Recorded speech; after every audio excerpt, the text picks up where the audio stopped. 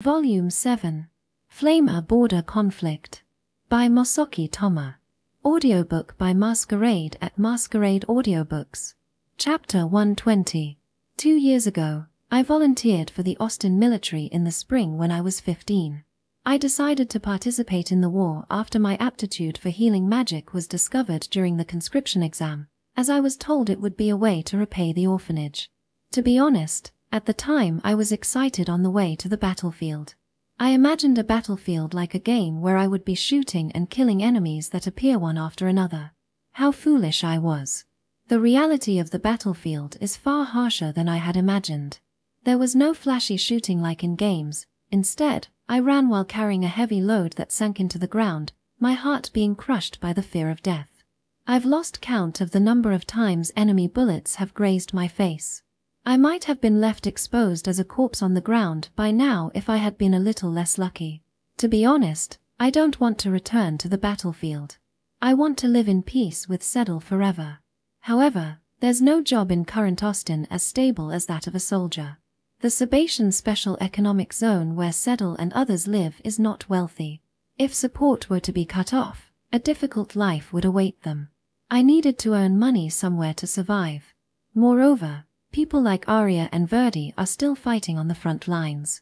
Not returning to the front lines after surviving would be an act of betrayal to them.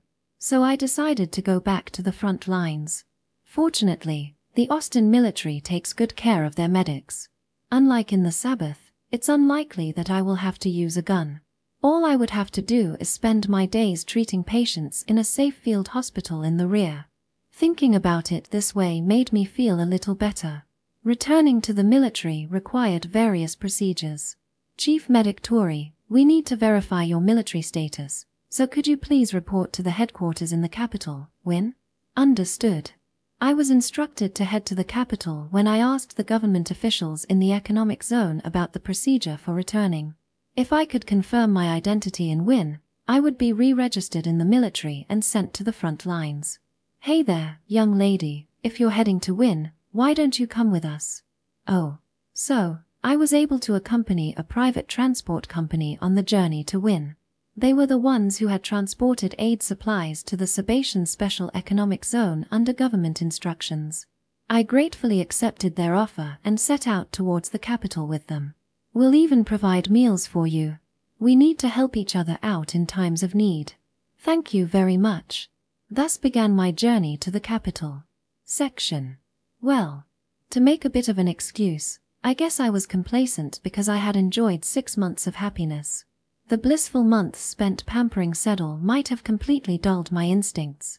Ahaha. Sorry, young lady. After taking advantage of the transporter's kindness and sharing their soup, I soon felt my body sway and was unable to stand due to dizziness. We're all desperate too. There's no guarantee of having food to eat tomorrow in this country. You have some scars, but you look fine otherwise. You'll surely fetch a good price. The soup I was given had been laced with a numbing drug, likely powdered neurotoxic mushrooms. Apparently, this transport company was also involved in the slave trade. On the way back to Austin, I was once again made a captive. Or rather, a slave. Perhaps my sense of danger was too weak. I probably also had a misguided belief that Austin was safe. As a woman, I shouldn't have gone along with unknown people so carelessly. If I had been even a little cautious, I would have been able to see through the deception hidden deep in his heart. She's still young and has some scars on her face. Will she sell? She's not bad looking, right? I think she'll fetch for quite a bit.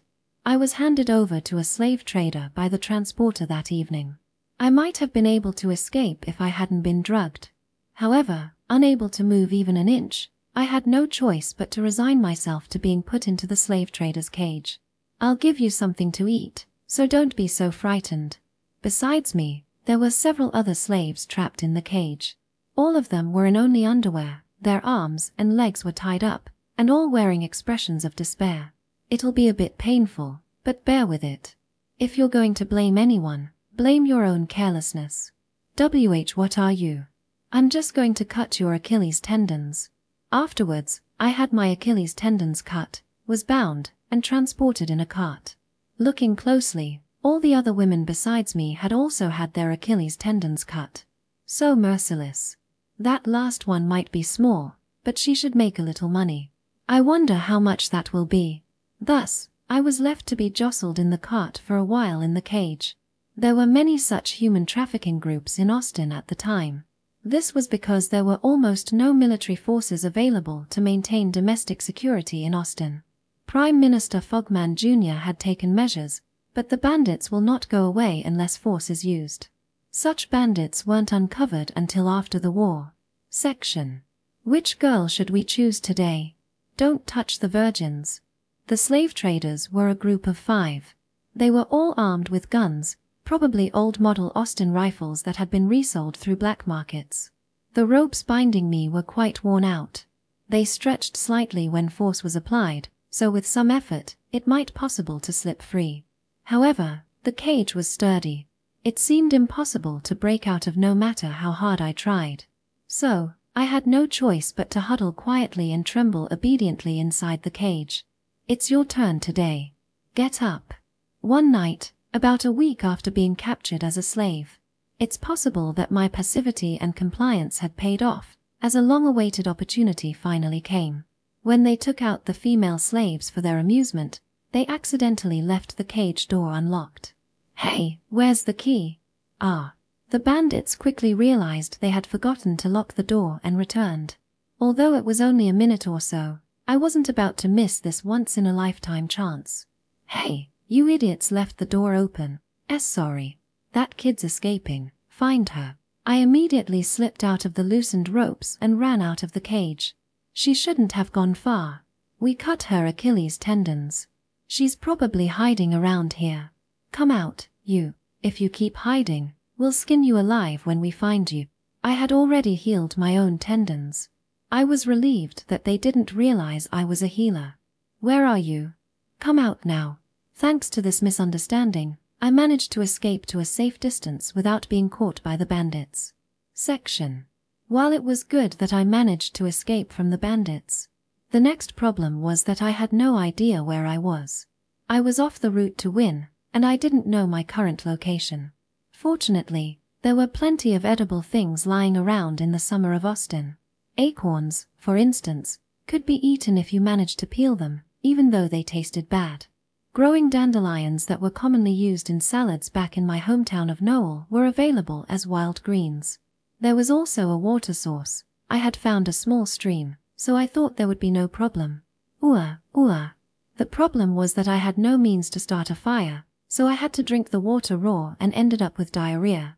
The water in this area was contaminated with parasites. I became unable to move after suffering from diarrhea for several days. I tried to get hydration from fruits, but I ended up vomiting everything. Eventually, my skin dried out and my voice became hoarse, and dehydration advanced to a point where I could clearly feel it. I needed to drink water, but the water from the stream was very dangerous. Right now, I had neither a metal helmet nor a bottle. I was wearing only my underwear, a very modest outfit. Even if I managed to start a fire, I had no way to boil the water. There was no way to drink water safely. Death from dehydration was becoming a real possibility. Amidst all this, as I was weakening both physically and mentally, I came across one major stroke of luck. It was, who are you? Please. Help me. Help you. I had found a group of soldiers in Austin uniforms taking a break by the river. They were probably regular soldiers of the Austin Army. You do look to be pretty dehydrated. She'll die if we don't give her water. I guess there's no other way. Despite almost dying shortly after returning, I managed to join, or rather, reunite with, the Austin Army. I was captured by slave traders. I see. After receiving clean water and salt from the unit's commander and regaining some strength, I was interrogated by the male commander of the transport unit. Why were you traveling at your age? I'm a medic in the Austin Army. I was traveling to return to the military. What? You're military? Then why are you here? Yes, Commander. I was a medic in the Austin Army and participated in the Battle of the North. However, I was injured during the battle and swept away by the Tar River, becoming a straggler. I explained my situation calmly, including how I ended up in the Sabbath and returned with the Alliance. The Northern battle was last year, right? What have you been doing up until now?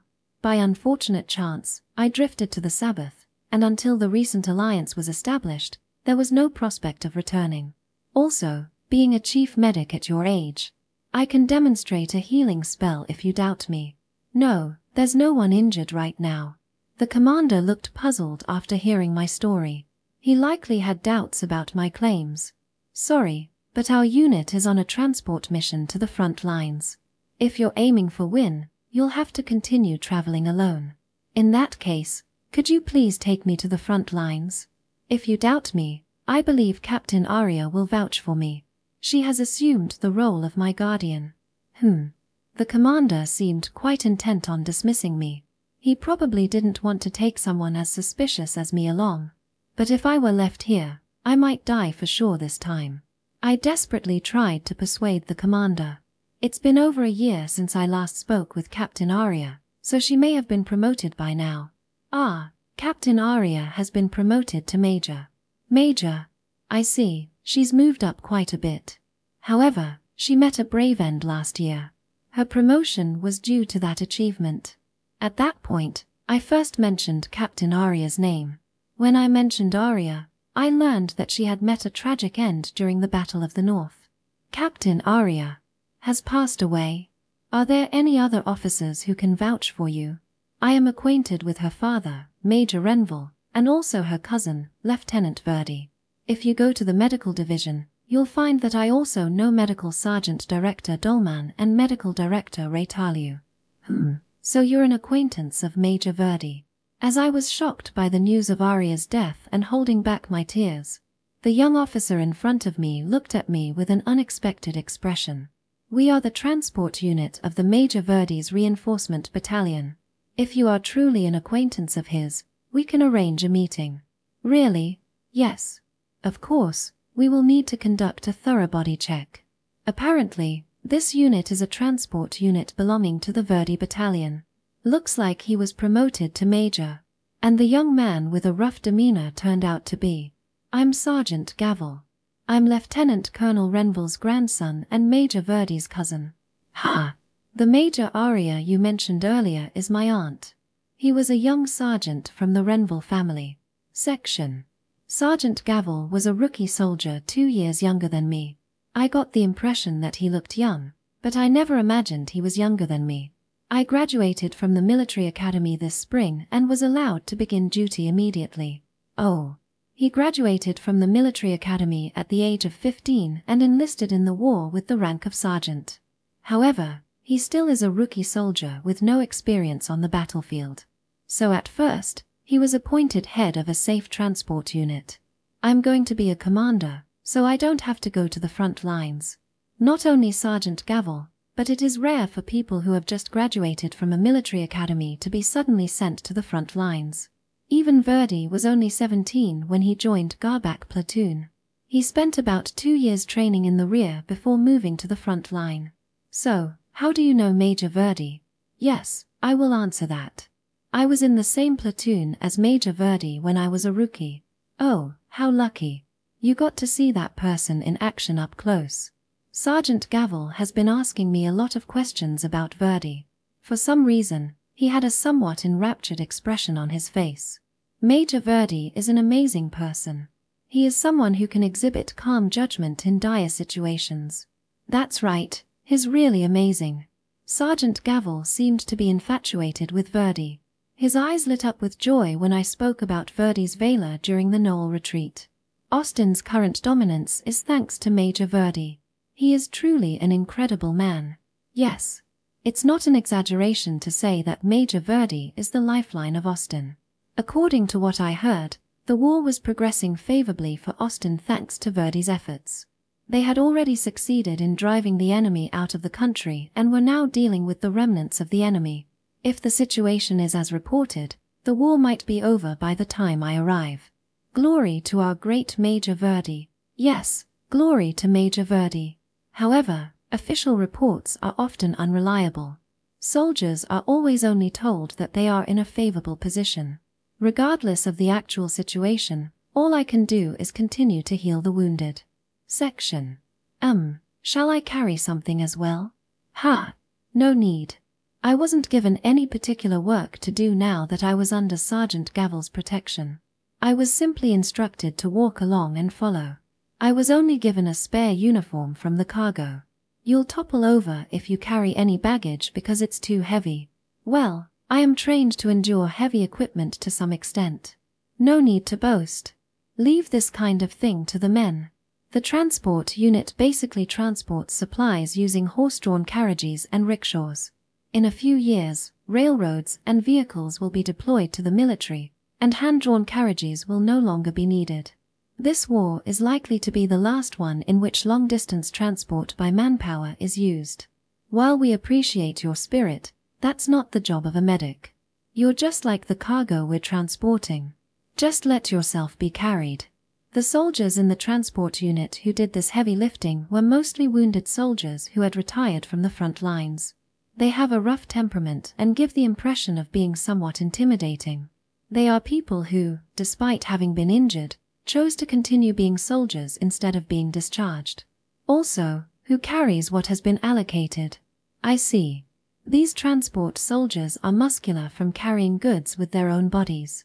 I also train, but my muscles are nowhere near theirs. Well, I appreciate your spirit, Chief Medic. Sergeant Gavel playfully patted my back. I am technically older than him, but in the military, rank is everything. I felt a bit uncomfortable being treated like a pet, but I accepted it gracefully. Section. Sergeant Gavel wasn't a very outstanding officer cadet. I heard that he often skipped training, his grades in classrooms were below average, and he barely managed to graduate. Verdi was known for his excellent results, and considering that Arya was second in the military academy, Gavel was the underachiever in the Renville family. As such, Verdi had no intention of utilizing him on the front lines. He was lacking many qualities needed as a commander. When he said, "I don't have to go to the front lines because I'm a commander," it was merely a subtle way of Verdi indicating that he had no intention of using him as a frontline commander. For better or worse, Sergeant Gavel was protected by Verdi. However, the now Lieutenant Colonel Renville was said to have recognized his potential. He evaluated Gavel, who had poor performance and often slacked off, as similar to how I was when I was young. He asserted that Gavel was a late bloomer and would become a fine commander if he was nurtured. At this point, Sergeant Gavel was 15 years old, the same age as when I was first thrown into the Western Front. This inexperienced young man had not yet begun to think for himself as a soldier. He had spent his days just following the orders of his superior, Major Verdi. Of course, soldiers don't need to think. They just need to execute the orders given to them. So Gavel's actions were correct for a soldier. The problem was that he was not a soldier but a commander. Soldiers don't need to think because commanders are supposed to do the thinking for them. As a unit leader, he alone had to think carefully and act accordingly. Thus, this is understandable for a 15-year-old, but he had been living life in a carefree manner. He was simply following orders and transporting goods with his mind shut off. He hadn't even imagined what he should do or how he should act as a commander. It was just like how I was when I failed to save Lakia. Section. It was by chance that I realized this. Sergeant Gavel, we have an emergency. I've spotted what appears to be enemy forces. What? Since I had nothing to do, I started scouting for enemies as a form of rehabilitation to get used to the battlefield, and I had inadvertently spotted enemy soldiers. I looked again, and indeed, several soldiers with reconnaissance scopes were watching us. They were probably enemies. It's about 400 meters to the 2 o'clock direction. If this is an ambush for our unit, I estimate the enemy to be a company-sized force. What are you saying? I was honestly quite flustered because I hadn't really expected to find any enemies. But since it was a transport unit, it wouldn't be surprising if it was targeted. Where are they? I don't see anything. Are you messing with me? Sergeant, it's under the small woods. I can see it too. It's definitely the enemy. What? Well done, little miss. The transport soldiers also confirmed the enemies he had spotted. The members of the unit begin to get noisy and chatter. How did you determine it's a company-level force? Since the platoon is made up of only scouts, the enemy is likely to be at least a company in size. The terrain here doesn't seem suitable for a battalion to set up an ambush, so I guessed it to be a company. Oh, not bad. It would be a shame to just have you as a medic. The transport soldiers, despite the enemy being right in front of us, were unusually calm and were patting my head with a smile. They're quite composed. Have they been through many tough situations? What are you so calm about? Is it really a company-level ambush? There are enemies over there. Yes, I believe it to be the size of a company, just like the girl said. The man who appeared to be a former scout also shared the same assessment. The Gavel transport unit was a reinforced squad, about 20 strong. There was a considerable difference in numbers when it came to taking on a company. So, what should we do, Sergeant? Me? Who else who give the orders besides you, the unit commander? Why yes, I suppose you're right. Suddenly asked to make a decision, Sergeant Gavel blinked in confusion. It was harsh to entrust the youngest with the decision, but that's how the chain of command works. Well. Let's retreat, take a detour. Understood. Which way should we retreat? Let me think. Do you want to detour to the front line or retreat back to base? Let's retreat. Sergeant Gavel gave a strained voice to issue the order. He probably judged that retreating was safer. Although, I don't think the enemy will let us off the hook that easily. The enemy forces are advancing. They've realized we detected their ambush. Sergeant, let's quickly move the unit to the forest. We'll be annihilated if we don't hide. What? There are so many enemies now. At this moment, Sergeant Gavel was extremely young and inexperienced. Verdi was able to calmly give instructions, but it was harsh to expect that from a rookie commander. Everyone, retreat. Abandon the cargo. This is a matter of life and death. Sergeant Gavel, let's run. There's no way we can win when we're barely armed. Just leave the cargo. He fell into a panic and shouted only run. Indeed, it is textbook to abandon the cargo and escape when a transport unit is attacked in a hopeless situation. But that's only if it's a hopeless situation. Please calm down, Sergeant Gavel. I am calm. I'm composed. Just start the retreat quickly. It's fine. Just calm down. Weapons and ammunition are scarce in Austin right now. The cargo Sergeant Gavel was about to abandon is invaluable to frontline soldiers. Sergeant, I suggest we quickly evacuate to the forest area on the right while keeping the supplies. What are you, crazy? If the enemy comes, look closely, there's still time before we make contact. I spoke to Sergeant Gavel to encourage him and help him stay calm. We shouldn't flee just yet. Judging from the enemy's condition, the current situation is not a hopeless battle. We need to get away before we make contact. Whether you decide to flee or not, you need to ascertain the enemy's strength in order to properly report back. It may be frightening, but don't look away. Keep your eyes on the front. My own intuition was telling me too. This isn't a life or death situation yet. Even if we hold out here, it won't lead to disaster. Let's assess the situation. We were fortunate to detect the enemy's ambush. Therefore, the enemy had no choice but to reveal themselves. I see. In modern warfare, the defender has the overwhelming advantage. We can turn the situation around with only this level of disparity. The soldiers in the transport unit looked at me with wide eyes, but I remained fearless and suggested to this inexperienced commander, "How about it, Sergeant Gavel? Why not try and achieve something great?" That's what I suggested. Chapter 121. At that time, we were in a forested area near the southern border of Austin, close to Flamel. Since this was a fierce battleground against Flamel, there were no civilians left. The fallen trees and large craters in the forest testified to the intensity of the battles. The enemy is running towards us. Yes, they are coming. I'd say it'll be about 2 minutes until contact.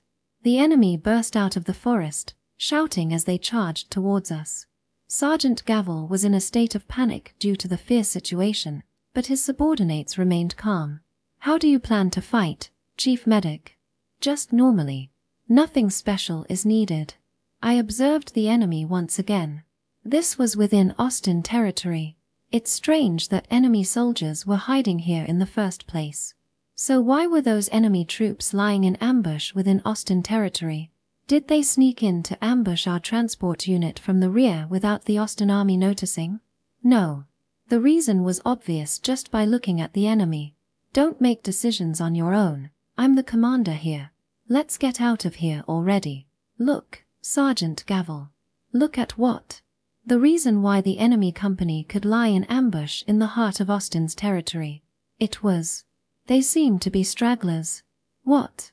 They were not a unit that had infiltrated Austin's territory from the start with the aim of a surprise attack.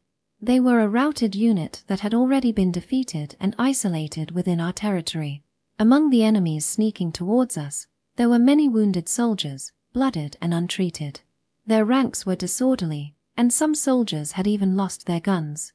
They were charging at us desperately. To survive, they probably hid within Austin territory after their defeat. Then, by chance, they found our transport unit and attacked us. I see, is that so? Indeed, they are in a sorry state. In this state, they probably don't have much ammunition left. We have a good chance of winning. If we flee now, wouldn't we be allowing the enemy to replenish their forces? The enemy is also in a desperate situation. Rather, the enemy was in an even more hopeless situation. Even if we are defeated, we can ask for protection, but if the enemy loses, they have no choice but to die. Do you really think we can win? What do we do after hiding in the forest? We will engage them with our guns until they enter the forest. We will conduct ambushes if they pursue into the forest. And that will work. Yes. In a forest full of obstacles, I don't know of any defensive tactic more effective than guerrilla tactics. The fear of not knowing when a lead bullet will come flying from a blind spot, which the soldiers had experienced all too well during the Battle of Hosegrad, severely lowers the morale of the attacking side. But my subordinates are part of the transport unit, right? Can they even fire guns? I can shoot if I'm told to, but please don't expect me to perform like an infantryman. That should be enough. Most of the transport soldiers are former infantrymen. Many had withdrawn from the front lines due to injuries that rendered their arms or legs immobile. Although they aren't able to fight perfectly, they have plenty of combat experience. We don't need to annihilate the enemy. We just need to make them give up on us. But still, there's no guarantee we will win. Of course, if the sergeant still wants to run away, I will follow you. Those who had lost an arm and couldn't hold a gun could throw grenades. Those who couldn't run well could hide in the bushes and lie in wait. We were on the defensive. Even soldiers with physical limitations could perform effectively.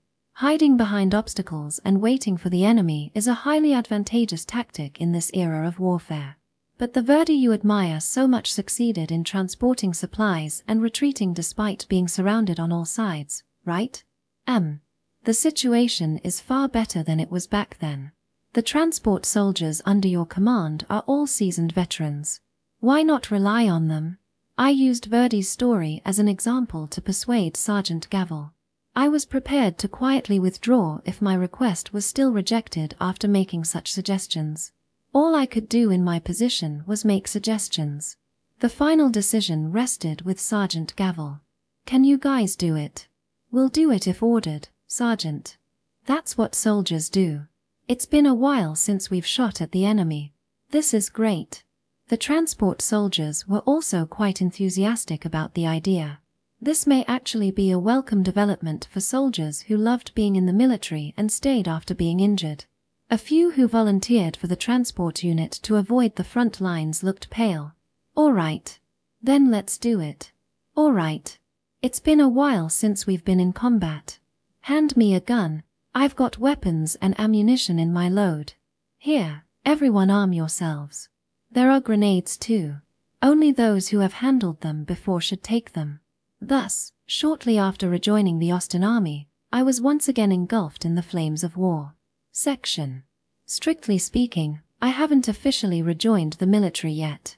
So, let's consider this a loophole.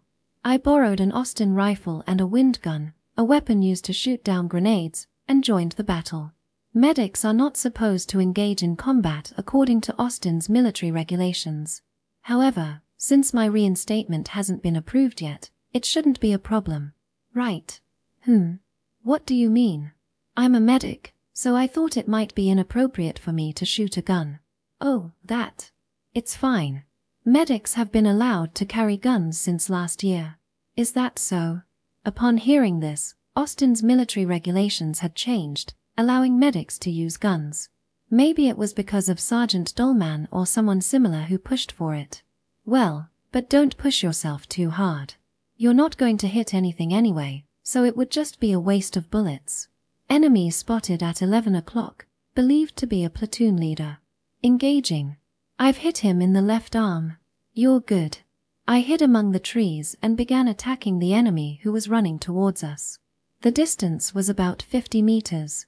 I aimed for the left chest, but it missed slightly. The feel was different from the Sebastian rifle I was used to, so my aim was a bit off. I need to regain my sense of aim. Firing, shield. Firing, shield. I've taken down what looks to be the enemy platoon leader this time. Oh, is the young lady really a medic? You're moving like an armored soldier. Looking back, the training assigned by Mr. Zavqua, the ace armored soldier, was incredibly practical. Most of the movements I'm using now were learned during training with his unit. Spot the enemy behind obstacles, aim, shoot quickly, and hide behind shield. Just following this routine significantly reduces the mortality rate. Throwing a grenade, requesting permission. Sergeant. Permission granted. Heave-ho. Next to me, a muscular man with thinning hair placed a box full of grenades at his feet and began throwing them with a big smile. The enemy he was aiming for was about 100 meters away, which I thought was too far away, but… how's that? I could still be active, don't you think? You've got a good arm. Back in the day, those who could throw grenades far were called grenadiers. Until dedicated guns were developed, we threw them by hand. This man, who seemed to be in his late 40s, must have been a well-known grenadier back in the day. He looked delighted to be able to throw grenades again and continued to do so enthusiastically. Perhaps he was an ace in his prime. Here we go. Here we go. It's wonderful to have so many grenades that no matter how much I throw, they never run out. This grenade-throwing guy was probably the MVP of this battle. With his incredibly strong arm, he continued to blast away enemy soldiers. It was so intense it could be described as a minor artillery attack. I also did some sniping, but I only managed to take out a few soldiers. I've been shot in the stomach. I'm dying. Sergeant Gavel, please give permission for treatment. He'll die if we don't treat him immediately. Treat him. I only participated in the battle for the first 30 minutes. This was because the transport soldiers were able to provide a sufficient defense on their own even without me. I then focused on treating soldiers who had been shot by the enemy halfway through the battle. Do we have any bags with medical supplies? Sorry, I don't know which one it is. Then please lend me your army knife. I'll manage with just that. I could conserve some of my magic if I had a needle and thread, but it can't be helped. This won't be a long battle, so I'll use my magic without holding back. I feel better now, thank you. For now, please stay still for a while. You will die if the wound opens up. Understood, medic. The enemy had more soldiers in this battle, but they were running out of ammunition, lacked food and water, and were very weak. It must have felt like a godsend when they found our transport unit. To be on the safe side, they resisted the urge to attack immediately and instead opted to lie in wait. Unfortunately, their ambush was discovered and they were forced to charge. They had no future if they couldn't seize the cargo from our Gavel transport unit. Like cornered rats biting a cat, they were desperate. If Sergeant Gavel had gone with the initial order to retreat, they might have regained their momentum. They could have even invaded further into Austin as bandits. Gavel's decision to intercept the enemy proved to be a significant advantage for Austin. There are no more enemies coming at us. I don't see any enemies either. It's been half a day since the battle began. The desperate enemy soldiers eventually exhausted their strength and retreated. Many corpses were left on Austin's soil. Are they Flamer soldiers? Yes, those are Flamer uniforms. This was my first battle with Flamer soldiers. They are the enemy who invaded Austin like looters, threatening the southern populace. The enemy that Austin must defeat at all costs now. We actually won. It's a great victory. Yes, indeed. Congratulations, Sergeant Gavel. Ah, yes, well done, Chief Medic Touri. I'll make sure to tell Major Verdi about your deeds. It was his first real battle and his first real war. Sergeant Gavel, who had overcome the challenge in the best possible way, was overwhelmed with emotion and jumping up and down. For him, it was the result of mustering his courage as an inexperienced commander. In the end, the enemy hardly fired back. The only casualties on our side were a few wounded soldiers. It's a complete victory. The enemy were stragglers. That's just how it is. This incident significantly boosted Sergeant Gavel's reputation. His older subordinates, including myself, looked on with lukewarm enthusiasm as the 15-year-old commander cried tears of joy. Section. As promised, I will introduce you to Major Verdi. Just wait a moment. We safely arrived at the front lines against Flamel a few days after the battle. The area was filled with familiar sights from the Western Front, such as field hospital tents and makeshift weapon and ammunition warehouses. I've come to report to Major Verdi. This is Sergeant Gavel. Yes, please wait a moment. Accompanied by Sergeant Gavel, I headed to the command tent. Verdi is supposed to be waiting for us here. Are you getting nervous? Yes, a bit. It's been a year since I last saw him. How will he react? Will he be happy that I survived? Will they scold me for dropping out for a whole year and asking me what I was doing? Or maybe, in an official setting, he'll just say, "I've acknowledged your return," and nothing more. Well, I'll go ahead and explain everything. Touri, you wait here for a bit. Yes, Sergeant. Take that time to relax. Don't stiffen up and waste the Major's time. Verdi is now a Major. That's the same rank Lieutenant Colonel Renville had when we first met. It is no exaggeration to say that he is currently one of the most powerful people in the Austin military. He's no longer someone I can casually call Verdi like I used to. Excuse me. Sergeant Gavel of the Gavel Transport Unit, entering. Ah. I heard Verdi's familiar voice from inside the tent. It now carried a sense of authority.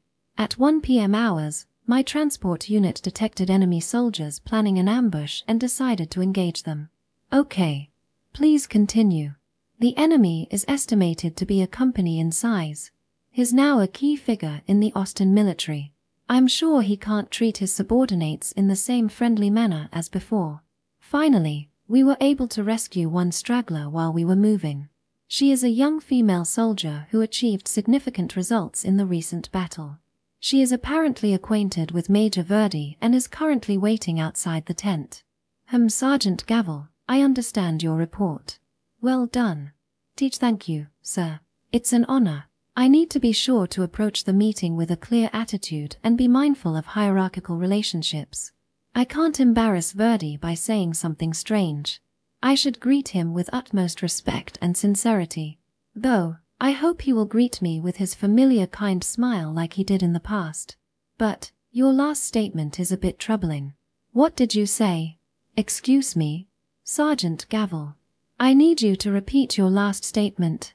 As I was gathering myself in preparation for meeting Verdi, a chilling, cold voice echoed from the tent in front of me. That's strange. Sergeant Gavel, why did you allow someone without any verified identity to participate in the battle? Well, that's because I thought they were a straggler. Did you have proof of that? Did you confirm their military status through communication? It was a cold voice devoid of any emotion. Even though it was the voice of someone I know, it feels like I was listening to a complete stranger. As you saw, the remnants of the Flamer troops from the battle 3 days ago have fled into Austin's territory. If those flamer soldiers were trying to assassinate me, what methods might they use? Well, she speaks fluent Austinian, and she's just a young girl. Is it possible for a spy not to study Austinian? Didn't you consider the possibility that an innocent-looking girl could be an assassin? You should have verified her military status and then scheduled an appointment with me before bringing her here. A long, drawn-out lecture continued inside the tent. Though I can't see him, I can almost picture Sergeant Gavel's pale, shrinking figure. So, as you mentioned, you brought this girl to my tent without confirming her identity. Why yes, that's right. If she had smuggled in a grenade, both you and I could have been killed. Did you consider that? We did conduct a body check. There are plenty of places a woman could hide something. Did you check all of them thoroughly? No, not that thoroughly. Sergeant Gavel is being calmly reprimanded. I wonder if I was really brought to Verdi's tent. Maybe I was about to be introduced to someone else, someone really scary. Up until the report on repelling the enemy, I was inclined to praise you. This is very disappointing, Sergeant Gavel. I am sorry. So, what will you do now? I'll take her back, verify her military status, and then schedule another appointment. Very well. Sergeant Gavel responded in a dispirited, murmuring tone. I guess I won't be meeting Verdi today. Well, I can certainly admit that I look suspicious right now. It's no wonder that Verdi, now a major, is wary. Well, I heard everything, Sergeant Gavel. Right. After emerging from the tent, he spoke to me apologetically. It's unfortunate, but we'll have to come back another time. I'm sorry. Verifying your military status will take some time. In the meantime, you'll be under my unit's protection. Yes, thank you. Can you tell me your full name? My name is Touri Noel, but it's likely that my military registration is under Touri Noel. Touri Noel, got it. I'll report that to the intelligence department right away. Sergeant Gavel dejectedly slumped his shoulders. It was a harsh lecture, but it was likely out of Verdi's concern. I should comfort him since I'm partly responsible. What? Touri? Ha! While thinking that, I suddenly heard a loud shout just as I was turning away from the tent. A bespectacled Verdi came rushing out of the tent, letting out a loud cry. Chapter 122. I never thought I'd see you again. Verdi stared at me with an emotionless expression. He then bit his lip, and with a pained expression, a single tear fell from his eye. Sergeant Gavel's eyes widened at Verdi's attitude. It's been a while, Verdi. I heard you've been promoted to major. Yeah, I've just become more and more important. Verdi looked very haggard when I met him after a year. His cheeks are sunken, and he has dark circles under his eyes. He must have been through a lot of hardship. Touri, you look like you've grown a little bit. Is that true, Verdi? Your height doesn't seem to have changed, but your presence has matured. Has my height really not changed? He chuckled at my response, finally wiping away his tears and returning to his usual calm expression. He then invited me to enter the tent. I guess I was recognized as the person in question. Sergeant Gavel, please wait outside for a moment. I want to speak with her alone. Why yes. Understood. After bowing to Sergeant Gavel, I stepped into the tent. Section. Verdi's tent was about 7 to 8 tatami mats in size and was furnished with a desk and bed. As expected of a major. However, the tent had support beams that made it feel somewhat smaller than it actually was. First of all, let's celebrate your survival, Touri. I never thought you'd still be alive. I didn't think I would survive either. Verdi quickly poured me some tea. I gave my thanks and took a sip, and a sweet, delicious taste spread across my mouth. I was able to confirm the remains of Alan and the others, but only you and Private Rodri were missing. Could it be that he is also? No.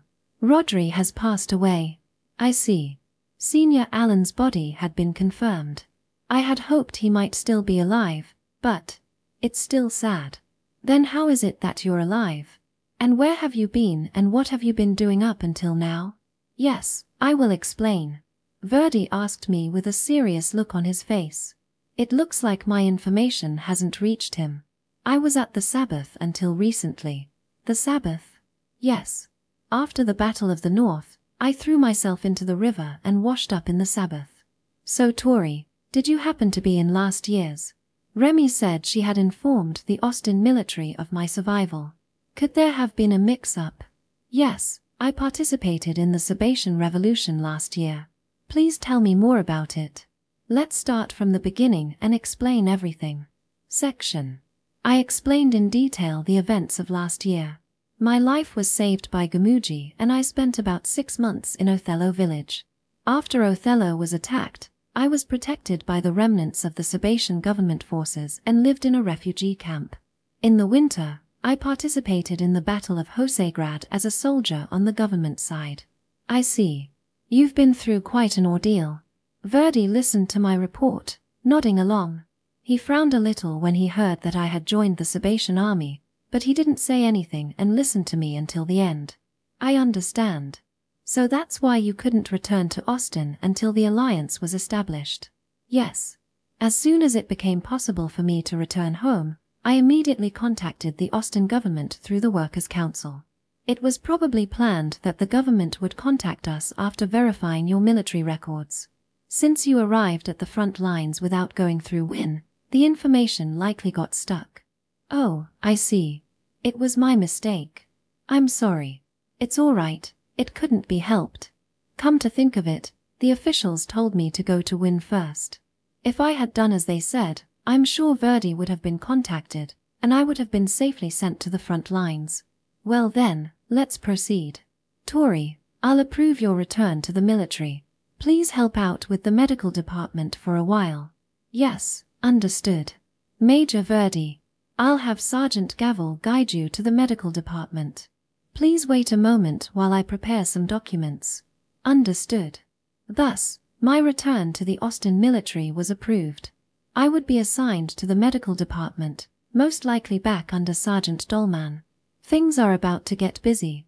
Your return will surely be welcomed. Does that mean many enemies will be attacking soon? No, Austin is planning a major offensive soon. Verdi told me this while preparing the documents. A large-scale offensive? Isn't that a military secret? Is it all right for me to hear this? Yes, it's been announced to the entire military. The specific date is confidential, but we're planning an imminent offensive on the enemy's mining regions. Isn't it risky to spread such operational details? We deliberately leaked this information. Further details are classified, so please understand. Oh, I see. Understood. So it's a form of information warfare.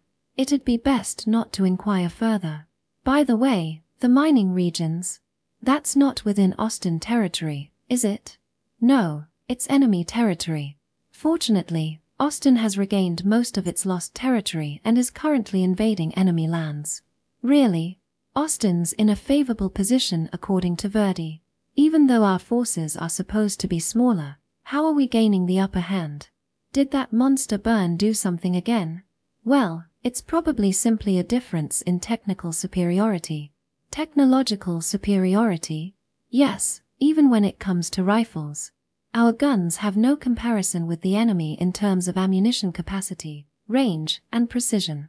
Apparently, a new OST-4 rifle will be undergoing test operation soon. I see. Also, new weapons that you might not know about are continually being deployed. We hold a significant technological advantage over the enemy. The firearm technology of Flammulary's alliance is only slightly ahead of what Austin had at the start of the East-West War. On the other hand, we have a decade of experience competing with the Sabbath in technology. There is no way that gap in technological ability can be closed in just a year or so. So, does that mean we have the advantage for the time being? Yes, probably. I felt a little relieved when I heard that. There's a lower chance of being caught up in a life-threatening situation. Well then, the documents are ready. Please give these to Medical Sergeant Dolman in the medical department. Understood. The war should end within a year or so. Please lend us your strength for a little while longer. Yes. I will give it my all. Verdi also thinks that the war will not last too long. In fact, about 6 months ago, a decisive battle took place, the defense of WIN, and ended with Austin's victory. That victory delivered a heavy blow to the Flamer army, and the outcome of the war is almost decided. The current situation is like a victory lap. It's the final push to end the war under the best possible conditions. Hearing this, I was happy that I might be able to meet Settle again sooner than I thought. Will I be able to leave the military once peace is established? Peace, huh? You can leave the military once the war is over, but I think it would be more advantageous for you to stay. Well, I'm not good with conflicts. I guess there's no other way then. I will return to you as a simple healer once this war is over. While helping out in Anita's clinic, I will spend the rest of my life as a civilian in the Sebastian Special Economic Zone. If I have the means, I would like to start activities to support war orphans. As I envisioned such a happy future, it's likely that the end of the war won't come through peace negotiations. We will likely end the war by occupying Flamer's capital. Really? Is the Alliance that stubborn? Rather than saying the Alliance side is stubborn, Verdi had a subtle look on his face as if he was correcting a student's mistake. We are adamant that we have no intention of accepting peace. For the past few months, we have been receiving ceasefire requests from them almost every day.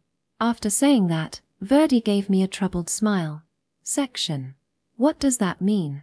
It means exactly what it says. At that moment, I was greatly misunderstanding the situation. What is Austin thinking? Where do they intend to take the resolution of this war? Are you planning to take control of the entire country of Flamel? Attacking an entire country would be inefficient. We will only take the major cities. The people of this world are still unaware of global wars.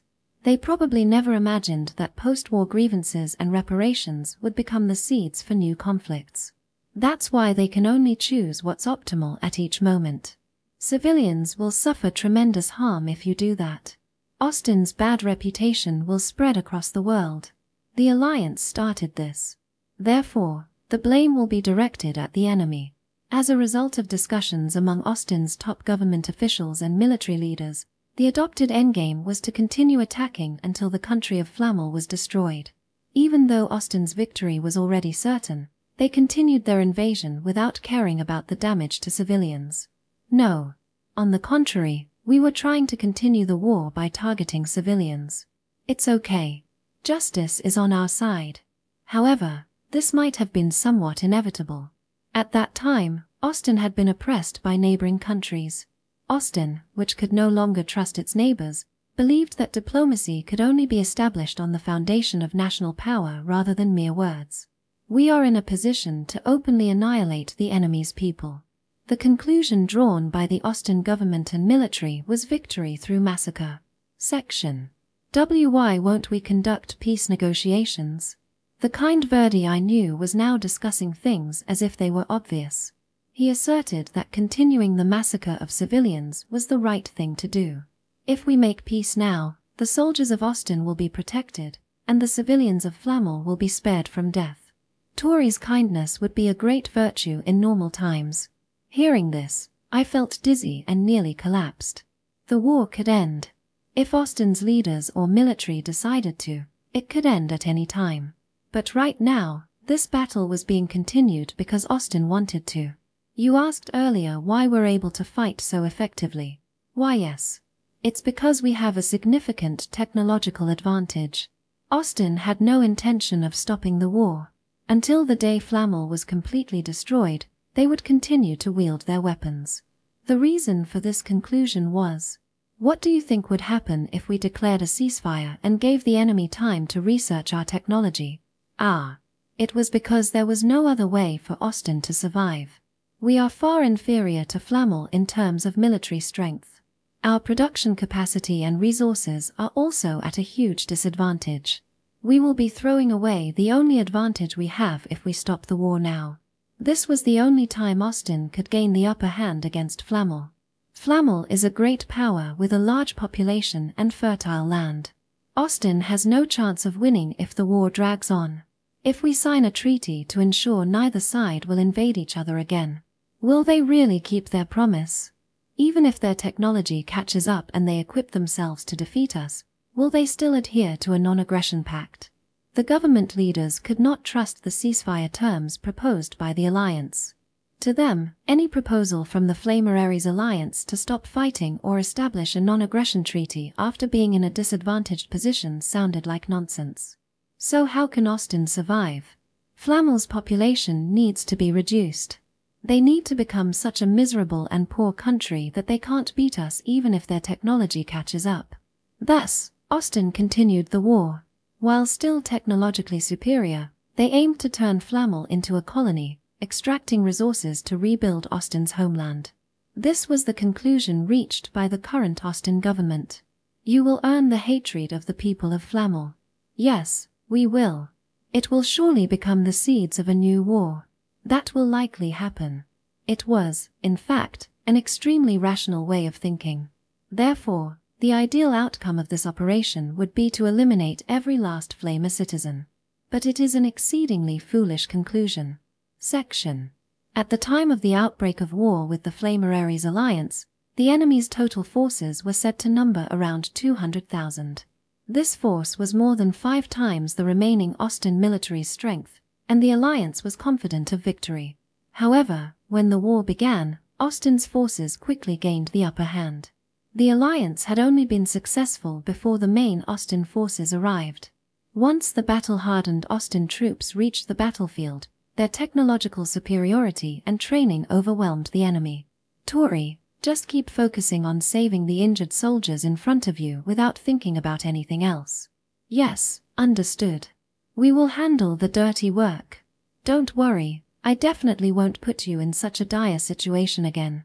Verdi said this to me when he saw my pale face.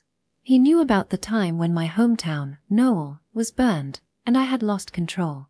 Verdi was showing concern because he knew I was still affected by it. I'm really happy to have reunited with you, Touri. Yes, I'm also honored to meet you again, Verdi. Thank you. Sergeant Gavel, please come in. Somehow, I managed to swallow all kinds of various words. I saluted Verdi, trying not to think about the Flamer people who were about to be massacred. Sergeant Gavel, entering. Very well. Please escort Medical Warrant Officer Touri to the medical department now. Yes, understood. I came to this war to fight. I am standing here to kill people. Nothing will happen even if one person makes a fuss about stopping the war. I will send a message to you later. There are various procedures that need to be completed before you can return to the military, so please prepare the necessary paperwork as soon as possible, Warrant Officer Touri. Yes. As expected, this war will leave behind a lasting legacy of resentment. Future generations will criticize why such a massacre occurred. However, at that time, Austin's culture was too immature to settle disputes through negotiation. This is a civilization at a level where if a neighboring country is weak, it is normal to launch an aggressive war in order to enrich one's own country, and settlement through negotiation is not possible.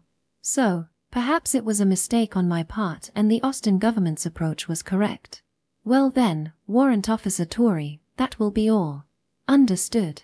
So now we have no choice but to kill civilians. Civilians are human. Humans become soldiers. Thus, the idea was to kill them before they could become soldiers. By the way, Medical Warrant Officer, when your death was confirmed, my uncle said, let's have a good rank engraved on her tombstone, so an absurd promotion was given. I heard that the gravestones of soldiers who were sergeants and above were a little more luxurious. Lieutenant Colonel Renville, who cared about me, kindly promoted me to the rank of Warrant Officer. I plan to adjust the rank later to something appropriate. I see. There is no culture of being promoted 2 ranks in this world, but achievements are recognized even posthumously. My achievements, such as proposing retreat plans near Noel Village, suggesting the retreat route during the Battle of the North, and volunteering for a decoy unit with no regard for my life, were greatly embellished, resulting in my current rank. There is a gravestone for you in Dokyapuri village on the outskirts of the city. There is also a grave for Sergeant Rodri next to it. So why don't you go and pay your respects there sometime? Yes, thank you. Later, when I went to visit my grave, it had a somewhat sparkling design. Verdi is for sure not seeing the pearly gates. Chapter 123. After learning that my rank was now incredibly high due to Lieutenant Colonel Renville's bad habit. Ah, so Touri is a warrant officer, right? Yes, it seems so. Sergeant Gavel's attitude changed completely and he began using polite language, though it feels like he's unfamiliar with it. Our roles reversed from just a moment ago, creating an awkward atmosphere. Ah, this way leads to the medical department. Thank you, Sergeant Gavel. The medical department is set up on a plain near the headquarters. There are many familiar white military tents lined up. Ah. Warrant Officer Touri is quite favored by, Major Verdi, aren't you? It's an honor to say this, but Major Verdi has been looking out for me since I was a rookie. That is enviable. Sergeant Gavel's face at this moment looked slightly unconvinced. Perhaps it was jealousy. Here we are, the medical department. Well, I'll take my leave. Understood. Thank you for guiding me, Sergeant Gavel. Sergeant Gavel gave a brief salute and quickly left. I might need to follow up with him later. The medical department tents I hadn't seen in a while looked exactly like they did on the Western Front. Medics with blood-stained uniforms were rushing around, and soldiers groaning in pain were lying on mats. The pungent smell of disinfectant, the scent of lush soil, mixed with the stench of rotting blood and flesh. I once again realized I was back on the battlefield. Chief Medical Sergeant Dolman is currently in an important meeting. Could you please wait a moment? Yes. I was guided to a small tent after telling a nearby person my rank and requesting to see Mr. Dolman. Inside the tent, there were old OST-1 rifles scattered on the floor and several medals on display. Is this Mr. Dolman's tent? So Mr. Dolman has been promoted to Chief Medical Sergeant. Yes. Mr. Dolman had been promoted to Chief Medical Sergeant. If things had remained as they were before, Mr. Dolman would have been Deputy Director, second only to Reincarnates. Who is the current head of the health department? This would be Lieutenant Reincarnates. Thank you, I understand. Reincarnates is still the head of the medical department. I think she used to be a medical warrant officer, but it looks like she's now a second lieutenant. Well then, please wait a moment, Warrant Officer Touri. I understand. Incidentally, the position of head medic is usually held by those at the rank of second lieutenant or first lieutenant. Head medic Gale was a second lieutenant. With that precedent, Reincarnates was promoted to second lieutenant last year. Medical department personnel don't really celebrate promotions. When their rank increases, the amount of paperwork increases drastically, and their freedom decreases. Reincarnates, who loves men, was said to be disheartened upon hearing of her promotion. Chief Medical Sergeant Dolman will be back in a few minutes. Understood. I wonder how Mr. Dolman will react upon seeing me. We only worked together for a couple of months. I don't think he's forgotten about me, but I don't think he'll be so overwhelmed with emotion that he'll hug me. It will probably be a calm, businesslike reunion. Section. Touri. You're alive. I'm so happy. Goo. I was hugged tightly in an emotional outburst. You've become so scarred. The Sabbath must have been harsh, but you survived well. It's been a while, Reincarnates. I was so heartbroken when I heard you volunteered for the decoy unit. Never do something like that again. After waiting for Mr. Dolman for several minutes. Finally, a figure appeared at the entrance of the tent, and I thought it was Mr. Dolman, but a familiar, voluptuous figure barged in. Currently, the number one in the health department is Reincarnates, who is rumored to be a very popular person. Oh, you've returned well. Chief Medical Sergeant Dolman, it's been a while. It's been a while since I've heard such an interesting story. I'm in awe that you survived that situation. The person Mr. Dolman had been meeting with just a moment ago was Reincarnates. When Reincarnates heard the report that I had survived, she was so excited that she came to see me. Touri. According to Major Verdi's documents, you are a higher rank than me, but I will continue to be in charge of the Central Medical Department. Yes, please do. I have been ordered to treat you as an ordinary medic as much as possible. That should be better for you as well. Despite my promotion, it seemed I would still be working under Mr. Dolman. I was relieved that I wouldn't be assigned extra work. Please continue to guide me. Sure thing, Warrant Officer. My rank was only inflated due to Lieutenant Colonel Renville's bad habit. I haven't done anything to become a distinguished medic. I will continue to humbly learn from everyone in the medical department. Oh, and there's one more person I want you to meet. A person?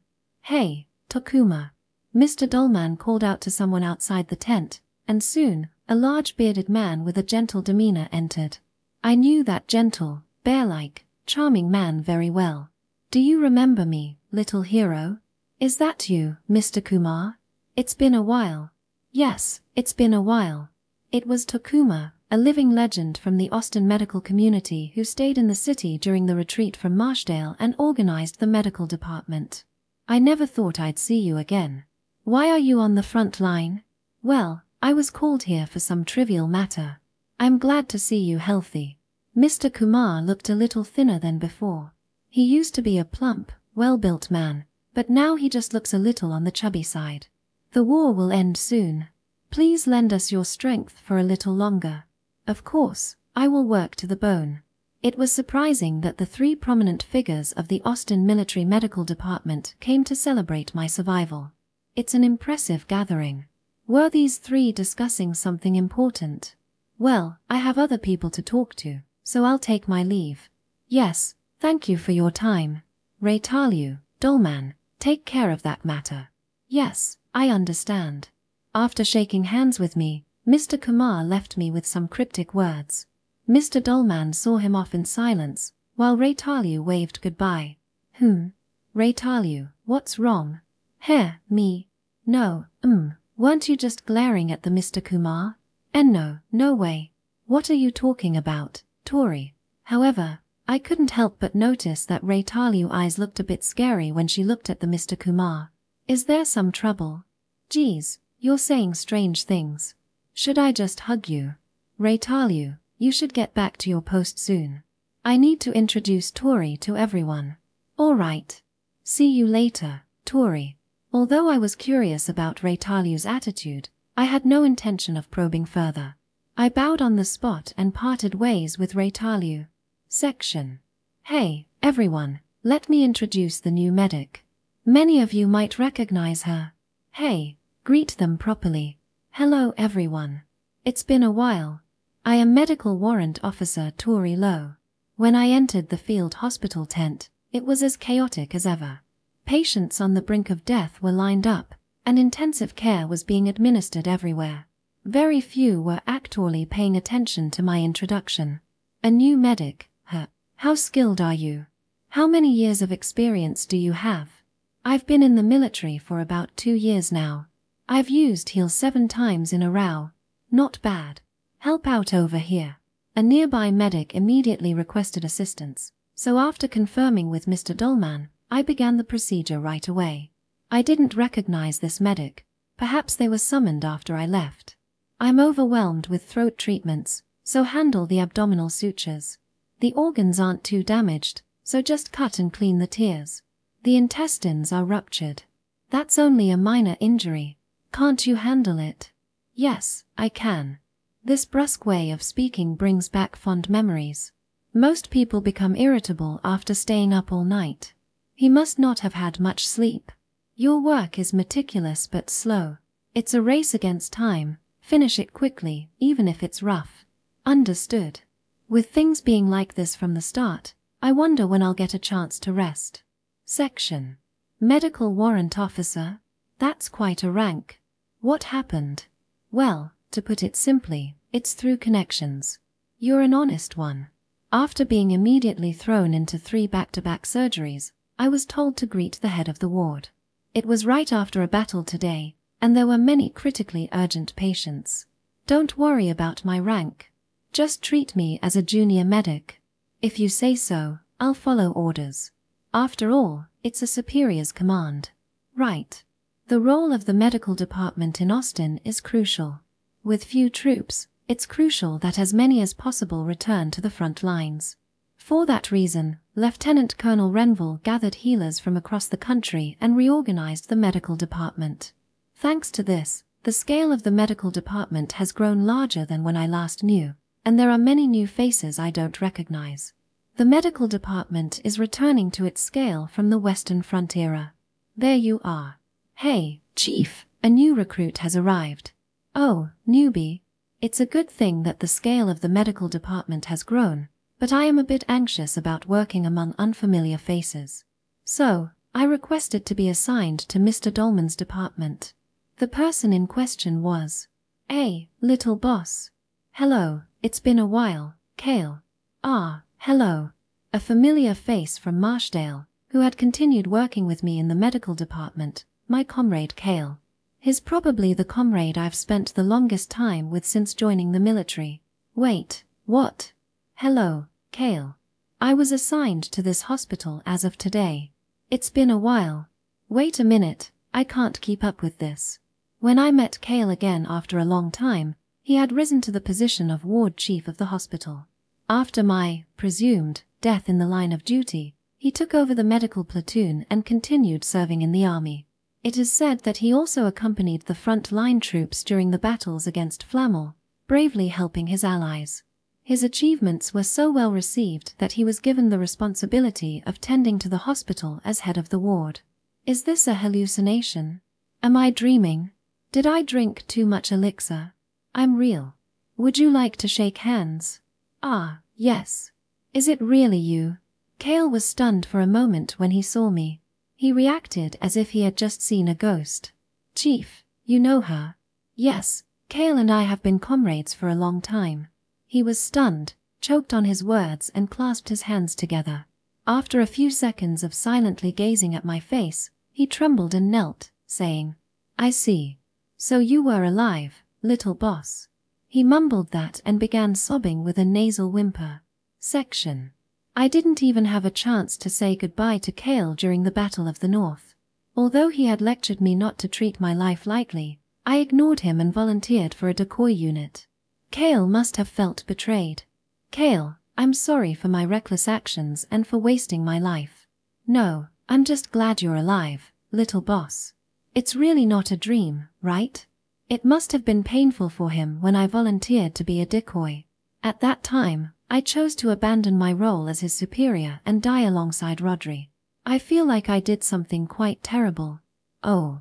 So that means the poor little female medic left to die you use as a pickup story was actually about you, Warrant Officer Touri? Pickup story? What are you talking about? Hey, don't say unnecessary things.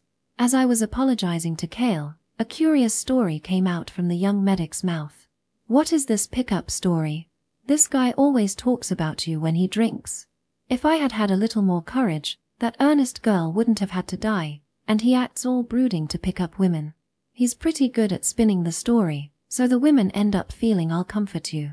No, it's not for picking up women. I'm just venting my frustrations because it's still a scar in my heart. But you've used it to get many women.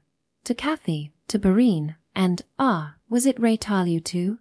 I'm not going to lay hands on that jinx. If I was hitting on other women, she would just barge in and take over without permission. Is he not actually picking up women? That's not it. It's a misunderstanding, little boss. I genuinely didn't intend to use you as a means to get women. I swear to God. Well, I don't really care how you use me. I thought for sure it was just a story made up by the chief, but it turns out it was real. According to the chief, you volunteered as a decoy to chase after your lover and ended up losing your life. Well, considering Kale's nature, it must have genuinely been a wound to his heart. After all, he was concerned about being the only one to escape at Marshdale, so he volunteered to join my platoon, which was the advance force. Not because I was chasing my lover. He was my husband. What? We were married just before he died. My last name has now changed and I go by the name Touri Noel. Please take care of me again. Oh, I see. This might be an awkward way to put it, but I'm glad for you, little boss. Yes. I won't be bothered by being a pickup story. It's not that I don't have any thoughts about it, but I know that Kale is a kind and reliable person. Oh, was that story true? Please stop talking about that in front of her. It's insensitive. Sorry. I see, it wasn't just an exaggeration. Kale's weakness with the opposite sex is part of who he is. I once again realized that I had finally returned to the Austin Army's medical department. Section. So, I resumed my position as a medic in the Austin Army. However, rather than being assigned a management position like a platoon leader, I was treated as a regular medic. With sufficient personnel now in the medical department, there was no need to place a young girl like me in a management position. This was due to Verdi's kindness. He was being considerate and didn't want to burden me with any unnecessary hardships. Since there's no easy way to lower a rank without a reason, he decided to treat my rank as a medical warrant officer as a temporary wartime appointment, and would adjust it to a more fitting rank after the procedures were complete. A wartime appointment is essentially a system where ranks are temporarily elevated during war due to a shortage of personnel. If you achieve notable results, the rank is often recognized even after the war. However, the rank of medical warrant officer given to me was a bit too high. After the procedures, it would be settled to the position of medical sergeant. Of course, I had no complaints about this demotion. In fact, I felt it might still be a bit high. I'm just a rookie medic in my second year of service. Unnecessary status might create friction and can negatively impact relationships. It doesn't feel good to make those with lower rank speak politely to me, so I actively requested to be treated as just a young medic. Well, even if demoted, Little Boss is still ranked higher than me. I guess it's just a matter of the length of our military service, so please forgive me. No, I have no complaints. You've been my superior officer for a long time. I'm counting on you in the future, Little Boss.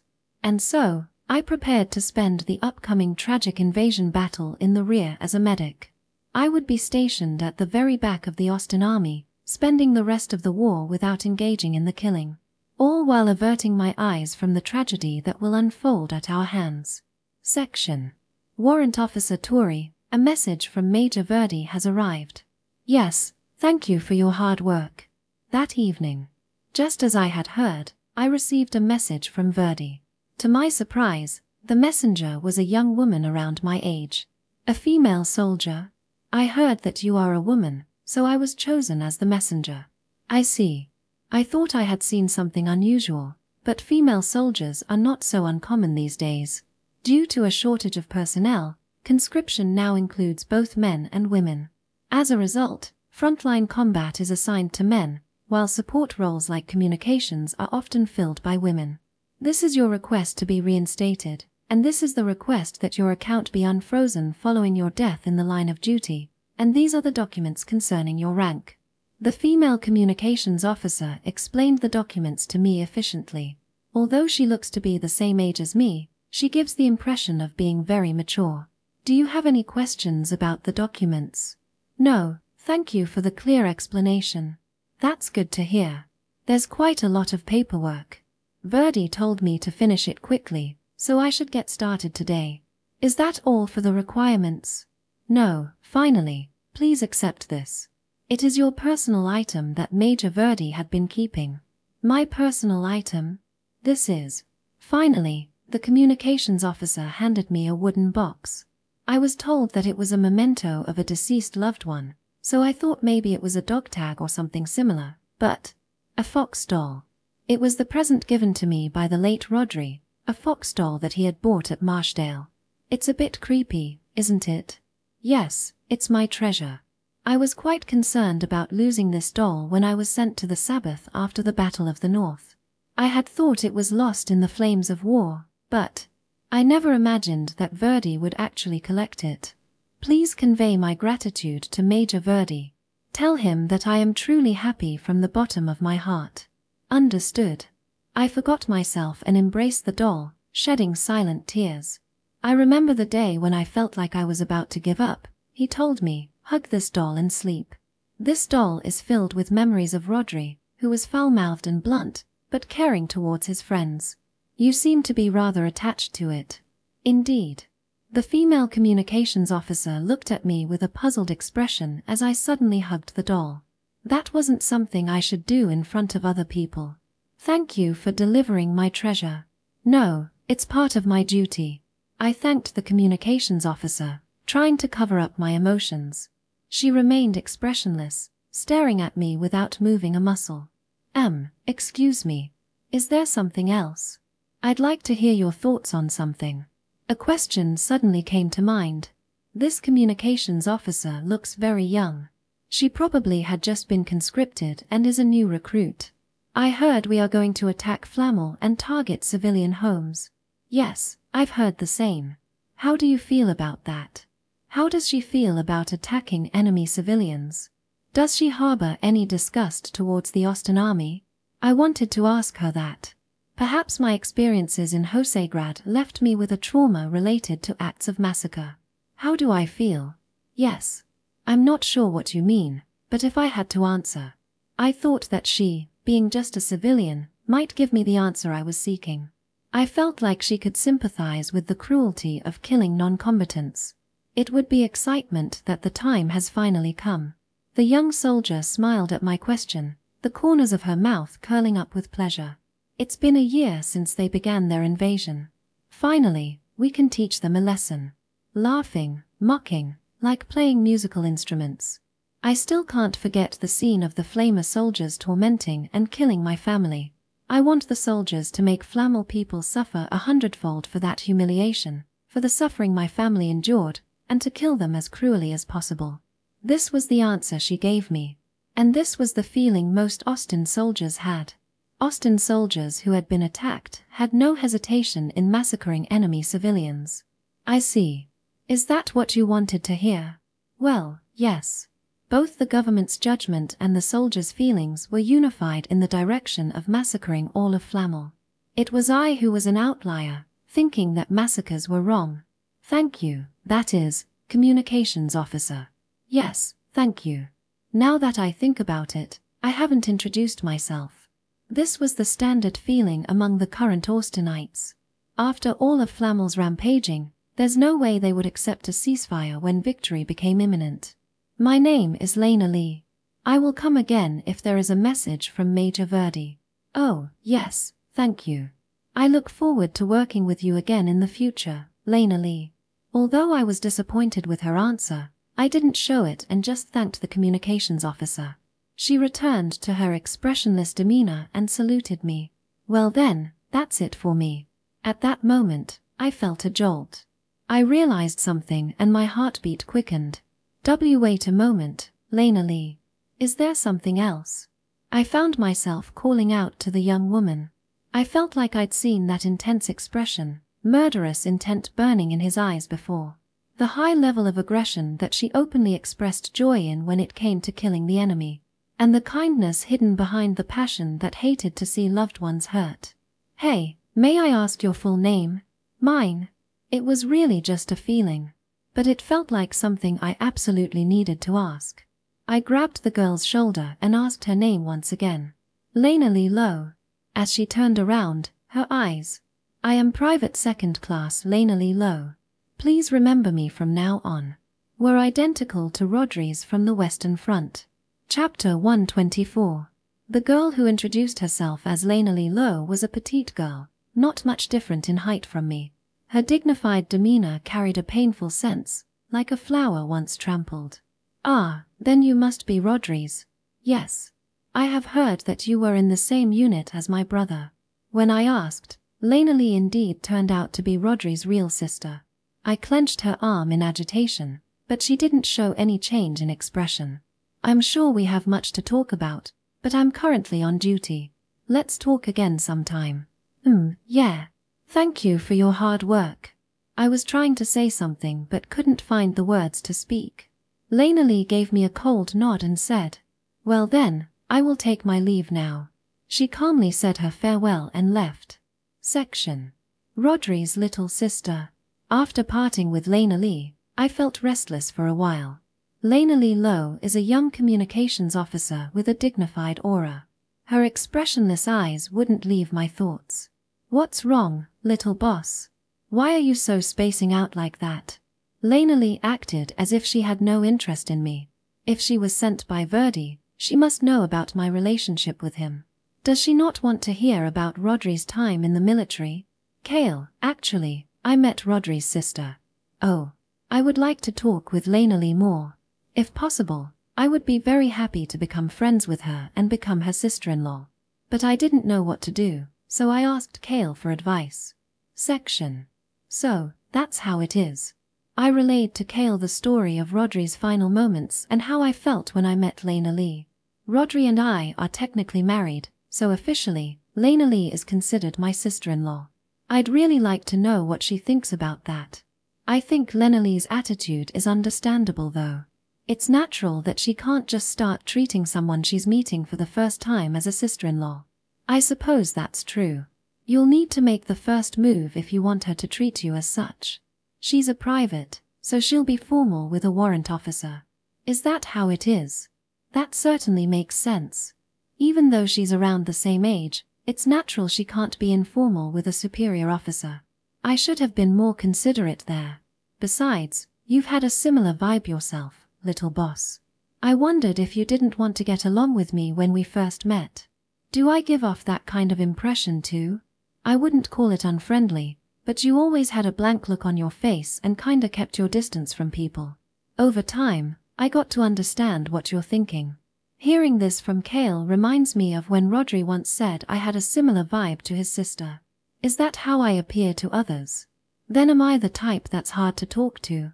I wouldn't go that far, but if asked whether you're friendly or not, I'd be skeptical. Even if it's just a fake smile, why don't you try practicing smiling a little? A smile is the lubricant of communication. Come to think of it, I've had fewer opportunities to laugh lately and struggle to produce a natural smile. It's understandable if Lena Lee feels it's difficult to approach me. Thank you, Kale. I'll try practicing a bit. That's a good idea. I've heard that even director Ray Tarliu practiced smiling and gained a cheerful demeanor. I don't need to go to that extent, but practicing smiling to appear approachable might not be a bad idea. That's the spirit, little boss. And so from that day on, practicing smiling in front of the mirror became part of my daily routine. I'll admit that it was an awkward, forced smile. Section. From what I've heard, Lena Lee seems to be an aggressive communications officer, in stark contrast to her calm demeanor. She was always covered in injuries and had to come in for treatment frequently even though she is a communications officer. Despite being a woman, she fervently desired to be on the front lines and subjected herself to harsh training, resulting in frequent injuries. The story of the strange communications officer became a bit of a rumor even within the medical department. Women can indeed fight on the front lines. According to military regulations, they can fight on the front lines once they reach adulthood like Arya did if they wish. However, unless they have special talents, few women want to be on the front lines because it's easy to imagine the fate of those who are captured by the enemy. Verdi also didn't want Rodri's sister to be on the front lines if possible. He used military regulations as a reason to keep Lena Lee in a communications role. Lena Lee Low might be just like Rodri was when I first met him. Back then, Rodri was consumed by revenge and couldn't see beyond his immediate surroundings. She was unfriendly and fervent about killing enemies, just like the immature Rodri before he was admonished by Senior Grey. If that's the case. Private Lena Lee. What's the matter, Warrant Officer Touri? I don't know how much I can do, but I decided to try and counsel her as Senior Grey once did for me. She might be put off, but sharing my experiences and failures as a senior is important. We must avoid a tragic incident like what happened to Lakia. There is something I would like to talk to you about regarding your brother, Rodri. Yes. Would you mind joining me for a cup of tea? I steeled myself and invited Lena Lee, fully prepared for the possibility of being rejected. Section. Thank you for inviting me today. Lena Lee accepted my invitation with ease. Since it was an invitation from a superior, she might have felt she couldn't refuse. Please, Private Lena Lee. Excuse me. I got permission from Kale and borrowed a vacant tent from the medical department. I prepared some tea and snacks and welcomed Lena Lee. I am Medical Warrant Officer Touri Noel. As you may know, I am an old acquaintance of your brother, Sergeant Rodri. Yes. I've heard about your relationship with my brother from Major Verdi. I see. Looks like Lena Lee already knew about my relationship with Rodri. However, she appeared indifferent and simply stared at me with a blank expression. I should make it clear from the beginning, Warrant Officer Touri. I did not have a good relationship with my brother. Really? Yes, you could say our relationship is strained. To be honest, I'm still angry at my brother. I can't imagine how upset our mother must have been when he ran away from home and enlisted in the military. Sitting down, she calmly expressed her grievances about Rodri. As I was at a loss about what to do, Lena Lee let out a quiet sigh and said, "I apologize, Warrant Officer Touri, but to be honest, I don't want to remember my brother." She said this firmly. Rodri had a significant falling out with his family when he enlisted. Farming is tough work. Losing even one male worker is a huge blow. His parents repeatedly tried to persuade Rodri to stay and take over the family business.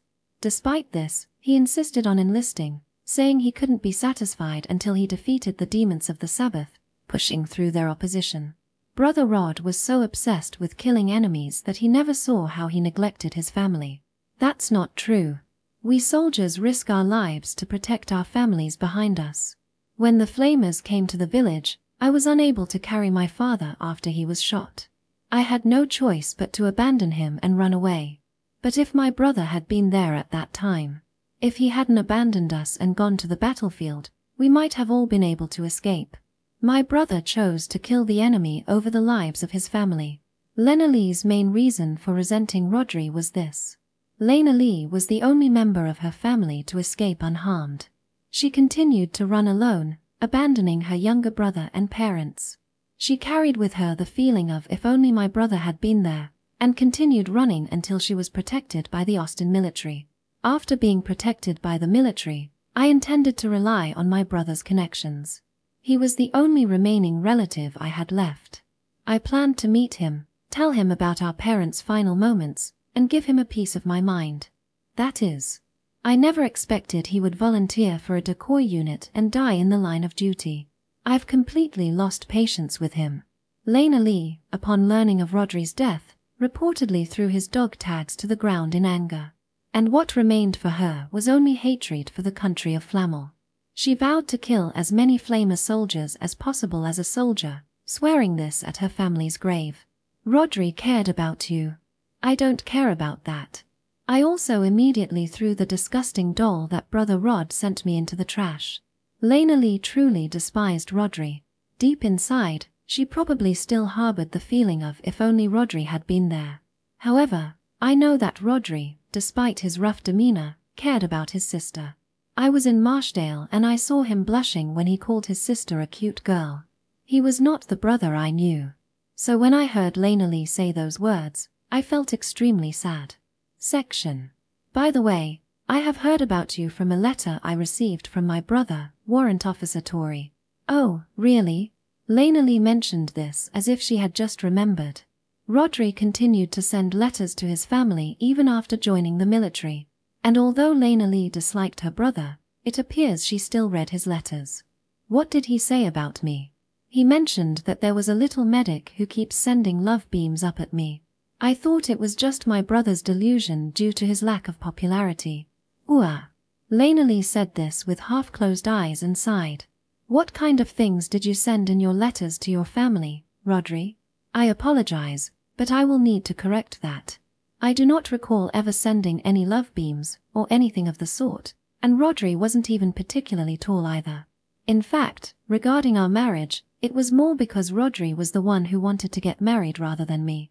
He also wrote that she can be really stubborn, and that she tends to speak quickly when she gets like that. I see, it's just as I heard. If Rodri were alive, I would have confronted him about this matter for at least an hour. Or were there other women like you? Lena Lee, I think I might dislike you quite a bit. That's unfortunate. Lena Lee said this nonchalantly, frowning slightly. My first impression of this girl was that she looked similar to Rodri, but talking to her made me realize they are very different. While he was just harsh with his words, Lena Lee has more of a sarcastic side. Is there anything else you'd like to ask me? No, thank you for sharing so much. I see. Then, I'll take my leave. After talking about Rodri, Lena Lee quickly tried to get up from her seat. It was as if she was indicating there was nothing more to talk about. Lena Lee, don't you want to hear more about Rodri from me? I'm not interested. She clearly really didn't want to continue the conversation. I tried to hold her back, but she merely shook her head in annoyance.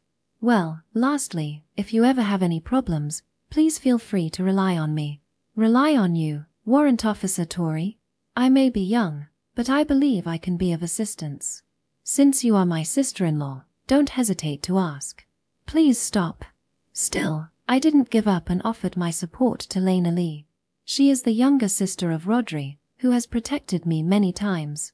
I was determined to do my best to support her if she sought help. I no longer consider him my brother. But, moreover, I have doubts whether you're truly my sister-in-law. Her response was a clear and unambiguous rejection. You doubt that I'm your sister-in-law? I believe there's a possibility that your marriage to my brother might be a lie. With all due respect, your appearance is the polar opposite of my brother's preference. Is it not possible that you are just fabricating this relationship because my brother is dead and your unrequited feelings have led you to make up stories?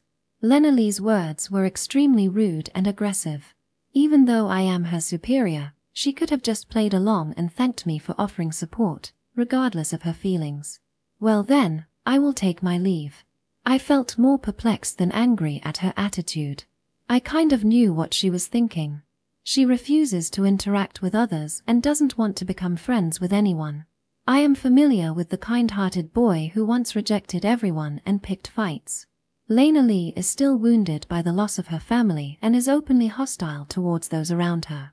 Seeing her like that, I felt more pity than anger.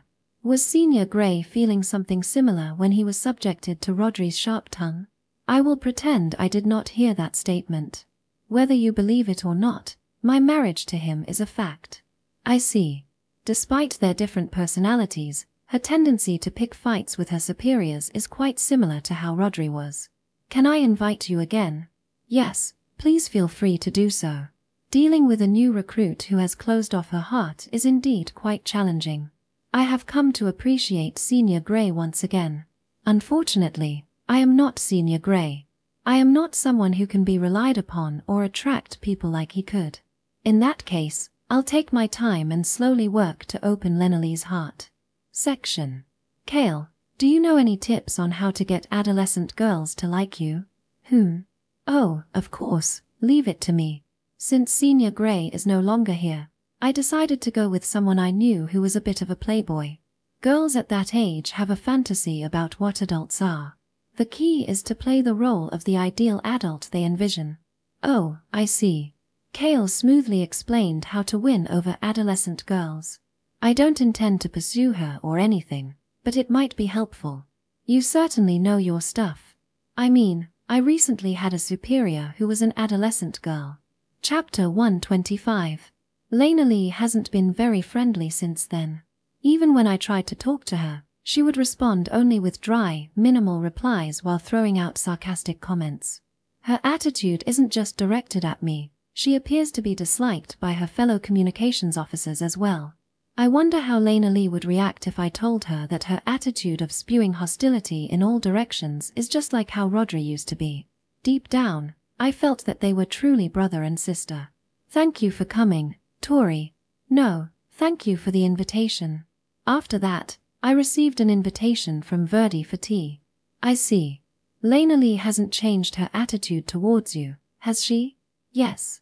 She has just lost her family and is probably still unstable. If possible, please look out for her. Verdi wanted to discuss Lena Lee with me. She's also a source of worry for him. Even now, Lena Lee brings in a request to be transferred to the infantry almost every week. She must really hate the Flamer soldiers. Verdi has taken on the role of Lena Lee's guardian and is taking care of her.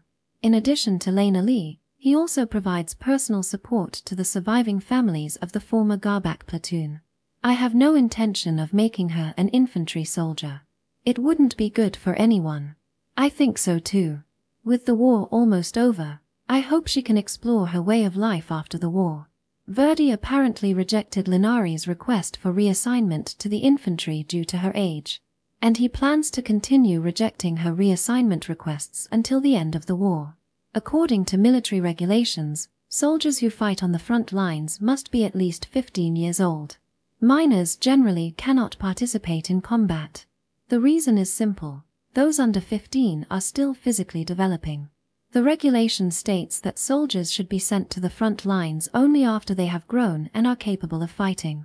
As an exception, minors can be sent to the front lines if they are appointed as assistants to officers of lieutenant rank or higher, but such precedents only appear if we go back several decades. That's why 14-year-old Lena Lee can't go to the front lines. Her assigned job as a communications officer involves administrative work, not combat. Communications officers are a relatively new branch, handling magical communication tools developed after the invention of magic-based communication. Their main job is to document and relay information sent from magical devices to the higher-ups. I was worried if it was appropriate to assign such work to a low-ranking soldier like Lena Lee, but the communications are properly encrypted. In this era, communication magic is easily intercepted, so encryption is necessary to prevent enemy eavesdropping. Thus, communications officers need to accurately record meaningless strings of characters, which isn't suitable for rough people. On the other hand, you can perform the job once you memorize the characters, so communications soldiers are often women or minors. Though the pay is low, it guarantees basic necessities, like food, clothing, and shelter, making it a suitable job for orphans like Lena Lee. It is hard to imagine someone wanting to give up this job and go to the dangerous front line. It's okay. No matter how hard Lena Lee tries, military regulations state she can't become an infantry soldier until she's 15. Will the war end before she turns 15? Almost certainly. Verdi answered with confidence in response to my question. Section. I was also taught about the history of the war up to that point. Right after the war began, the enemy Allied forces were overwhelmingly superior. At the time, Austin's main forces were in the midst of the Battle of the North and were unable to do anything against the rampaging Flamer Ares Allied forces. The enemy thought, Austin is a country on the brink of destruction, so there's no problem with anything we do.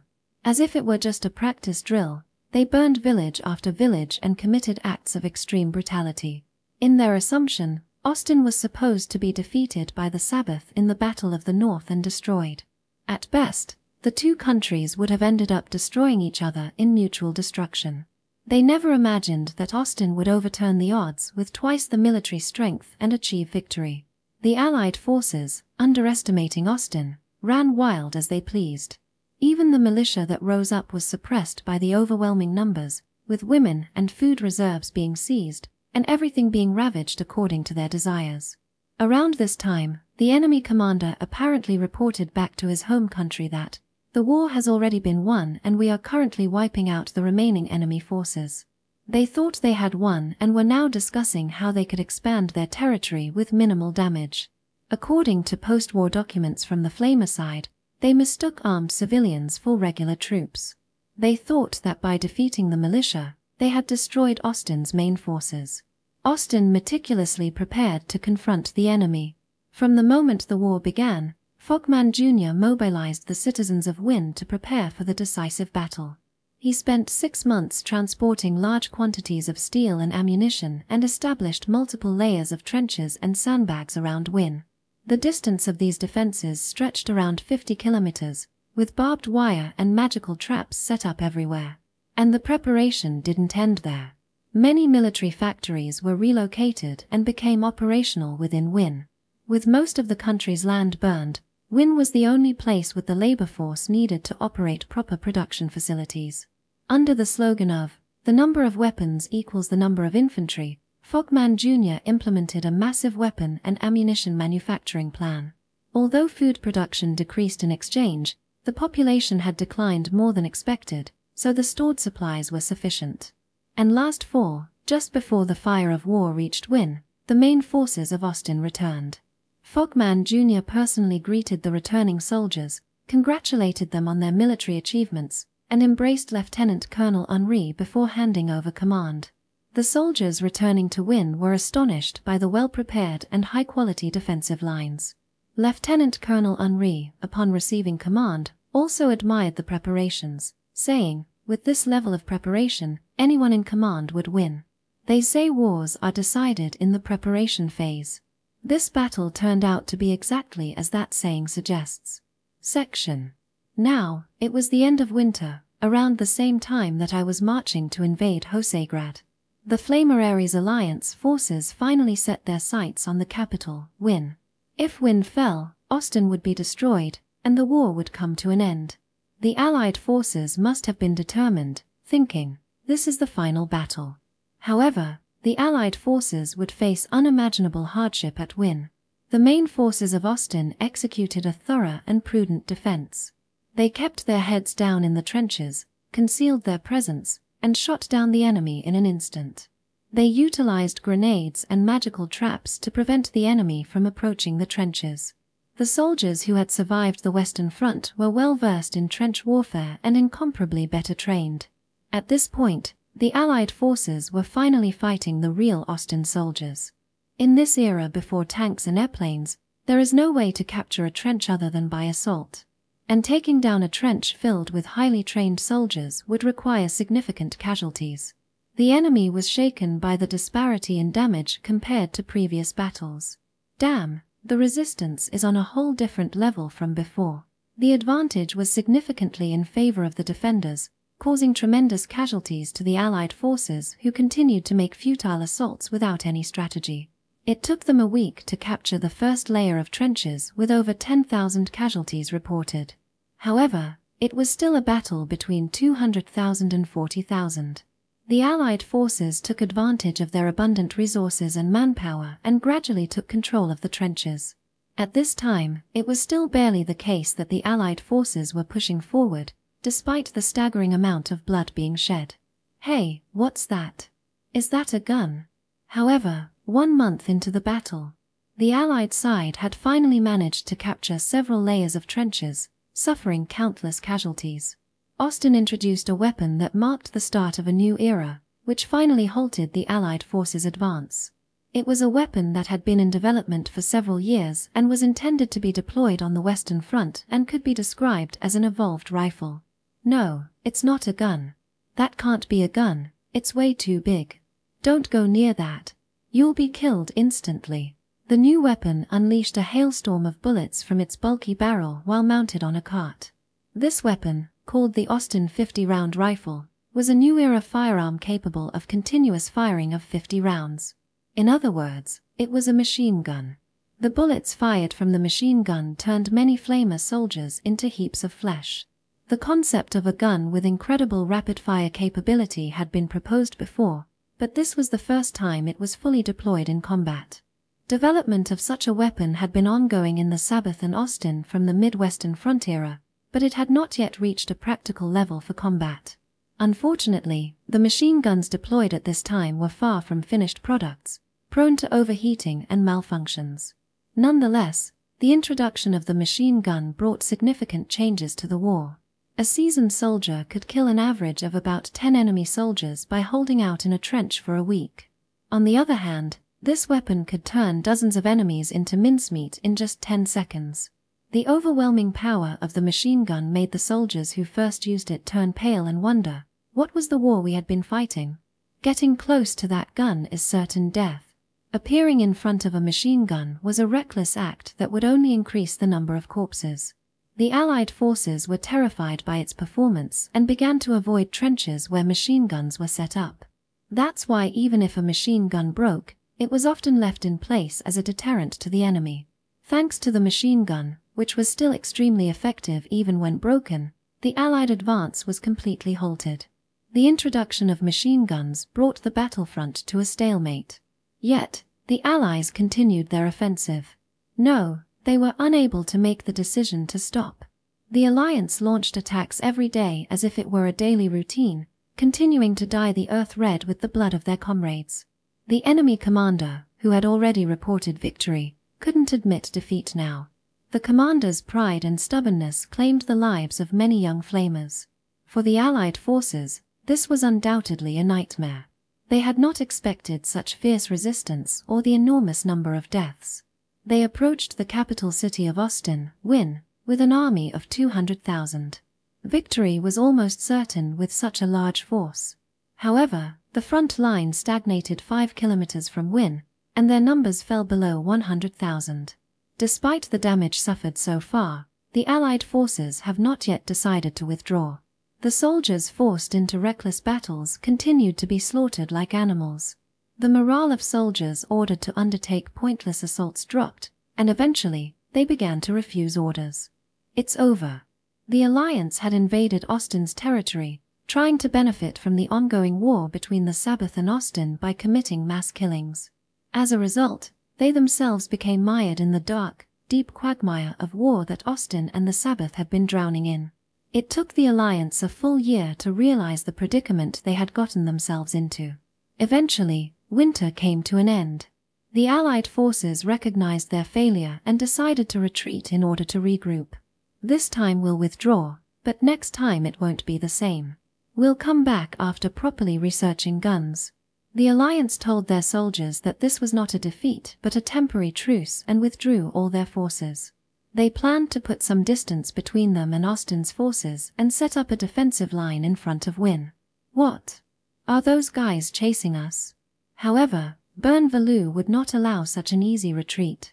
Seeing this, Austin's soldiers began to pursue them as if they had been waiting for this.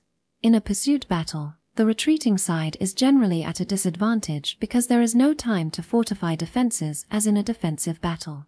Austin's soldiers, having endured the Alliance's tyranny, pursued with a desire to vent their frustration. Austin territory is their territory. We're in a bad position. In this counteroffensive, the Allied forces had to abandon almost all of the Austin territory they had captured. Under Bernvalou's command, they exploited the enemy's weaknesses, cut communication lines, and systematically defeated them. Damn it, they keep coming after us. Quickly, escape to Flamer territory. The Allied forces proved to be fragile once their formation collapsed. They were unable to coordinate and were pushed back significantly. All right, we're finally in Flamer territory. They shouldn't have followed us this far. They shouldn't follow us this far. The surviving Allied soldiers fled into Flamer territory in a pitiful state. They were confident that Austin would not attack Flamer territory. They probably thought that we, who were at war with the Sabbath, did not have the resources to launch an invasion. Let's seek protection in the village ahead. It's been a while since I've had a decent meal. However, around the same time, the battle for Hosegrad had been concluded and Remy Ulyakov had achieved the Sabatian Revolution. Remy has declared an alliance with Austin and expressed her support in the war against the Flameraries alliance. With this, Austin had no reason to hesitate in invading Flamel. The soldiers stationed on the Sabatian border were now available for mobilization. This led the Austin government to decide on an invasion of Flamer. The Flamer villages near the border were brutally massacred. What a bunch of barbarians. This is beyond savagery. We'll make them regret crossing the border. The Flamer people were enraged by the slaughter of their fellow countrymen and quickly sought to fight back. They were not informed of the atrocities committed by their own soldiers. The perception is that the Austinites had committed crimes within Flamel. When they attacked in retaliation, the Austinites became enraged and invaded the country. In this situation, the people believed that Austinites were incarnations of the devil. Many young people volunteered for the military. The enemy's new guns are too strong, we can't even get close. The range is so different that we can't advance within shooting distance. Damn it. This is just like what happened when we attacked Wynne. But no matter how many soldiers they gathered, they were essentially amateurs. The difference in training and technical ability was so great that Flamel's territory was gradually carved away from them. The Flamer government could not have anticipated how weak their own military was. It was when Njay, one of the Flamer's major cities, fell that they realized they had stepped on the tiger's tail. Njay was Flamer's largest commercial city, and many food supplies were gathered there. Austin, suffering from food shortages, immediately attacked and seized Njay to capture the food reserves. Anyone who resisted was killed. For several days, there were no nights without the sounds of gunfire and death cries. When Njay fell, the response from the Flamer government was not anger but fear. The fall of the major city made the occupation of Flamer's capital seem increasingly realistic. It was around this time that Flamer threw away their pride and desperately sought a ceasefire. They proposed generous conditions, including food supplies and large reparations, to negotiate peace. We will not accept an end to the war unless your country surrenders unconditionally. We will use all of Flamel's resources and manpower to rebuild Austin. Such ridiculous demands cannot be accepted. However, Austin's demand was not for peace but for Flamel's unconditional surrender. Accepting Austin's terms would mean the citizens would become slaves and the nation would be effectively colonized. Unable to agree to these terms, Flamel attempted various methods to negotiate with Austin's diplomats. It is said that Fogman Jr., whose father was murdered by Flamel, rejected most of these demands with a smile. Mr. Flamer, Ambassador. Our Ares forces are returning to our homeland to regroup. What? Even Ares, who was supposed to be an ally, seemed to have realized that Flamel had lost and began withdrawing their soldiers from Flamer territory. Abandoned by their ally, Flamel faced a crisis where their survival was at stake. Since continuing the fight would eventually force them to surrender unconditionally, Austin had no reason to stop the war. They had to keep fighting at least until they had secured the resources to rebuild their country, such as mines and grain-producing areas. Austin was enjoying unprecedented success like never before.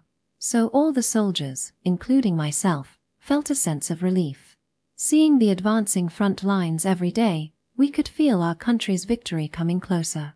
Another day with many casualties. I need a break soon.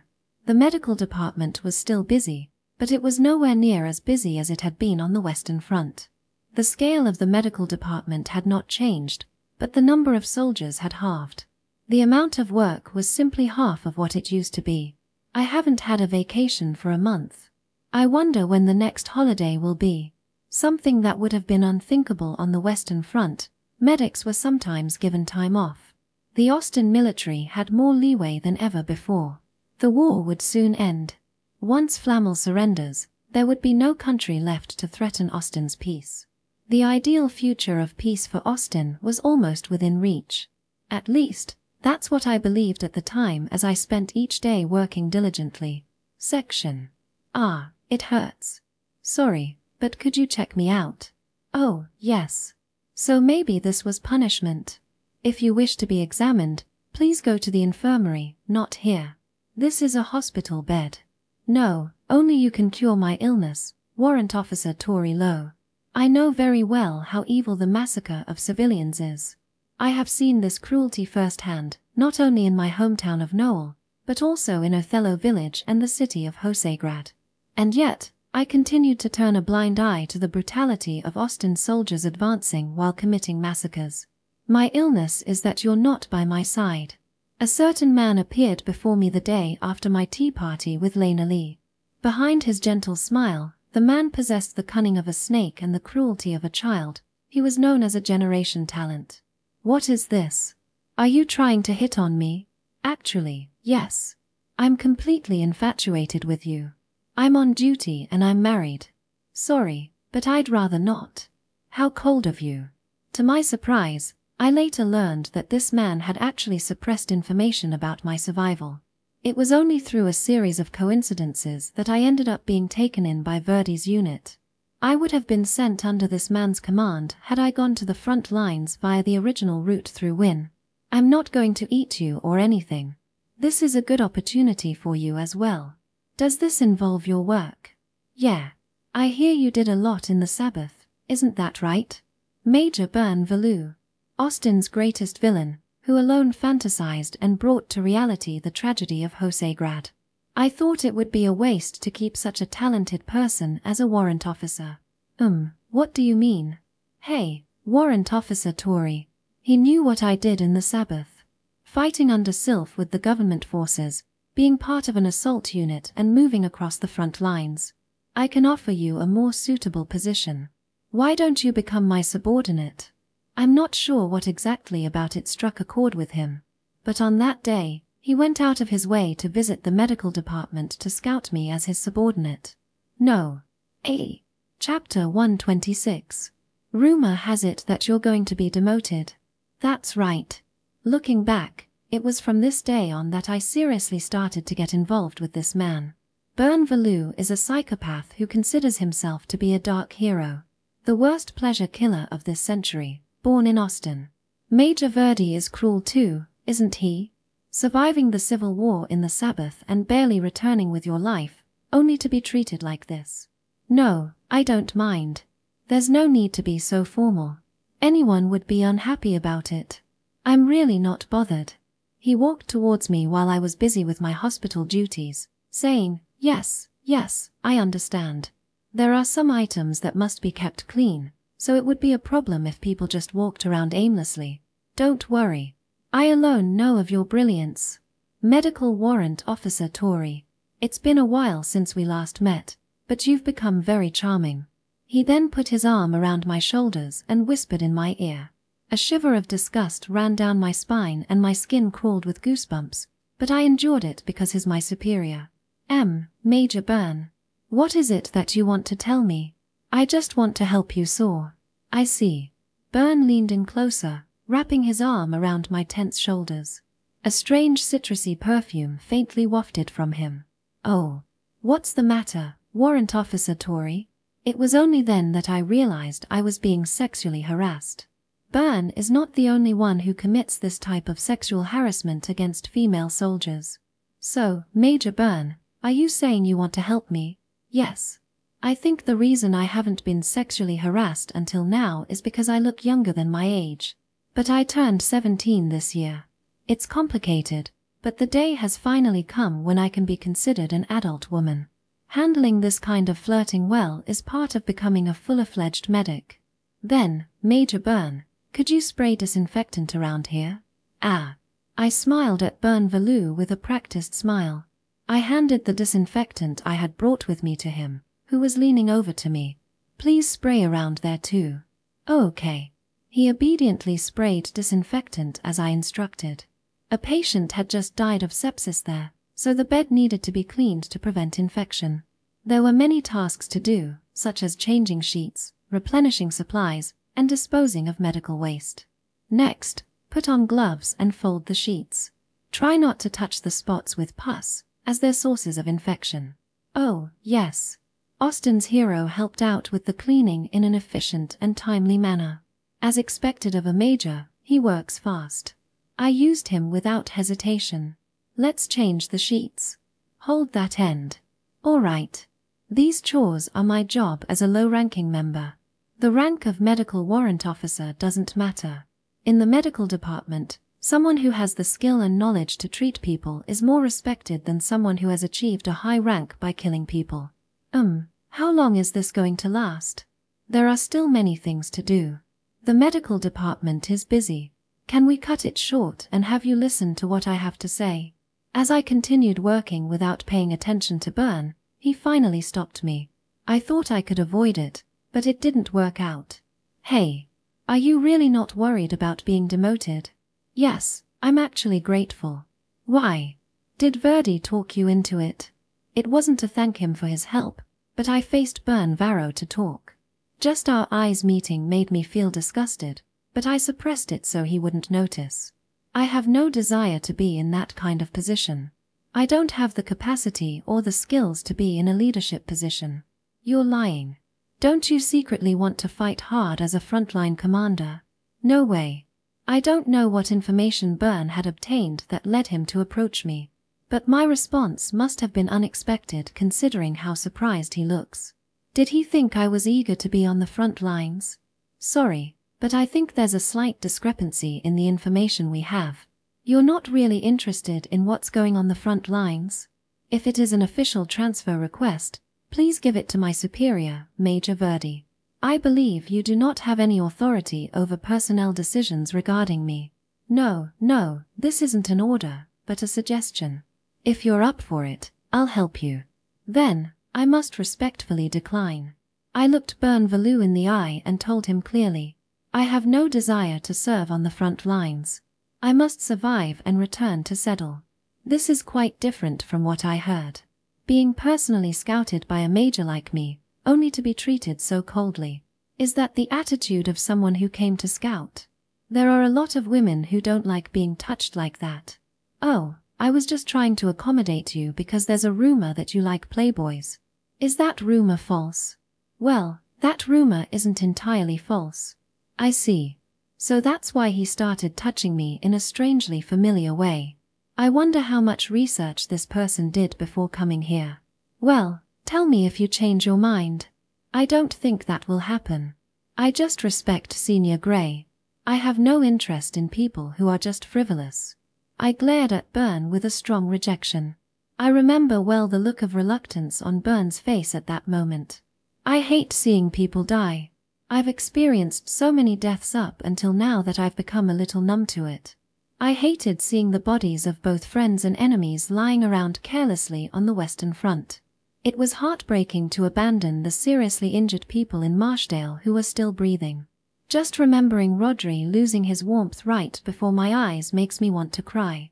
I never want to be on the front lines again. Being an infantryman, constantly facing life and death, was too much for me. I wasn't suited for the front lines. I see. Byrne Varro responded with a bored look on his face. The gun princess of the battlefield, who shoots the enemy with more fun than anyone else.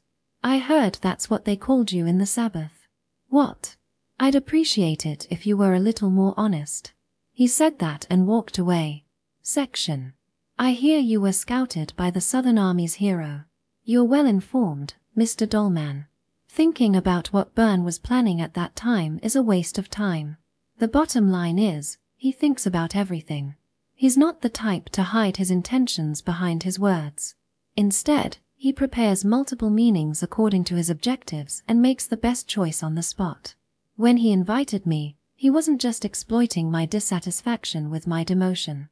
He had several bargaining chips ready, such as, if I seduce and take control of her, she'll become obedient. If she's a battle fanatic, I can prepare an even harsher battlefield, or I'll help rebuild the orphanage and use them to recruit me. My strong rejection made him give up quickly. I don't know him well, but he's a creepy guy. You don't often see someone with such cold eyes. Cold eyes, huh? Yes. Since ancient times, skilled advisors have had cold eyes. Having caught the attention of such a villain like Byrne, my fate was probably sealed from the start. That day, he seemed to give up and leave. But he only gave up on persuading me. He never gave up on recruiting me. If only I had stayed trembling behind Arya's back on the day I first met Byrne Valou without saying anything unnecessary. It is often said that a closed mouth catches no flies. You shouldn't let your guard down too much. Especially with someone like that. I'll be careful. Well, it might simply be that he has a penchant for young girls. Oh, sorry. That was rude. I'm aware, so please don't worry. Moreover, everyone in the medical department saw Byrne flirting with me. People thought he was into young girls for a while, but he didn't seem to care at all. Section.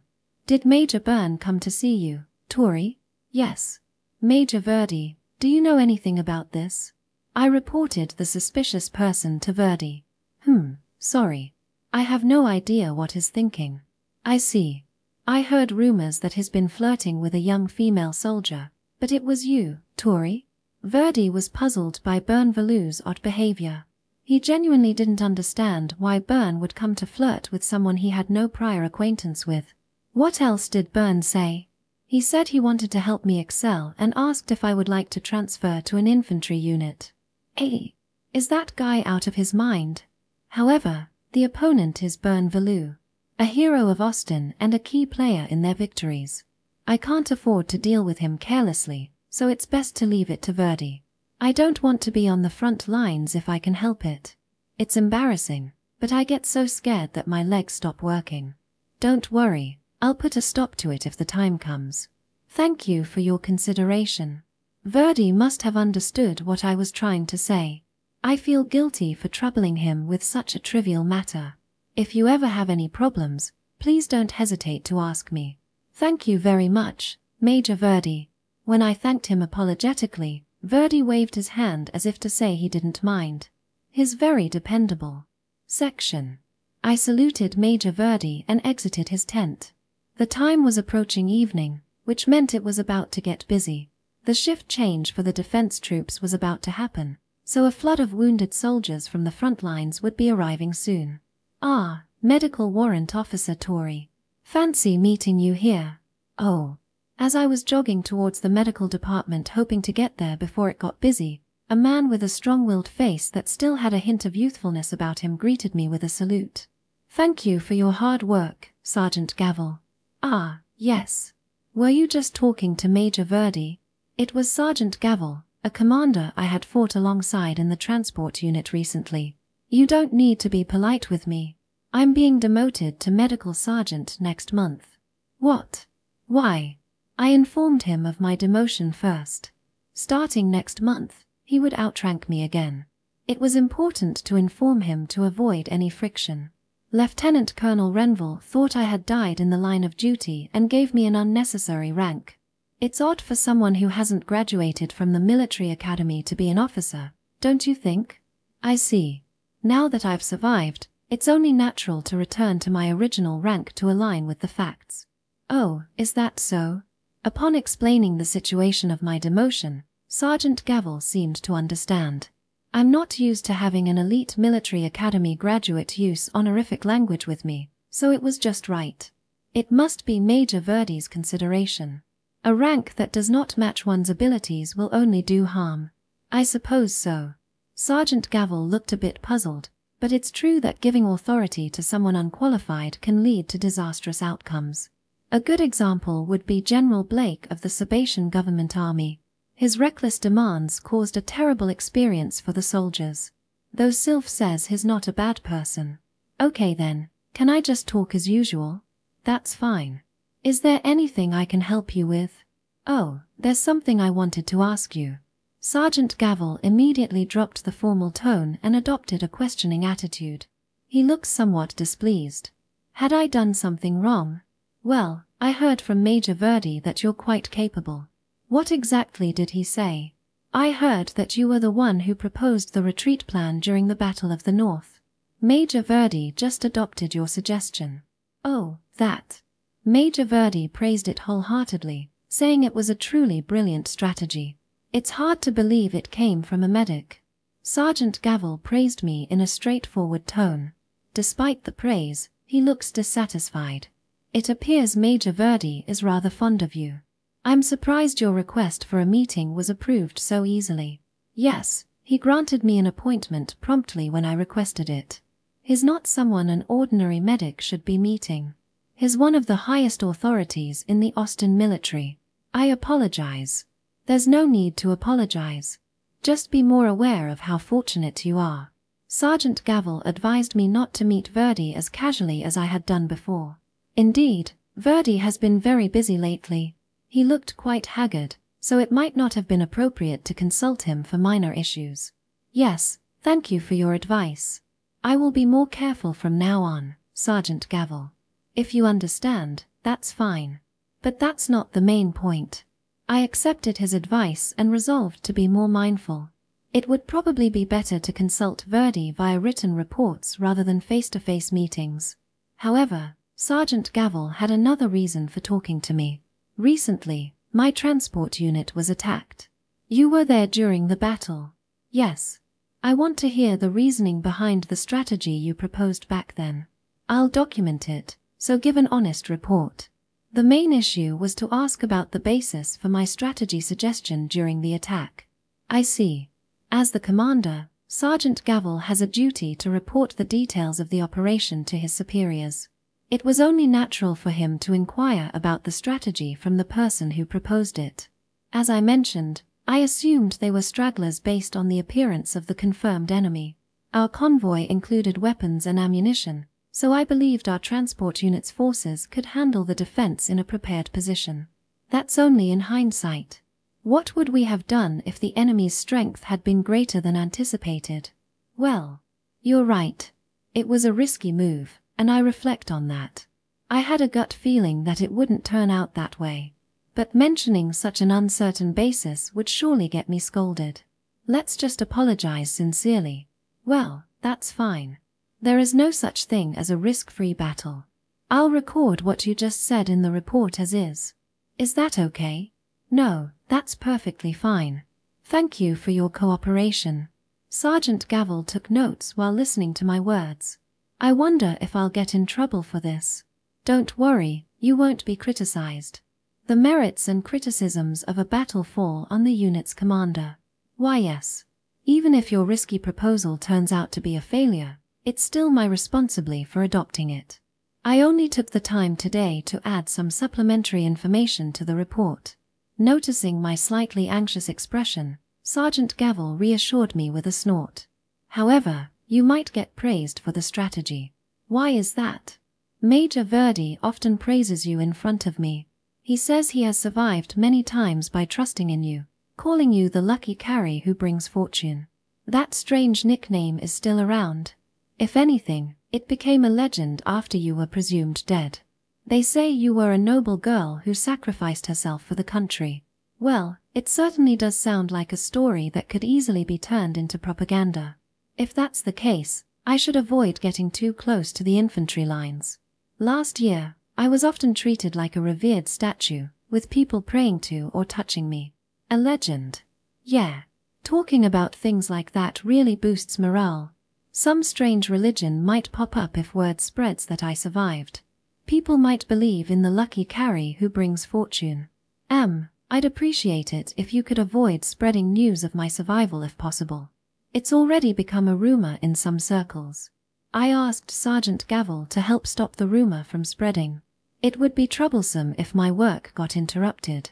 By the way, Touri, the main thing I wanted to ask you is this.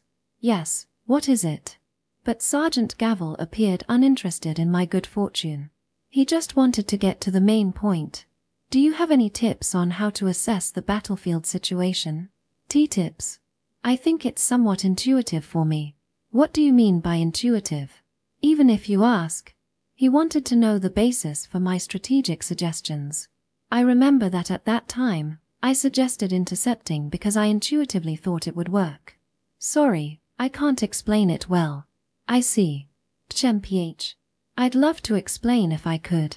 People would probably question my sanity if I were to say that I was listening to a voice within me. According to Mr. Gorski, it's my second personality adapted to the battlefield. I better keep that to myself.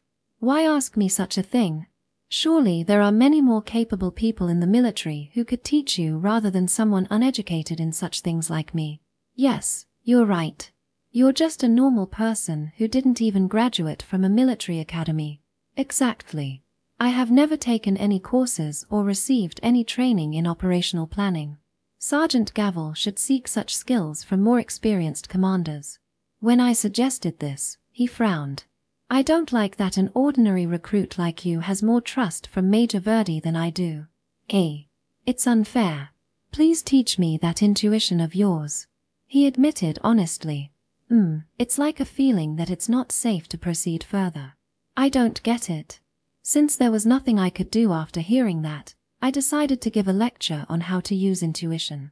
As I explained, it sounded more like some dubious cult belief. It's like your whole body feels on edge. You push to the brink but stop before it's too late. I have no idea what you're talking about. Neither do I. It might be partly due to my inability to explain it logically, but I also think it may simply be because my presentation skills are poor. I've never been good at speaking in front of people. Enough. I'm sorry I couldn't be of much help. In the end, I spent about 30 minutes explaining it to him, but Sergeant Gavel still looked puzzled. I decided to practice not only smiling but also my communication skills. I will one day become Major Verdi's right-hand man. I won't lose to you. All right. I'm not going to hand Major Verdi over to you. Sergeant Gavel declared war on me and then left. I've heard that there are many people like Mr. Gorski in the military. I wonder if it's like that. Chapter 127. Okay, today we're celebrating Touri's return. Does everyone have their wine? Yes. Oh, Touri, you'll have juice. Am I the only one who can't drink? Don't worry about it. After a charming exchange with Sergeant Gavel. A few days later, I was invited to a banquet by Raytalu. Elmer, it's been a while. You work in a different ward from Kale? I didn't want to work in the same place as him. Some familiar-looking nurses were gathered at the banquet. These were the nurses who had once belonged to the Touri medical platoon, led by head nurse Elmer. I'm glad to see everyone is safe. Really, it's amazing we all survived that battle. Seeing them again after a long time, I felt that their faces and physiques had become more refined. When I first met them I was worried because they were all selfish people wearing heavy makeup, but now there's not a trace of that fluffy vibe about them. They are now playing an active role as the backbone of the medical department after having survived many life-risking battlefields. Even though so many people have gathered, Kale isn't participating. He's the head of his ward, so he probably couldn't leave. He must have run away. Kale was unfortunately the only one unable to attend due to his busy schedule. I heard that he led the platoon after I left during the Battle of the North, so I really wanted him to join. The ward chief can't just abandon his job, so have fun, little boss, Kale said, sending me off with a refreshing smile. That guy never learned his lesson. He tried to pursue multiple people again. He just tried to flirt with them simultaneously, saying it wasn't cheating since he wasn't officially dating anyone yet. I'll give him a lecture later. It looks like Kale really did run away. Even though he's smart, I wonder why he doesn't learn. When I first saw you, I thought, is it really okay for such a small kid to be a platoon leader? But you turned out to be really reliable. Thank you, Bucha. You're surprisingly mature for your age. I wish that idiot would learn from you. Kale is also someone you can rely on. Don't trust that man. You should never, under any circumstances, trust him with your body. I don't trust him in that regard, so please rest assured. It was a very enjoyable meal with my comrades. Touri, this is delicious. It's bread with cheese spread on top and toasted. Thank you, it's very delicious. Reincarnates prepared a variety of dishes for us. Cheese, bread, bacon, these are all valuable resources on the battlefield. She prepared them with her own pocket money, so I must be grateful. The thing that surprised me the most about going to the Sabbath was the bathing culture. There's this thing called Vonya. Wow. There's such a wonderful facility. Isn't that like an all-you-can-eat buffet? You'll be banned from entry if you do anything inappropriate in the sacred Vonya. I was asked many questions about what I had been doing in the Sabbath, and I talked non-stop all day. Life in the Sabbath, adopting Settle, participating in the revolution. Everyone listened to my stories without getting bored. It might be the first time in my life that I've talked so much to someone. After I finished telling my story, I asked the members of the former medical platoon how they were doing. The medical platoon disbanded after the defense of Win, and each member received different positions and were dispatched to various wards. It was to pass on their battlefield experiences to the new recruits gathered in Win. Elma is already a head nurse now, isn't she? Everyone here has mostly been promoted to at least a corporal. She's a rising star among the new recruits. Irma had become a head nurse, a rank on par with Kale's. She's been entrusted with the role of head nurse in a frontline ward and is still making great contributions. I'm more important, you know. There's no one more important than Reincarnates in the medical department. Right. So this is an order from your superior. All men, take off your shirts. I'll show Touri how to judge properly an item. Director, that's bad for her education. Ouch. It's not just Elma, but everyone here is supporting the backbone of the medical department in various roles. It would have been difficult to gather like this if Reincarnates hadn't skillfully adjusted the schedule. So, let's consider her bad drunken state as endearing. Warrant Officer Touri. The director's disgraceful behavior is a regular occurrence, so don't worry about it. It's okay, it's quite cute. I've experienced more intense situations. I don't think there are many people with worse drinking habits than Director Reincarnates. In the Sabbath, it's around the time when people start putting on VOC helmets or diving naked into the snowy fields to cool down. So Reincarnates' tendency to start attacking men is rather cute. Ha ha ha. Such a good man. Wow, the medical director is here. Run away. Have my senses become a little numb? Now that I think of it, Warrant Officer, are you not interested in romance? What? You're so cute, you know. During the party, a slightly tipsy male nurse brought up the topic of romance while patting my head. I hesitated momentarily about how to respond, and then, well, I'm actually married. Oh, I am sorry. Ouch. Elma immediately stomped on his foot from under the table. The male nurse also sobered up and came up to me apologizing with his face completely pale. There's no need to treat it like a taboo topic. If someone brings it up, I'll just modestly brag about it. The lively atmosphere of the party suddenly froze. I guess everyone knew about Rodri and I. I tried to lighten the mood with a joke, but it was just ignored. It's really not a big deal for me. Really? Then, how about I talk about something else instead? Let me tell you about Kale's recent escapades. That's something I don't want to hear, so please stop. Being the one who needs to be considerate is also quite troublesome. In times like these, it would be helpful if people could just lightly brush it off. Well, it's not exactly a romance story, but I've been having some interpersonal issues lately. Oh, what's troubling you? I'll help you out. Thank you. Actually, since I had no other choice, I decided to bring up a topic I came up with on the spot. It was supposed to be a fun dinner party. I wanted to dispel this frozen atmosphere as quickly as possible. Section. So you tried to get along with your prickly sister-in-law and ended up getting a declaration of war from a guy over the senior you admire? Yes. To be honest, that's hilarious. When I brought up the issue with Lena Lee and Gavel, Reincarnates started getting extremely excited. I'm not sure what's so funny about it. Your sister-in-law, Lena Lee, she's the girl who runs around with that gun, right? She was here last week with an injury. There was a lot of talk about why a communications officer was training. It sounds like the people in my former platoon knew Lena Lee well. They remembered her face because she frequently got injured. She's a girl, but she always comes in with injuries that leave scars. It's quite difficult to treat her. But even when we show concern and talk to her, she just insists, please treat me without unnecessary conversation. Her attitude is a bit rude. I wonder why she's training so desperately. Lena Lee is apparently quite unfriendly even while receiving treatment and hardly engages in conversation. She only provides the bare minimum information, such as where it hurts. If the treatment isn't done well, she sometimes sarcastically says, "It's amazing that you can be a medic with such skill." Anyway, that girl should reconsider her training regimen. She's getting injured way too often. I don't want to say that training injuries are a nuisance, but it's not pleasant having to deal with the extra work. The attitude of getting better quickly also seems a bit much.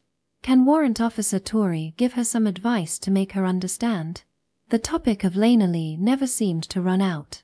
She's become infamous because of her arrogant attitude and frequent injuries. They really are brother and sister. So, what about the other one, Sergeant Gavel? I don't know him. Sorry.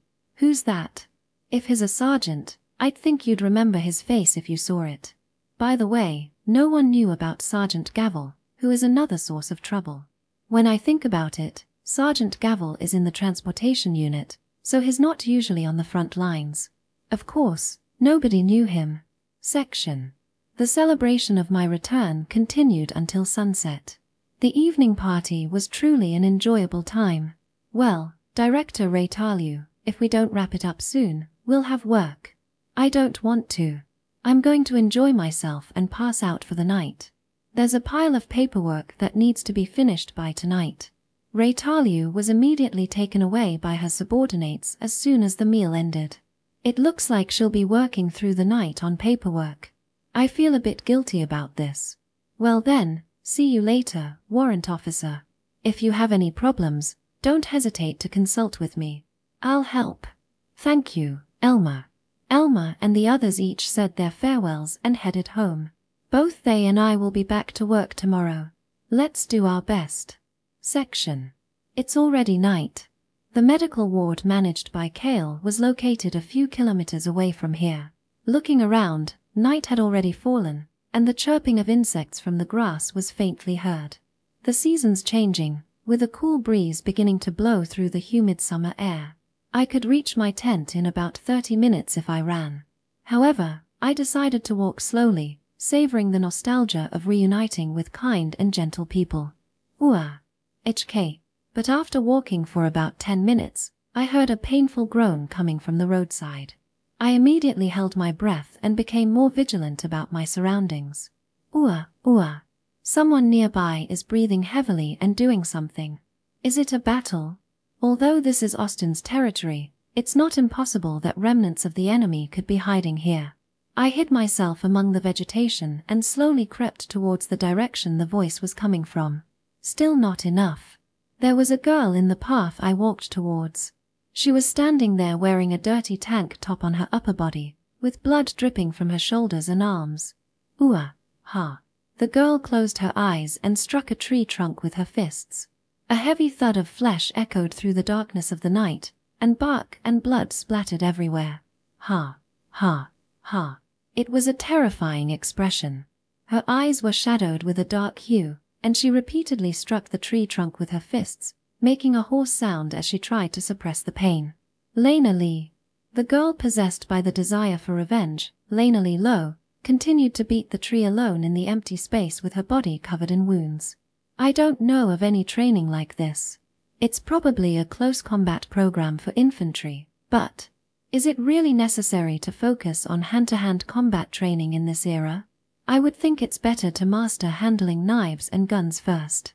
Lena Lee took off her jacket and continued her training in a casual outfit consisting of a tank top shirt and military pants. Without caring about injuries, she continued to hit the tree with all kinds of techniques: fists, elbows, kicks, and tackles. With wounds all over his body. Ha. Next, she began climbing the tree with her battered arms. I thought she was doing core training with climbing, but she started practicing falling from the tree and taking the impact. Chuck, hey, that hurts. Lena Lee landed on her right shoulder with a nasty thud and writhed in excruciating pain for a while. Then she stood up again, resuming climbing the tree while protecting her injured shoulder. Her shoulder is likely broken. It's hard for her to lift it, and climbing the tree is difficult. Looking closely, the area where she landed was gouged with dirt and crushed vegetation stained with dark red blood. She must have repeated this training many times. The training Lena Lee is doing can hardly be described as efficient. Even if it's close combat training, it would be ineffective without a partner. Practicing falling should be done with multiple people. If you break a bone and can't move, you'll stay that way until someone finds you. If you injure your cervical spine, you may stop breathing and die. Linari was performing such extremely dangerous training alone. Without being watched by anyone, without being given orders by anyone, she worked alone in silence. With a beast-like gaze, she stared towards Flamel and clenched her teeth as she trained. All right, almost there. Lena Lee's childlike face was stained with mud. She landed on her right shoulder again, groaning. Her right shoulder began to swell and turn black and red, with a nasty grinding noise. I'll come and see you. Her once beautiful black hair was disheveled with dirt and sweat. A fallen rock had dug a large hole in the flesh of her shoulder, and a shocking amount of blood began to ooze out. Holding her injured shoulder, she let out a soundless scream. Father. Mother. She tried again to climb the tree she had jumped from. His dark, hazy eyes stared fixedly at death. No. No, this is different. It resembles Rodri, but it's entirely different. Rodri simply wanted to avenge his comrades. The hostility he showed towards his companions was because he was pained by the deaths of those he had become close with. He never sought death himself. That's not right, Lena Lee. But she is different. Lena Lee, the girl who has lost everything, under that expressionless mask. It's still too early for that. Is burying her suicidal tendencies under the desire to kill flamer soldiers. It's hard to imagine a 14-year-old girl not feeling lonely after losing her family. There is no way that a girl who had been living a peaceful life until then could remain calm now that she is all alone in the world. That's why Lena Lee wants to see her parents and brother. She continued her harsh training, believing that her family would be waiting for her after she died. That's why she wants to go to the front lines. The reason she distances herself from others is because she plans to die soon on the front lines. The reason she is carrying out this obviously reckless training is that she doesn't care if she dies during it. Private Lena Lee Lowe. Ha! As soon as I realized this, I couldn't help but approach her. Lena Lee will definitely die if I leave her like this. She will disregard her own life and will surely die in an accident during this reckless training or by charging into enemy lines. Warrant Officer Touri, is there something I can help you with? Who assigned this training program to you? It's dangerous, ineffective, and reckless. This is self-directed training. I'm doing it all at my own risk, so you don't need to worry. I can't stand by and let the sister of my dear comrade choose to end her life. There's no way I can leave her like this. No. What if you die from such inefficient and meaningless training? It doesn't concern you. But Lena Lee is a stubborn girl. No matter what I say to try and persuade her, she would only listen with a deaf ear. Since she has already chosen death, nothing anyone says will have any effect on her. This is the path I have chosen. Please do not get involved. No, that's not what I want to say. To Lena Lee, I am a stranger. At least for now, no matter what words I offer her. I will not be able to change the way she lives. Isn't your training is pretty lax? I just wanted to laugh at you, Lena Lee. So I thought desperately. A way to get my words across to Lena Lee. What would a medic like you know? Despite appearances, I'm a former member of an assault unit. Have you heard of the Lucky Carry? She probably won't listen to me no matter what I say if I try to do it the normal way. If she's going to be interested in anything, it would be. I have no intention of compromising my training. What am I missing? What use is it for a female soldier, who is physically inferior to men, to learn close combat? If you have time, why not try running for even just 1 second longer? Ha! If she wants to join the infantry, this is about the training she will need to undergo.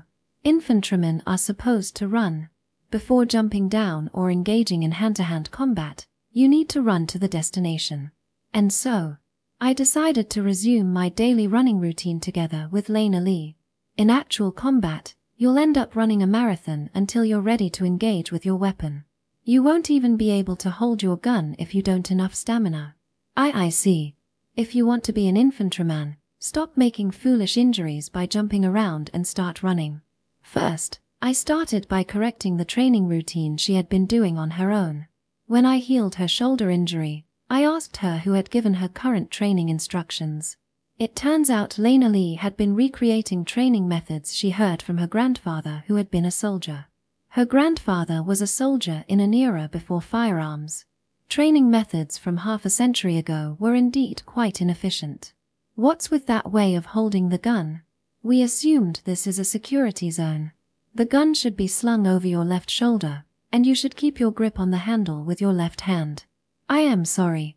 You have to be aware so that you'll be ready the moment you spot the enemy.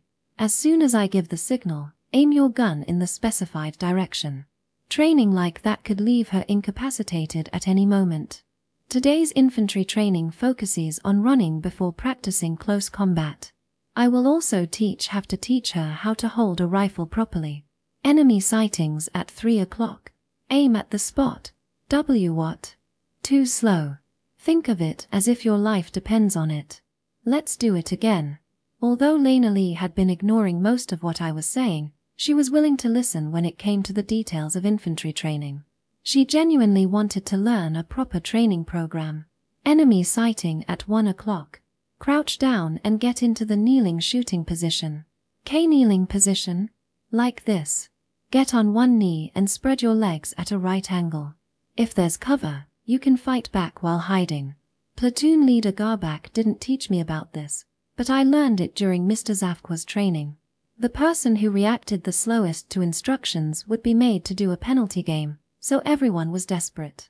Enemy sightings at 3 o'clock. Prepare to intercept immediately. Yes. Ha. What is it? Are you out of breath already? Weren't you supposed to be an infantryman? Is it normal for infantry to run this much? During a march, you're constantly running while carrying heavier equipment. With this training content, Lena Lee should be less likely to get injured even if she tries hard. At the very least, it's far more useful than the reckless activities like jumping from trees she was doing before. I need to ensure we have water and salt to prevent heat stroke. Enemy sightings at 2 o'clock. Crouch and get into the defense position. Yes. Good. Let's end the running for now since it's a good time. The night's infantry training lasted for about 2 hours. By the end of the training, Even Lena Lee was exhausted. She hadn't been doing any stamina building training before, only dangerous ones. It's a shame because nothing beats running for training. Finally, it's over. Hey, why are you lying down? The running is over, but that's all. What? But running alone isn't enough. Infantrymen require muscle strength for situations like jumping over walls or marching through rough terrain. Running and strength training go hand in hand. Strength training doesn't take up much space, and if you're aiming to be an infantry soldier, you must do it. Now we'll do core training. Let's start with sit-ups. 100 repetitions. This is just the warm-up routine for standard infantry training. If you can't even keep up with this, infantry might not be for you. The late platoon leader Garbak had made me do endless muscle training and running when I was a new recruit. His methods were extreme, but they made sense. I find them useful as a reference. Oh, are you at your limit? Shall we just give up and call it a day? What? I'll do it. I'll do it. Very well. Lena Lee Lowe is quite a stubborn girl. The training was a bit hard for a new recruit, but she kept up with my training. Good job. Maybe seeing me, smaller than her, handling the training with a calm face motivated her. Lena Lee successfully completed the training that made the athletic Lakia flee on the first day. Good job, the training is over. If possible, continue this training daily. Are you okay? Lena Lee somehow managed to push through only with sheer willpower. Immediately after the training ended, she was drenched in sweat and passed out. Well, let's carry you for now. Since I couldn't just leave her, I carried her to my tent for the night. I'd like to find a suitable place to take a bath. For today, I'll borrow the water supply, and from tomorrow, I'll train near a water source. Proper training feels good after all. I'll invite Lena Lee to train with me on my free days from now on. Chapter 128. Little boss, have you been sneaking out at night lately? Oh, you noticed. From that day on, Lena Lee and I began our late-night infantry training. Lena Lee seemed uneasy about the training she'd only heard about, but she accepted my guidance without resistance. I apologize. I've been sneaking out for personal reasons. What have you been up to? I'll cry if you've picked up some bad habits. I haven't picked up anything like that. I can't abandon my duties to train during the day. I've been sneaking out on nights when I don't have work to meet Lena Lee. I'm worried. Girls like Little Boss are easily deceived and taken advantage of by men. I see. So you're saying you could easily trick and take advantage of me, Kale? Well, I guess I could if I tried. How rude. Sneaking out at night is still not a good idea even if I'm off duty. Even though the head of the ward, Kale, sneaks out to hire prostitutes. Sorry. I've been sneaking out to train with my sister-in-law. Oh, your sister-in-law, your husband's sister? Yes, a communications officer named Lena Lee. She's a bit cheeky but a good, honest girl. I see. I honestly apologized and confessed what I was doing. Compared to hiring prostitutes, it's not something to be ashamed of. I think. You come back quite late. What kind of training are you doing? 2 hours of running and 2 hours of strength training. 4 hours straight. The training with Lena Lee is mainly physical training for now. She doesn't yet have the physical ability to march on the front lines as a soldier. If she wants to become an infantryman, she needs to build stamina and strength first. Is that the same training we did before deployment? Yes, it's a slightly modified version. Isn't that tough training? Won't it affect Lena Lee's daily duties? It might. It's tough for a 14-year-old girl, but it's the minimum necessary training to become an infantryman. Formal training doesn't end in just 4 hours. However, if she can't even endure the current training, she's to give up on becoming an infantry soldier. That's pretty Spartan. Real infantry training includes not only the physical training you're doing now but also combat training. Continuous 24-hour training is the norm, and even adult men struggle with it. That would be tough for a 14-year-old girl to handle. But there is no distinction between men and women in the infantry. On the battlefield, there won't be any leniency given just because you're a girl or because you're 14. You'll only die if you go to the battlefield without the necessary training.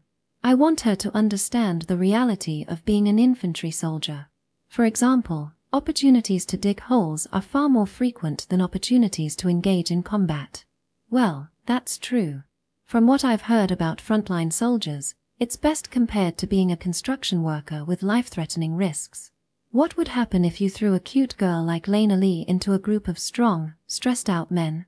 It would probably lead to her distrusting men.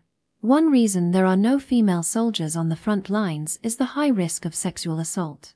In a situation where you're trembling with the fear of potentially dying tomorrow, the urge to act out if there's a woman sleeping next to you might become overwhelming. Even with consent, it should still be a violation of military regulations. But is that kind of thing common? Yes. It's something I hear about frequently. In the high-stress environment of the front lines, soldiers' self-control can easily break down. That's why prostitution is prevalent on the front lines. By purchasing women, soldiers calm their minds and control their lust. Even someone as strict as Verdi used such places. Once we've established a relationship, I intend to discuss this matter thoroughly with Lena Lee. Until then, please excuse me for sneaking out at night. I see. If that's the case, I won't reprimand you. In the first place, I'm not the only one sneaking out during off-duty nights. Medics also have their own frustrations and visit such places. Well, just make sure you don't overdo it. Now that I have received permission from the head of the hospital ward, I can see Lena Lee with confidence. Next, I should think of new training routines. Section. Shall we train today as well? Yes, please, Warrant Officer Touri. Training with Lena Lee continued for about a week. Though she was exhausted, she kept up with the training diligently. Look, your dominant hand is trembling when you hold the gun. Do you really think you're aiming properly like that? Thank you for your guidance.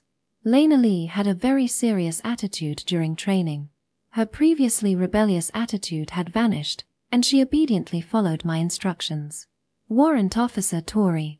How should I move my feet when turning around?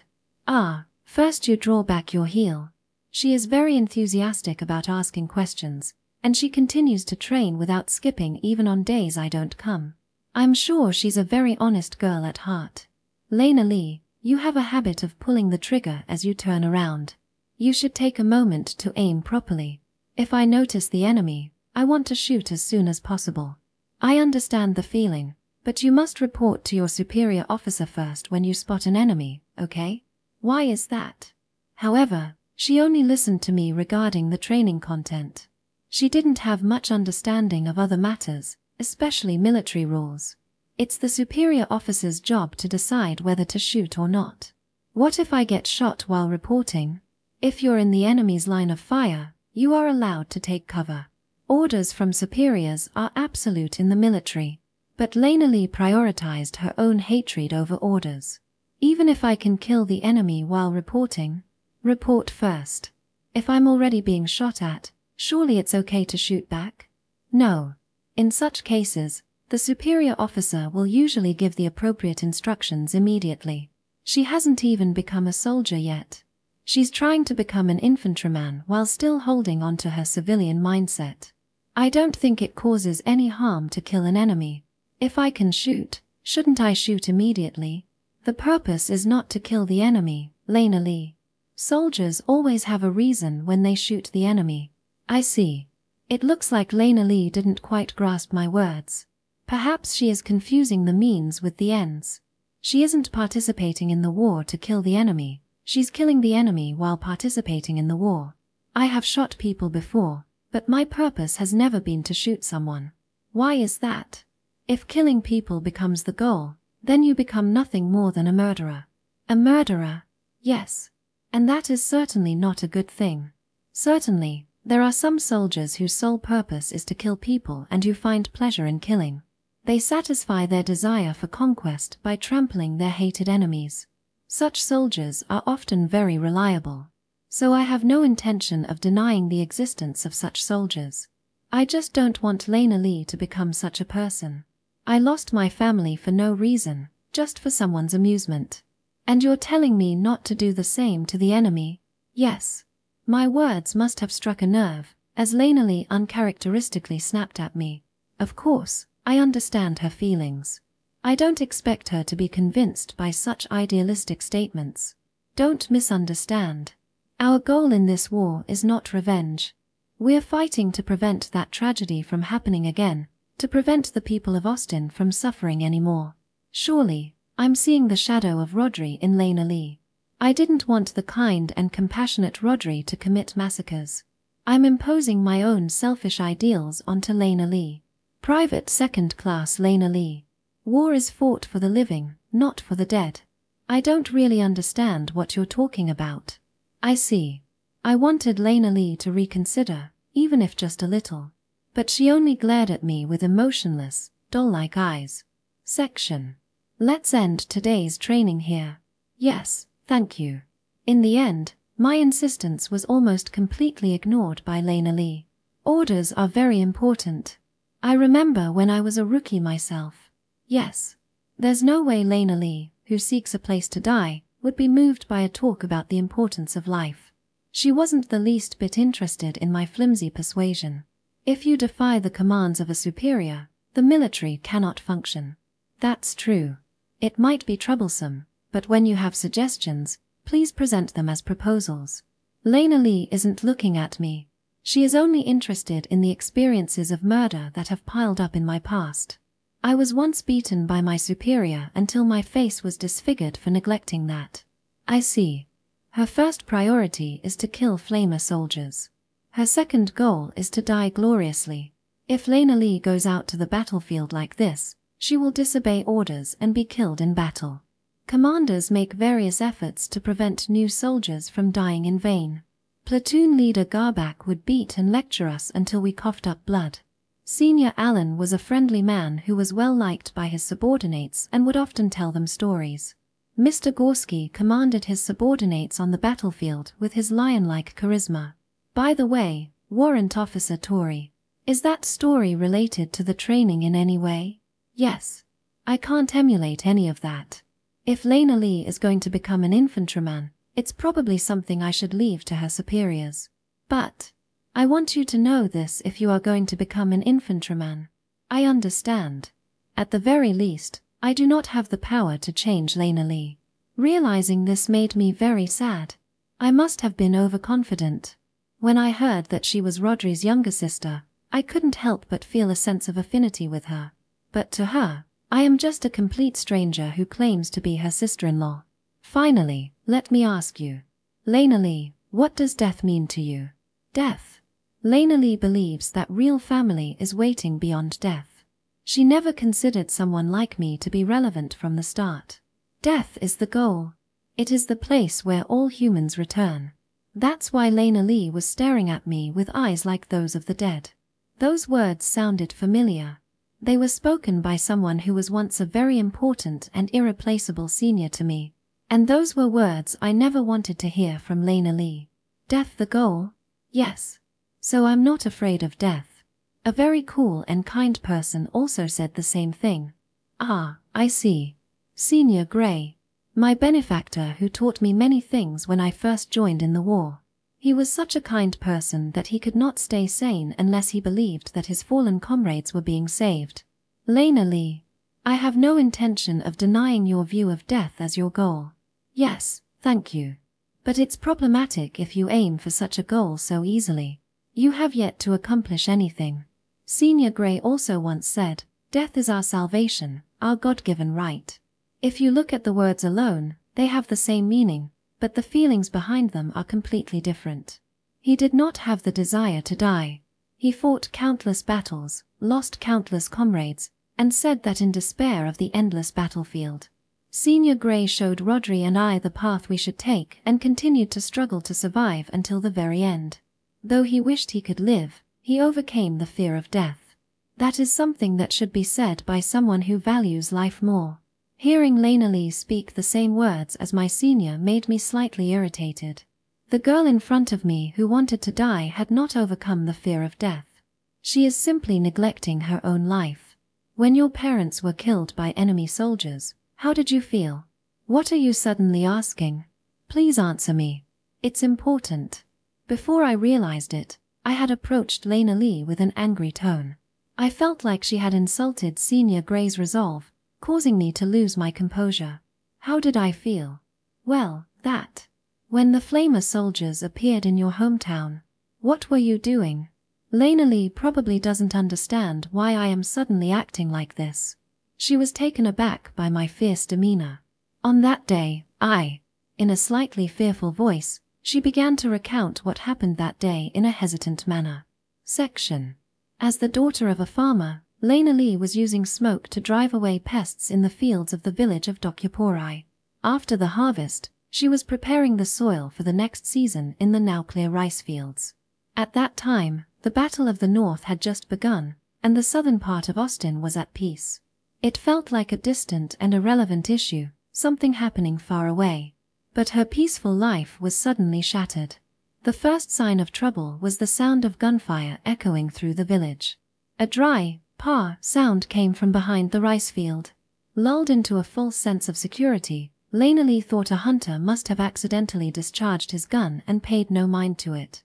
That was until the next gunshot, which sent her father collapsing into the fields. "Dad!" Lena Lee rushed to her father's side. He was clutching his chest where he had been shot, gasping for breath and mouthing words. "Dad, what's happening? What's with your chest?" Her father was trying to say something, but it was hard to hear. Lena Lee brought her face close to her father's neck, and then, run away. She noticed an enemy soldier in heavy armor calmly standing far behind her father aiming a gun. As soon as the soldier spotted Lena Lee, he approached with a heavy clanking noise, slowly reloading his weapon as he walked. No. Lena Lee hurriedly tried to carry her father on her back. But there is no way that a young girl like her could run away with a grown man. Eventually, the enemy soldier finished preparing his second shot and ran while aiming his gun at Lena Lee. "Go quickly, Lena Lee. Grandma." Just as she was about to be shot, Lena Lee's grandmother, who was working nearby, tackled the soldier. The old woman clung to the soldier's right leg and pushed him to the ground. "Take the boy and escape outside the village. Go to the neighboring town. They will come after you." "Yes, I understand. Your father is beyond saving. Leave him." Just after shouting this, an iron gauntlet smashed into the old woman's face. The soldier, now on top of Lena Lee's grandmother, repeatedly punched her face in frustration. "Grandma, go." Urged on by her grandmother's scream, Lena Lee ran toward the main house to evacuate her younger brother who was inside their home. The door was destroyed when Lena Lee reached her family's house. Her younger brother was found strangled and tied to a clothesline in the garden as a sick joke. From inside the house, her mother's agonized groans echoed. "Mom, no, don't come in, Lena Lee." What Lena Lee saw when she burst into the house was two burly men with faint smirks breaking her mother's neck. Run. In a cruel and seemingly amused manner, Lena Lee's mother was grabbed by the nape. Her neck was twisted and bent under the weight of the metal armor. The girl immediately ran. Terrified by the sounds of hooves and booming gunfire, she plunged into the forest behind the village. Faced with the sight of her mother's death, Lena Lee bit her lip and kept running. Only her parents' words echoed over and over in her panicked mind. "Run away. Run away." Muttering those words like a curse, Lena Lee was the only one to escape from the ravaged village of Dokyapori. After that, Lena Lee continued to run, repeating her parents' last words in a daze, day and night, until she escaped beyond the Flamer Force's invasion line. She ran, brimming with tears and sweat, until she was rescued by Austin forces deployed from the capital, Win. Chapter 129. After barely escaping her hometown, Lena Lee joined the trenches as a volunteer soldier. However, she was only 13 years old at the time and did not directly participate in the fighting. Instead, she was assigned to menial tasks like transporting supplies and delivering messages in the rear of the trenches. Lena Lee used her small stature to deliver ammunition and food to the front lines, despite the flying bullets. Her courage in handling such dangerous tasks led her to be officially hired by the army as a communications officer. When she later joined the main force, Verdi learned of Lena Lee's existence and added her to his ranks. That is how Lena arrived at her current position. She hasn't returned to her hometown of Dokupori since the invasion. Even after Dokupori was liberated by the Austin army, she chose not to return to her hometown. She knew that the people she cared about would no longer be there when she returned home. I don't care if I die. I can't stand the fact that the Flamer people are still living comfortably. Lena chose to stay on the battlefield and seek revenge against the Flamers rather than return to her hometown. She happily did menial tasks if it meant causing harm to the Flamel. Despite her harsh words, she was diligent in her work and was considered a strange woman by those around her. She is determined to eventually become an infantry soldier who can kill the enemy directly, rather than just a communications officer. We lived self-sufficiently on our own land without causing trouble for the Flamers. It was the Flamel who threatened that and suddenly turned to evil deeds. Is it wrong to want to kill them? Are you saying I should endure and accept it even though my loved ones were all killed? Lena snapped at me with icy eyes. The flames of hatred raged fiercely in the depths of her eyes. Warrant Officer Touri says to value life, but it was those people who first took that precious life. It was the Flamers who killed my innocent family. There were still so many enjoyable things left to do. My brother was supposed to participate in a festival for his 10th birthday and perform a dance. We were also planning a family hike after finishing the fieldwork. But all of that was taken away by the Flamers. Lena's tone was so harsh that it could only be described as the embodiment of rage. Her hair was standing on end, veins were protruding, and she shouted with a demonic expression. I hate them. They took everything from me and now they're laughing and smiling. Even if I rip out their fingernails, gouge out their eyes, and roast their whole bodies, it won't be enough. I won't be satisfied until I roast their families back home as well. Murderous intent. Malice. Hatred. The words that spilled from her mouth were filled with bitterness and resentment, like negative emotions that had simmered and burned. But that's Lena. What is it, Warrant Officer Touri? A common story. To be honest, that's how I felt when I heard Lena's words. Tragedies of that magnitude happen all over Austin. That must have been hard for you. What do you know? In fact, it's rare to find someone who hasn't experienced a tragedy like hers. The orphanage in my hometown of Noel was burned down, and almost all my comrades were killed in battle. By the way, I'd like to ask Lena a question. What is it? But everyone has accepted such tragedy and is moving forward. Even with intense resentment, they continue fighting without becoming self-destructive like Lena. So why has she not yet overcome the death of her family? When did you last cry? What? It's surely because she has not yet said her farewells to her parents and family. What does crying have to do with anything? It's a ritual to say farewell to those who have passed away. Lena witnessed her family being brutally murdered right in front of her eyes. However, she was not allowed the time to grieve slowly because she had to escape from the Flamer soldiers. That is surely something very important for both the deceased and the survivors. She joined as a volunteer soldier after being protected by the Austin army. I hear that things were so busy in the early days of the Flamer front that there was no time to rest. In such a situation, did she have time to mourn her family? No, she probably did not. Once again, please take the time to remember your family, Lena. Warrant Officer Touri, what was your father like? I grabbed Lena's shoulders and spoke as gently as I could. I peered into her eyes and asked. My father was a bit of a timid man. He was always under my mother's thumb. He loved to drink wine, but he would often drink it secretly, hiding it from my mother, and she would often scold him. But he was a kind man. Whenever Brother Rod or I did something bad and our mother got angry with us, it was always my father who comforted us. He would secretly share some bread with us, telling us not to tell our mother. He sounds like a good father. Yes. He really was a good father. A single tear fell from Lena's eye as she spoke about her father. I could hear the sound of teeth chattering and her voice began to tremble slightly. Oh, I'm sorry, Warrant Officer Touri. It's okay, please continue. What kind of person was your mother? My mother. In order to overcome the tragedy of losing our loved ones, we need to take time to think about those who have passed. It's not too late even now. I gently encouraged her to recall her family. My mother was hot-tempered and strict. If you mischievously played a prank on her, she would get incredibly angry. I see. But she was reliable. When I fell into the irrigation ditch, she was the first to jump in to help me, not caring about getting her clothes dirty.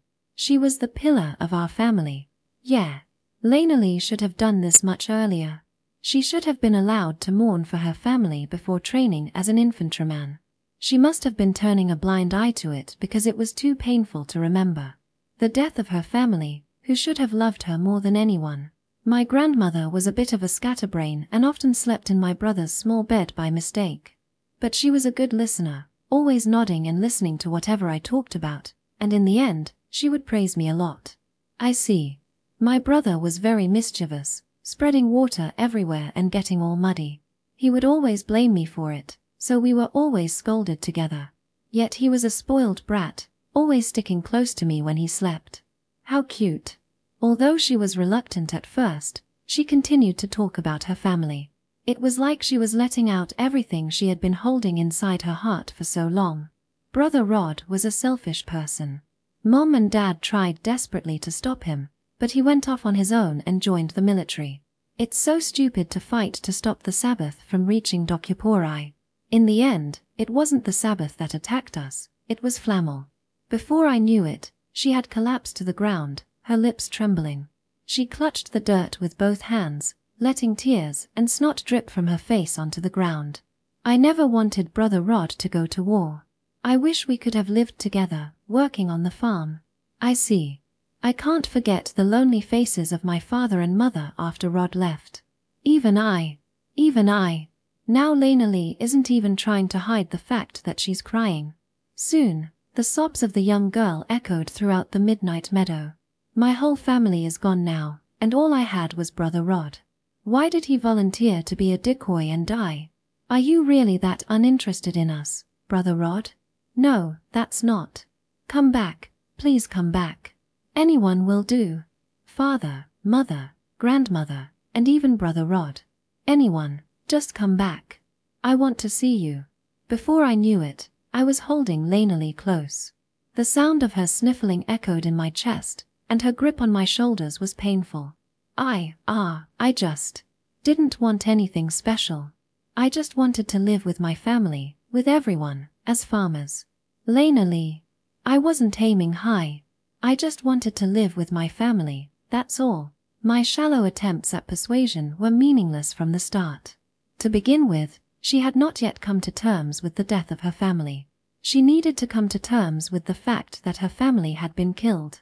You were raised by good people, weren't you, Lena? You, give them back to me. Give my family back. Lena's sobs wouldn't stop. The memories of her family that she had been avoiding were flashing back, and she couldn't control her emotions. But that's okay. Remembering and crying like this is surely the best way to pay tribute to those who have passed away. It's all right. Cry as much as you need and grieve. Mourn your loved ones who have passed away. You shouldn't bottle things up. You don't have to act all grown up, despite being a child. Holding the sobbing Lena close, I continued to comfort her until dawn. Lena, please try to remember. What did your father, mother, and grandmother say during the attack? It isn't my words that will reach her. It will be the words of her important family. Did your family tell you, fight the Flamer army and die? Did your parents really wish for you to die? Run away. Run away. That was the message her family had left for Lena. What did your family say to you when they were being killed by Flamer soldiers? Would your precious father, mother, and grandmother really be happy if Lena threw her life away charging at the Flamer army? I don't think so. Rather, I believe doing so would trample on the wishes of those who had already passed. I don't know anything about Lena's parents. I've never met them. So, you'll have to think about it yourself. If your parents were alive today, what would they say to you now? So, the family who should still live on in her heart. I decided to have them persuade her. I don't know what kind of words her parents would have said to her. but they certainly would not have approved of Lenalee's current state. Wah! After hearing those words, she clung to me. For a while, Lenalee continued to cry loudly, not caring about what other people thought. Section. So, what happened? Nothing changed. Nothing at all. The little girl cried through the night. However, even after saying goodbye to her family, Lenalee has not given up on her dream of becoming an infantryman. She still couldn't forgive the Flamer soldiers who took her family. So Little Boss's efforts were in vain. Maybe so. If she decided that despite hearing her family's words, there was nothing more for me to say. Her hatred for the Flamel would not be quelled by just one night of crying. However, I think her expression has improved a little. Is that so? I see. Nothing changed, but I'd like to think it had some meaning. However, Lenalee returned to the lodgings with a refreshed look on her face, as if a burden had been lifted. She left saying, "Please continue training with me. I think it was meaningful. You've accomplished a lot more than you think." Is that really the case? Yes. You did a great job, little boss. Kale patted my head in a congratulatory manner as he said this. If it had meaning, then staying up all night to listen was worth it. With that in mind, I would be able to work hard today as well. Section. Later that afternoon. Warrant Officer Touri. Oh, Lenalee. What's the matter? I have come to deliver a message. When he turned around after hearing the voice, Lenalee was handing me a letter. She came to deliver documents from Verdi. Thank you. I've delivered it as requested. After handing me the letter, she made a strange face, looking at me briefly. It felt like she wanted to say something but couldn't find the words. About last night, Eventually, Lenalee gathered her resolve, her face turning red. Shaking with emotion, she squeezed out her words. About last night, what's the matter? I'd like you to forget it without telling anyone. After a few seconds, these were the words she offered. Lenalee glared at me with tears glistening in her eyes. Well, what should I do about this? After a few seconds of staring at her, I cleared my throat and said, "This morning, I was questioned by the ward chief about being late, so I reported everything." "What are you doing?" "Look, the person over there looking at you with warm eyes is the ward chief, Kale." "No way." When I confessed honestly, Lenalee's face turned bright red and she ran away. It's not something to be embarrassed about though. Little boss, you should have said you would keep it a secret even if it was a lie. I didn't want to lie to her. Teenage girls really are difficult to handle. Watching Lenalee's retreating figure, Kale and I exchanged such casual talk. Chapter 130. From that day on, Lenalee's demeanor softened a bit. She had come to terms with her hatred to some extent, and the tense, dangerous atmosphere that had surrounded her dissipated. Warrant Officer Touri. A message for you. Yes, thank you for your hard work. What is it? There were a few things I noticed after Lenalee's attitude softened. Lenalee, who usually lacks expression and is hard to read emotionally, shows her mood through the pitch of her voice. Today, she spoke to me with clearer eyes and a slightly higher pitch than usual. Effective noon tomorrow, you will be demoted from warrant officer to medical sergeant. Please return your rank insignia by the deadline and accept the orders for your new position. Understood, Private Second Class Lenalee. Lenalee calmly informed me that I was being demoted. I breathed a sigh of relief at the long-awaited good news. I'm at work right now, so I'll submit it tomorrow morning. I understand. I will convey that to the office staff. It felt like a big weight had been lifted off my shoulders. The rank of medical warrant officer had often caused quite a bit of trouble. The rank of lieutenant is the highest rank held by frontline commanders. It is a title typically reserved for those in high positions, such as a medical director or battalion commanders, who oversee many personnel. In the current hierarchy of the Austin military, the highest rank is, of course, general. However, due to the hereditary nature of the nobility, this position is essentially ceremonial. So now the commander-in-chief of Austin's army is Colonel Henry, a former commander of the Southern Army. Below him are Lieutenant Colonel Renville, Major Verdi, and Major Byrne, among others. Generally, senior officers do not venture into the dangerous front lines. They are crucial to the functioning of the military, so it is essential that they remain safe. In fact, Verdi has been doing administrative tasks at the rear headquarters all this time. Thus, the highest authority on the front line is a lieutenant. Of the current Austrian army's estimated 50,000 soldiers, fewer than 100 are warrant officers or above. For some reason, I, a third-year enlisted member with no military academy background, found myself occupying such a privileged position. It is clearly absurd. Moreover, this rank has caused practical issues in my medical duties. When I perform examinations, the sight of my rank insignia causes patients' pulses to speed up, which complicates determining their true condition. Additionally, what, a child soldier? Are there no other medics around here? Sorry, we're short on personnel. Hey girl, have you had your period yet? Shall I take care of you next time? Aha.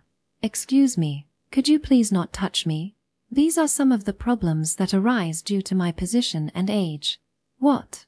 Warrant officer? Yes, well, technically. The moment they noticed my rank insignia, their faces turned pale, and they began to prostrate themselves in apology. It was quite inconvenient for me to work. If you're going to apologize, you shouldn't make vulgar jokes in the first place. Sorry. I thought you were a private or something. I don't mind. Please show me the affected area quickly. Ah, yes. I'm really sorry. Some even came back to apologize again after some time, and there were people who fainted due to their lowered blood pressure from the shock. However, since I couldn't remove the rank insignia without causing doubts about my identity, I had no choice but to keep it on. I had been thoroughly fed up with this excessively high position. You look pretty happy even though you're going to be demoted. I'm not really interested in status. What I want is the end of the war and a peaceful life. That's a noble wish. Lena Lee gave me a puzzled look as I excitedly heard the news of my demotion. My goal is to save up some money and return to settle. I have no interest in holding power. Does Lena Lee not want the war to end? Yes. Hopefully, it will continue until I can shoot a gun. But if it ends sooner, that would be for the best. Lena Lee said this while staring blankly at the distant front lines. She is 14 years old this year. She will need another year to become an infantryman. If things continue as they are, the war will probably be over in a year. What will you do when the war is over? Now that you mention it, I've never thought about it. If you like, would you come to live in my village? I have acquaintances in the Sabatian Economic Special Zone. Sabatian? Living with the Sabatian people who killed Brother Rod might be a bit. She made a reluctant face when I invited her to live with me after the war. Even though an alliance has been formed, Austinites still harbor a lot of animosity towards the Sabbath. Please consider it if you can. They are very good people. All right. Even though we aren't related by blood, we are sisters after all. When I mustered up some courage and emphasized the sister part, Lena Lee made a very awkward face. Perhaps she doesn't want a stranger like me to treat her like a sister. Sighing, she hesitantly bowed her head to me. Warrant Officer Touri. I was very rude to you the other day. I apologize. Were you concerned about that? Now that I think about it, she did speak quite rudely the other day. I understand Lena Lee's feelings, so I don't really mind. At that time, I was a little unaware of my surroundings. I am reflecting on my actions, so please forgive me. I'm not concerned about it. The patients I normally deal with are far more vulgar and rude. I don't think that's a good thing. I tried to say as kindly as possible that I didn't mind, but Lena Lee only looked embarrassed. Even in these situations, the rank difference is inconvenient. We could talk more casually if we were of the same age or rank. So, Warrant Officer Touri. Yes, what is it? Well, actually, Lena Lee, who had inexplicably stiffened up, took a deep breath. After a pause, began to speak hesitantly. Is there something that's difficult to say? Actually, I wanted to tell you, Warrant Officer Touri. Oh, I found you. And just as she was about to say something, the rough voice of a man who couldn't read the atmosphere interrupted our conversation. I've been looking for you. You're so small and hard to find. Me? The man, ignoring the fact that he had interrupted our conversation, continued to approach me without a second thought. Ignoring Lena Lee's wide-eyed gaze, he stood in front of me, blocking the way. Touri, I've got something to discuss with you. I was in the middle of a conversation with Lena Lee. I don't care, let the communications officer wait. My business takes priority. The man pushed aside the astonished Rena and rudely confronted me. So, is there something I can help you with, Sergeant Gavel? He is the one who declared war on me over the Verdi incident. It was Sergeant Gavel, the leader of the transport unit. Wait a moment, I'm going to get some documents. Understood. It's surprising to see you still here, even though you're in the transportation unit. Yes. Our previous achievements were recognized, and the Gavel transportation unit has expanded to a 100-man company. It took some time to reorganize. Congratulations on that. That's probably because there are still enemies in the rear. The other transport units have also been attacked by bandits several times. That's why they're increasing the number of guards. Sergeant Gavel continued with his usual attitude. Well, the security situation in Austin is pretty bad. It would not be surprising if there were bandits attacking transport units in search of food. So, what's this about me? I've got good news. I've brought a marriage proposal for you. It's a favor from old man Renville. Excuse me? Choose your preferred partner. With that, Sergeant Gavel handed me a list of names. It listed the names and ranks of unfamiliar soldiers. According to him, he'll provide a good match in exchange for demoting you to medical sergeant. You don't have a specific partner right now, do you? Choose from here. This list is made up of my relatives, all elite officers. There's no one listed here unworthy of you. I was shocked at Sergeant Gavel's sudden words. Marriage proposal? For me, marriage? Well, I'm already married. I know the circumstances. But you'll probably find another partner after a few years, right? You should just choose a good match now. Sergeant Gavel's attitude didn't even have a shred of delicacy. He didn't even try to hide his attitude of I've brought you good news, so be happy about it. I guess he's still a bit immature in this regard. If you don't want it, that's fine. We'll drop the subject. Ah. Then I'll do just that. Wait, you're turning it down? Trying to hide my astonishment, I declined, and Sergeant Gavel's eyes widened in surprise. Did he really expect me to jump at the chance? Brother Zeev is a captain, and Alvari was the top of his class at the military academy last year. You won't get such a great match again. Please convey my gratitude to Lieutenant Colonel Renville for the kind offer. However, I have no intention of marrying anyone other than Rodri for the rest of my life. Ah. You're really sure? Because if you change your mind later, I won't listen. I gently declined while giving Sergeant Gavel a wry smile. Lieutenant Colonel Renville likely brought this offer to me out of genuine kindness. I don't think Sergeant Gavel has any ill intentions, just a lack of understanding of the situation. On closer inspection, I see Sergeant Gavel's name is also on the list. He had discreetly hidden it with his hand. I intend to resign from the military after the war, so I can't accept a proposal from military personnel. What, you're a volunteer? Even though you've reached the rank of medical sergeant, you're going to quit the military? Yes. Once the war is over, I would like to live quietly as a town healer. Such a waste, you're really something else. The reason I originally volunteered was so I could help the orphanage. Now that Noel village has burned down, there's no point in me being in the military anymore. The only reasons I'm still on the battlefield are my sense of duty to people like Kale and Verdi, and raising funds to support Settle. Our positions will be guaranteed if we win the war. We'll be secure for life. That might be true. Well, you can do as you please. What a waste of time this turned out to be. Sergeant Gavel sighed, rolled up the documents he had presented, and put them in his pocket. It looked like his business had concluded. Well then, sorry for interrupting your conversation. Goodbye. I'm sorry for making you wait, Lena Lee.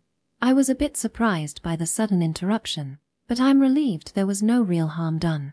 I gave a vague nod to Sergeant Gavel and then turned back to Lena Lee to continue our conversation. Hey Lena Lee. What's wrong?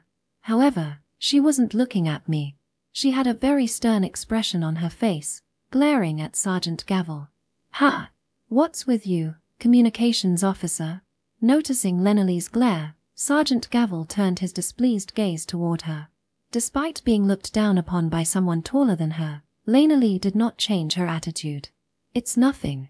Rena's voice had dropped in tone, clearly more irritated than before. Was it really so annoying to be interrupted like that?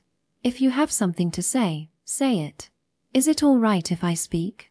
I tried to somehow calm Lenalee down, but before I could, Sergeant Gavel got involved with her. It was turning into a standoff similar to a confrontation between delinquents. With all due respect, Medical Warrant Officer Touri is scheduled for noon tomorrow. Until then, she is still a warrant officer. I was wondering why a rookie like you was using such tone and attitude. What? Before I could intervene, Lenalee jumped straight into a confrontation with Sergeant Gavel. Why are these siblings so quick to pick fights? This girl isn't even from the officer school, just a volunteer, right? It's strange for her to be a warrant officer. She should be in a lower rank. Excuse me, I'm a rookie, so there are many things I don't understand. I see, so it's okay to talk down to someone who you think should be in a lower rank even if they are a superior officer. It's just that she's a special exception. What's with you? Don't be so troublesome. Sergeant Gavel grew flustered as Lenalee's tone heated up. I need to intervene quickly or this could get messy. It's okay, Lenalee. I was the one who told Sergeant Gavel that he doesn't need to be polite with me since I'm being demoted soon. Even so, there should be a strict distinction between superiors and subordinates. Didn't Warrant Officer Touri herself tell me that the other day? I guess that's true. In the first place, he brought up the marriage proposal in a condescending manner, and then he said all that. It was extremely rude to Warrant Officer Touri. Rena spoke sharply and continued to glare at Sergeant Gavel. Was this girl getting angry for my sake? I'm not worried about it. Please calm down for a moment, Lenalee. But, is the discussion over?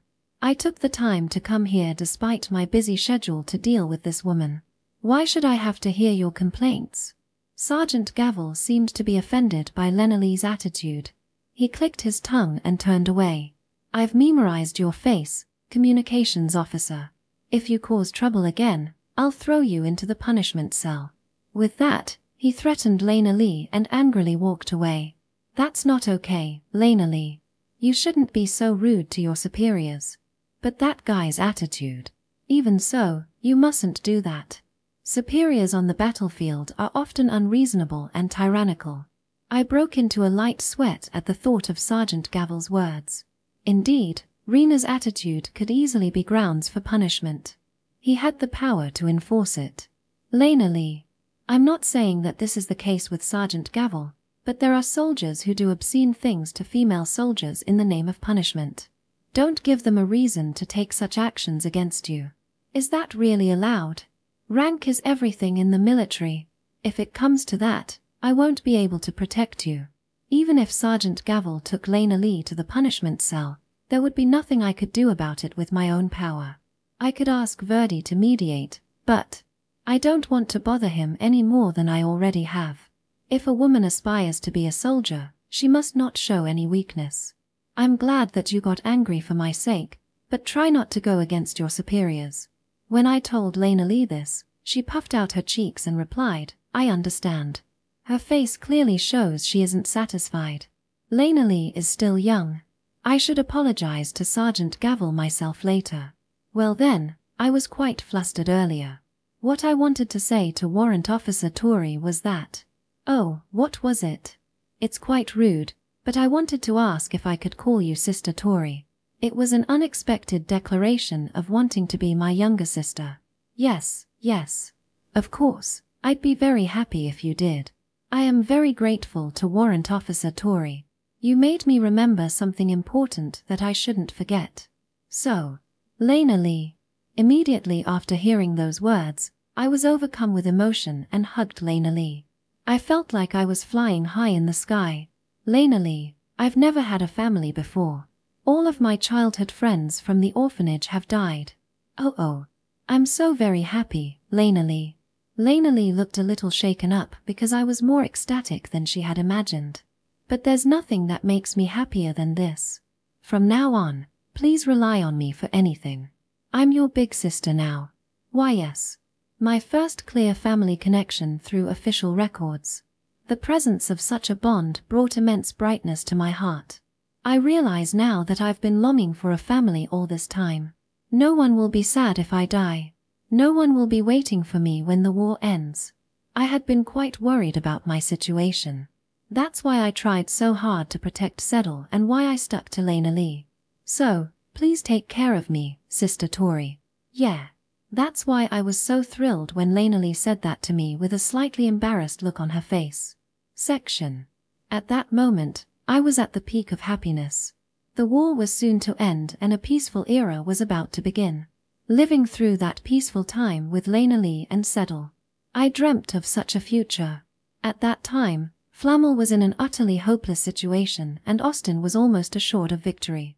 Unless something extraordinary happened, defeat should be impossible no matter how incompetent the commander of Austin was. Moreover, the one currently in command of Austin is the battle-hardened Lieutenant Colonel Renville, with his subordinate being the exceptional staff officer Bern Valou. If you think about it logically, there's no way we could lose. However, there was one miscalculation. One person who should not have been overlooked was indeed missed. Around the summer of that year, a small army, battered and exhausted, fled to the Allied side. The strength of this army was only 2,000 men. They were defeated soldiers who had lost a power struggle in their homeland and fled in a pitiful state. Yes, it was the former Sebastian government forces led by Sylph Nova who joined the alliance. After learning about the current situation of Flamel, she confidently declared that if given command of the army, she would annihilate Austin. The girl's boastful claims were dismissed. She was then relegated to a subordinate unit within the alliance. There's no way anyone would trust the words of an outsider who suddenly appeared, especially a female staff officer who had been defeated. Sylph herself was aware of this and deliberately made grandiose claims initially. It was so that when she demonstrated her value later, her demands would be more likely to be met. And in a very careless move. No one in Austin was aware of the presence of the former Sebastian government forces. Whether Sylph was careful or the Austin scouts were negligent is unknown, but she joined the Flameraries alliance without being detected by us. The quagmire of war began to sharpen its evil fangs once more. Chapter 131. It happened on the afternoon of the day when I became sisters-in-law with Lena Lee. All members of the medical department, please assemble.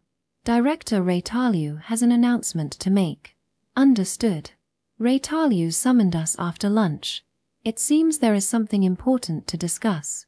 Thank you for gathering despite being busy. Also, thank you for always working energetically. Yes, Director. I have something very important to tell you now. Everyone, listen carefully. When everyone gathered, wondering if she had a new lover, Reincarnates began her speech in a formal tone. She had a very serious expression on her face, which was unusual for her free-spirited personality. Today, the operation to seize the Bweri mines has been launched. A large-scale battle is about to begin, and many casualties are expected. Understood, Director. And most importantly, from today onwards, those who are involved in treatment are required to wear special equipment. Everyone, please come to the headquarters to get it by noon. Reincarnates announced that the mine seizure operation, which Verdi had previously mentioned, had been implemented. Rumor has it that this battle will likely decide the war with Flamer. It is said to be a very large-scale operation, so a sharp tension ran through the surrounding medics. If the operation fails, is there a possibility that the enemy will attack us here? Generally, it should be okay. But you never know what might happen, so be mentally prepared for an emergency. The Bweri mines is Flamer's lifeline. Losing them will almost guarantee defeat. If the mines are taken, they won't be able to mine iron, and the supply of guns will stop. This battle is going to be the largest since the defense of Wynne. The key to Austin's victory will be how well the medical department can help its allies. Let's all do our best. With that, Reincarnates made a smile and encouraged us. The medics responded to this encouragement with a battle cry. However, For some reason, Reincarnates' complexion didn't look good. Section. On this day, we finally launched our invasion of the Touri mines, which was being guarded by a weakened Flamer army. Flamel will have to accept unconditional surrender if this place falls. Austin is finally on the verge of winning this war. Although Flamel was in such a desperate situation, the morale of the soldiers was by no means low. In fact, it could be said that it was higher than ever before. This battle was seen as a great opportunity for Flamel to turn the tide. The Touri mines were naturally fortified with steep inclines and rough paths. Manpower was sufficient, and with the help of the miners, digging trenches could be done freely. Also, by moving through the various tunnels within the mines, the positioning of soldiers could be adjusted flexibly. Moreover, in the close-quarters combat within the narrow mines, the range of guns didn't matter much. This would allow them to mask the technological gap between us and the Flamer army. Flamer could not have asked for a better defensive position. So when Flamer became aware of Austin's movements, they gathered almost all their remaining forces at the mines. They aimed for a decisive battle, hoping for a sudden and complete victory. This situation was similar to the previous battle of the North against the Sabbath. It's the same as when Austin, who was at a disadvantage, gathered together its forces and took a gamble to engage in a decisive battle with the Sabbath. From Flamel's perspective, our risky attack on the mines was exactly what they wanted. Given these circumstances, why did Austin attack the mines? Furthermore, why did they make the operation public instead of keeping it secret? Was it a sign of confidence from a strong position, or was there some ulterior motive? The reason for this became clear when Austin's offensive began. Section. Something's wrong. The evening of the day the decisive battle began. Hardly any of the wounded were brought to the hospital. The hospital beds are usually filled to capacity on the day of an offensive. However, on this day, only a few soldiers were brought to the field hospital. "Help me, medic. I can't breathe, my eyes feel like they're burning. What is this?" Moreover, the Austin soldiers who were brought in did not have any gunshot wounds. What they complained of were overwhelming coughing, runny noses, and vomiting. Tears streamed from their bloodshot eyes, and they kept coughing as if they were about to vomit. "Help me, medic, I'm dying. I'm going to die. Get an oxygen canister." He is showing symptoms of oxygen deficiency. I had never seen patients with such symptoms before. However, the soldiers who were brought in all complained of similar breathing difficulties. "Touri, could you prepare water in a bucket?" "Nurses, remove the clothes of the wounded and wash their bodies with water." "Director Reincarnates, what are these symptoms? And please wear this mask when you treat them." Reincarnates did not panic when examining these patients. She only sighed quietly. She wore a large mask that completely covered her face and handed out masks to us as well, from a wooden box that had been prepared in advance by the bedside. This mask. It's equipment to prevent inhalation of poison gas. As I announced this morning, everyone involved in treatment must wear one. Poison gas? Yes. Seeing the shape of the mask and the pained expression on Reincarnates' face, I realized Austin's military had used a terrible weapon that should never be touched. Section. Chemical weapons. These were weapons prohibited by international treaties in my previous life. When I was living in my previous life, I always wondered. Shooting people with guns or cannons was fine, so why were gas attacks prohibited? Even though they are both weapons that kill people, why are guns allowed but gas isn't? To understand the reason, you have to see the suffering patients in front of you. The reason is very simple. It is because they are too inhumane. The developer of this chemical weapon was Tokuma. He was involved in the development of antibiotics and helped establish the temporary medical department in Marshdale. He was a genius familiar with both medicine and chemistry, affectionately known as Mr. Kumar. The military had repeatedly approached him about developing chemical weapons. However, Mr. Kumar initially refused to cooperate, saying, "I'm not doing this research to kill people." His stance was, "I refuse to research killing people, but I will help save soldiers." That stance changed after the Sabbath refused our unconditional surrender. He began to delve into chemical weapon research as if he had become a different person. He was a kind man who was so terrified that his family would be killed that he sold his soul to the devil. It was already known that toxic gases could be produced in soap factories.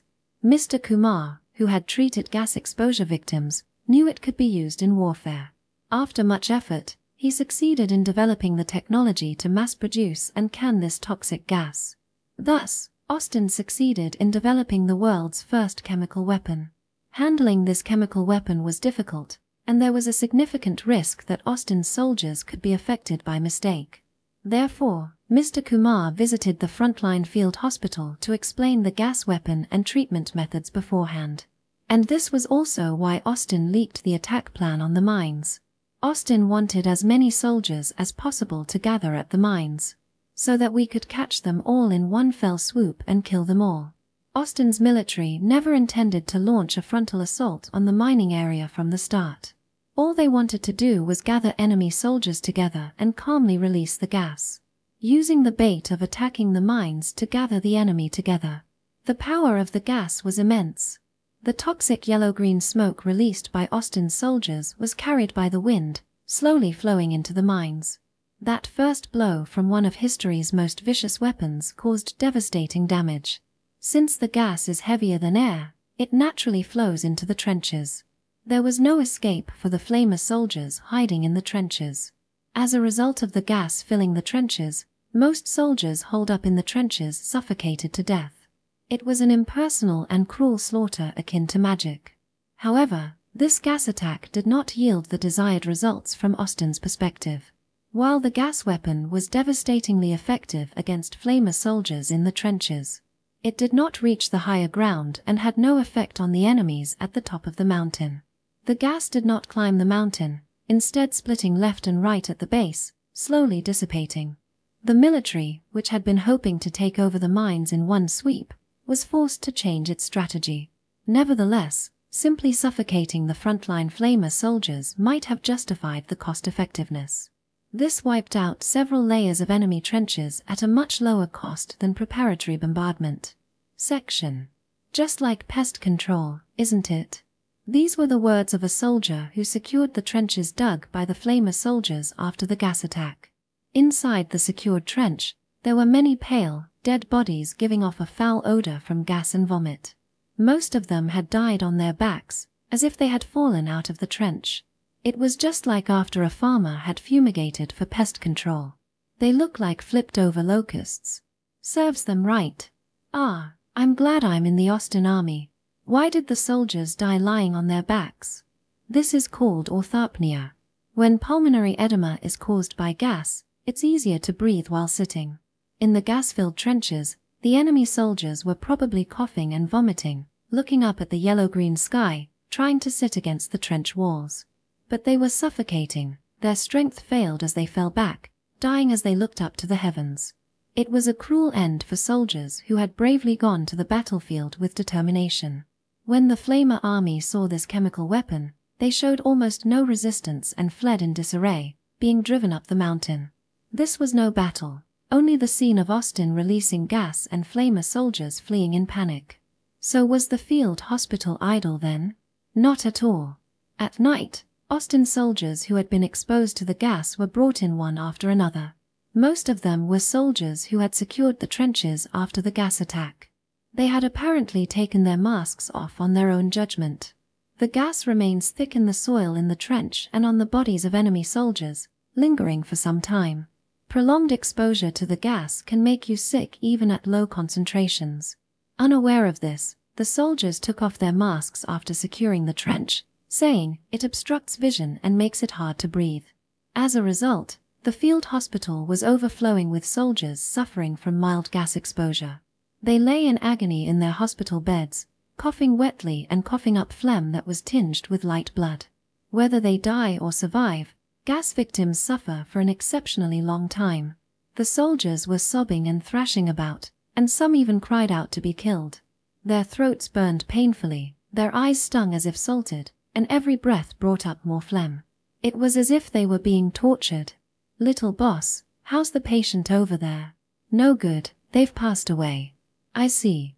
Suffocation is one of the most painful ways to die." Severe cases saw soldiers scratching at their throats, writhing in agony until they passed away. Even mild cases were hard to fully recover from, leaving soldiers to live the rest of their lives feeling breathless. It was then that I understood very well why chemical weapons were banned by treaties in my past life. It's a wonderful method of attack. We've advanced the era once more.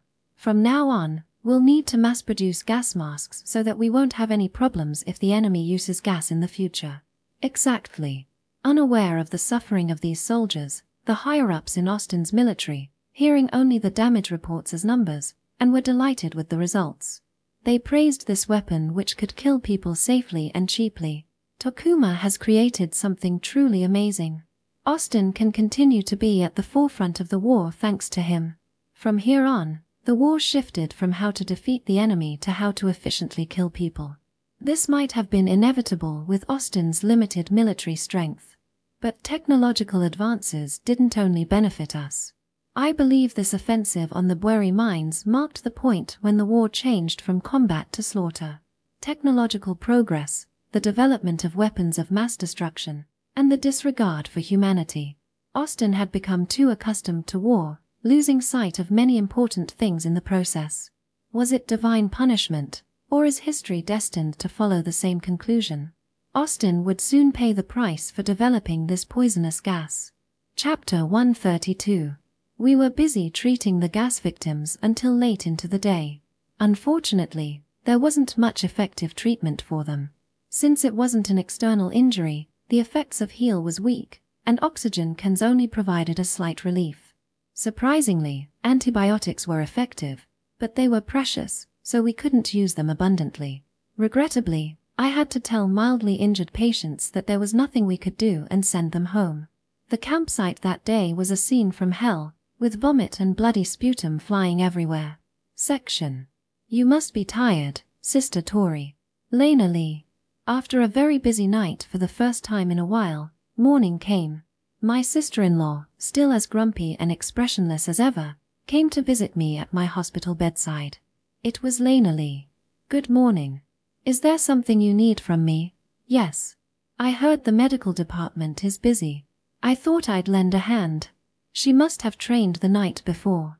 The smell of earth and sweat lingered on her. The communication officers must not have been busy last night. I've come to collect the rank insignia and documents. The deadline for submitting them is today at noon. Is this about the demotion? Thank you. Lena Lee came to collect my submission. Honestly, there were still many patients lined up, and I didn't have the time to submit it myself, so it was very helpful. Yesterday's offensive appears to have been a victory for us. They say we wiped out the enemy with a new weapon. Yes. It was a very cruel weapon. Aren't you happy about the victory, Sister Touri? Even if they are enemies, it's still hard to see people die. Lena Lee seemed pleased with yesterday's victory. From what I heard, it was a complete victory. However, thinking about the suffering of the gas victims, I could not bring myself to be completely happy. Perhaps it's hypocrisy to think such things when participating in a war. It's a wonder how you got together with Brother Rod with that kind of personality. Yes, well, if Rodri were alive, he would undoubtedly celebrate today's victory without hesitation. He was not only kind but also resolute in killing the enemy. I am just indecisive and lack resolve. At this rate, the war might end before I join the infantry. I hope that happens, Lena Lee. I've worked hard on my training, though. Lena Lee murmured a bit disappointedly. It's true that the war might end before she becomes an infantryman, but Lena Lee's efforts won't be in vain. No. It's never a waste to build up your strength in these times. You need to be able to run away from kidnappers, at least. Are there really human traffickers? Yes, I was almost kidnapped myself. You should never trust strangers, Lena Lee. Is the security in our country that bad? Having served in the military for a long time, Lena Lee is probably unaware of the current state of turmoil in the country. She wouldn't think that human trafficking is rampant. Here are all the documents. I'm returning the rank insignia as well. I've certainly received them. While having this conversation, I handed over the compiled documents to Lena Lee. She took it expressionlessly and checked the contents. Oh, and by the way, Sister Touri, I have a favor to ask of you. What is it? After a few seconds of checking, Lena Lee looked up at me. Could you make some time for me again sometime? Time? If you don't mind, could you tell me about Brother Rod? She murmured a bit shyly. I still don't intend to forgive Brother Rod, though. What did he accomplish after abandoning our family? Could you please tell me? I think that is Lena Lee's way of making a concession. This is her own attempt to digest the anger she still harbors towards Rodri. I understand. I'll make time once the offensive against the mine is over. I'm looking forward to it. Lena Lee seemed to have sorted out her feelings by taking time to mourn her family. No, perhaps she had always wanted to hear about Rodri from me but was just being stubborn. In return, please tell me about Rodri too. With pleasure, Sister Touri. I also want to hear more about Rodri before he became a soldier. Only Lena Lee knows Rodri as an older brother. He was a very caring person and I'm sure he would have been a good older brother. Well then, see you later. Yes. I hope this offensive ends soon so I can have a nice leisurely cup of tea with her. I waved goodbye to my sister-in-law as she left with a faint smile on her face. Section. On this day, the Austin Army used chemical weapons early in the morning. The Austin Army, having completed the capture of the trenches at the foot of the mountain, released gas towards the mountaintop. They knew that gas attacks wouldn't be very effective against enemies in higher positions, but they likely thought it would cause some damage. Additionally, there was the reason that the chemical weapons had a short shelf life and it would be wasteful not to use them. And this gas attack also achieved results. Seeing the approaching gas, the flamer forces panicked and fled. Having been subjected to a gas attack the previous day, just seeing the yellow-green smoke triggered their trauma. Even though most of the gas didn't reach them, the flamer soldiers scattered like a swarm of spiders. Behind such a cruel gas offensive, we can't keep this up. Abandon him and remove his oxygen canister. Use it on patients we can save. I understand. I'm sorry, soldier. Following yesterday, the medical department was once again overwhelmed with treatment and procedures. The soldiers who had been brought in were rapidly deteriorating and beginning to die. Wheeze, wheeze. It's dried dandelion. Please drink it. Impossible. Aho. Can't drink. Please, give it to me by mouth. If you have trouble swallowing, we'll put it in a tube and inject it into your stomach. When gas is inhaled, fluid gradually accumulates in the lungs, a condition known as pulmonary edema. The patient will eventually drown in their own bodily fluids if left untreated. Therefore, medic, I need to pee. It's coming out. Please let me go to the toilet. Your injuries are serious, so it would be a problem if you moved. I'll give you a bottle, so do it here. This is too much. The best treatment is to excrete the fluid in the lungs through urination. Antibiotics are effective for gas patients because one of their side effects is diuresis. However, since antibiotics are very precious, we started using dried dandelion as a diuretic substitute partway through. I feel a little better.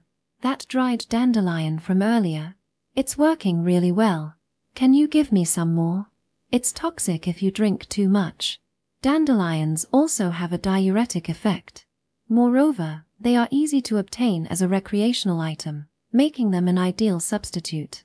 Perhaps because it's a favorite food of some self-proclaimed villain, there was a considerable stockpile of it within the military. However, it's harmful to the kidneys, and excessive consumption can be fatal. Be careful not to drink too much. Section. While I was busy working from the early morning, hey, can someone get a medic over here? Oh.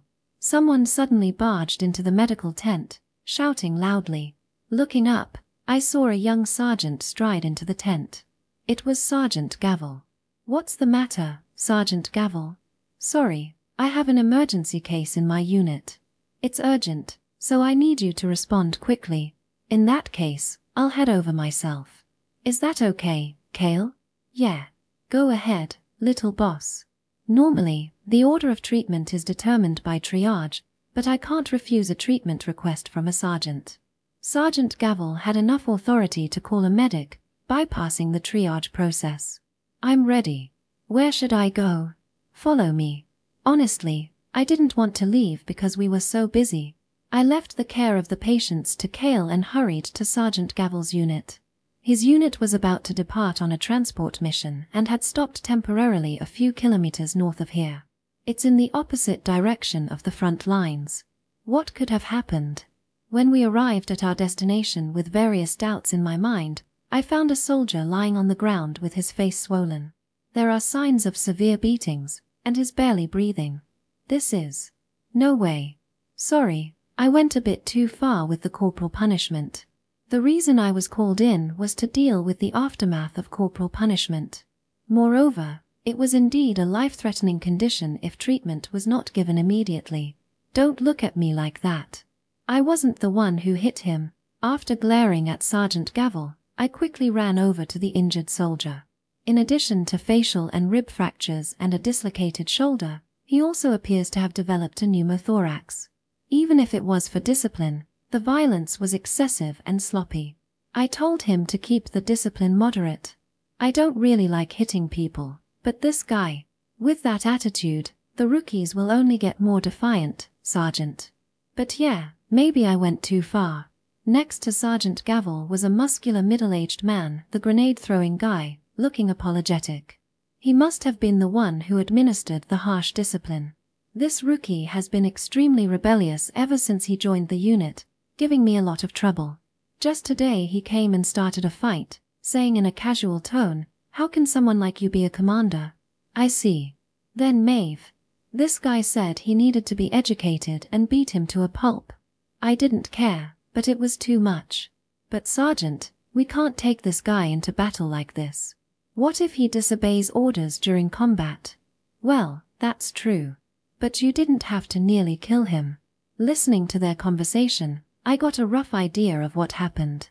This defiant rookie was disciplined by the grenade-throwing guy for his attitude. It wasn't harassment but a method to increase the rookie's survival rate by thoroughly beating him.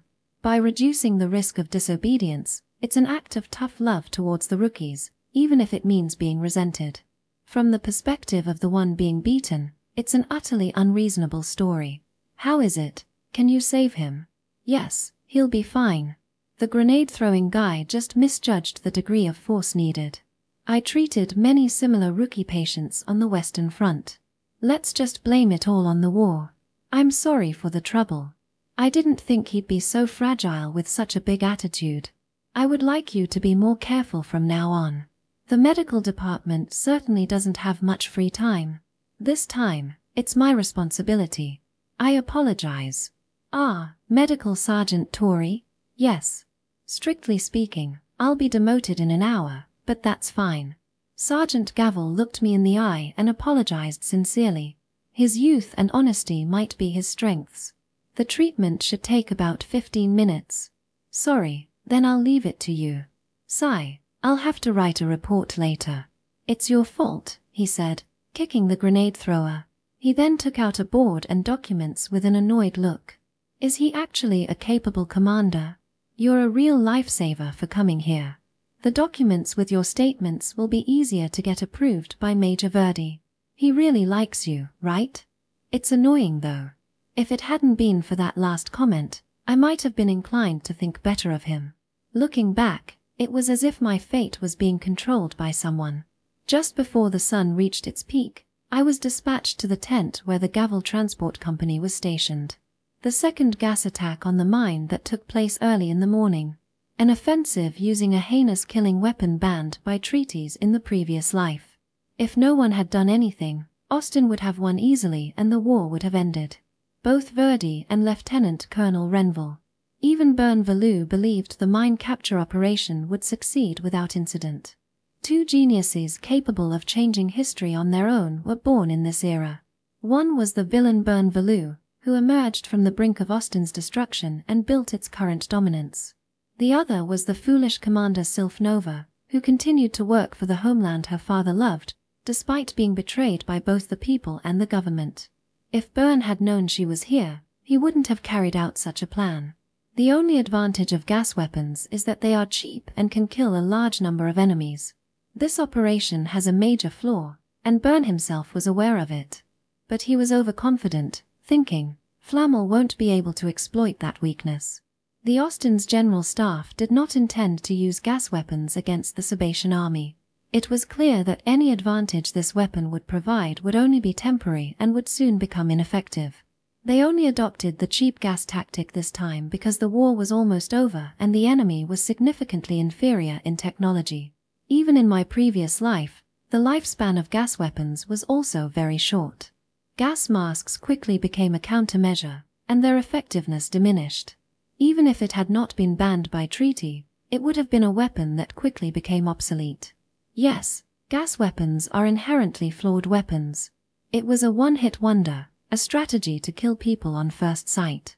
So in order to make the most of that one opportunity, Austin gathered a lot of enemies in the mines, without considering that there would be someone who wouldn't fall for that one-time trick. Section. What's going on? There's a commotion up ahead. Just as I was about to finish my treatment, a chill ran down my spine, making all the hairs on my body stand on end. I hear gunfire. Someone's shooting nearby. Impossible. Today's operation was supposed to be without firearms. Is the enemy making a desperate charge? It was a familiar feeling of death. A primal instinct warning me that things were about to go very wrong. It felt like someone inside me was shouting at the top of their lungs. Wait, there's fire. Smoke is rising from the central command center where Major Verdi is. What did you say? My quickening heartbeat, the pressure in my chest, and the cold sweat warning me of imminent danger. Ah. What's the matter, Medical Sergeant Touri? Our Gavel transport unit was temporarily stationed in a forested area closer to Austin than the front lines. There is no way we could hear gunfire here unless the enemy had broken through the front lines. I tried contacting headquarters, but there's no response. Something definitely happened. What will you do, Sergeant Gavel? Prepare for combat, everyone. We're heading back to headquarters to ensure Major Verdi's safety. Be ready for a fight if necessary.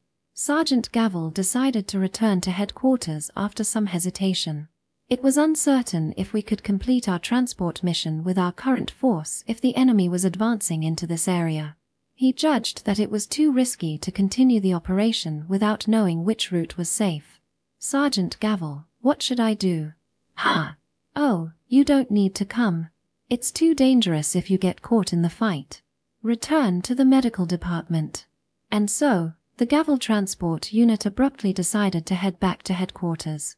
I was ordered to return to the medical department. This area might already be a combat zone. If possible, could your unit protect me as well?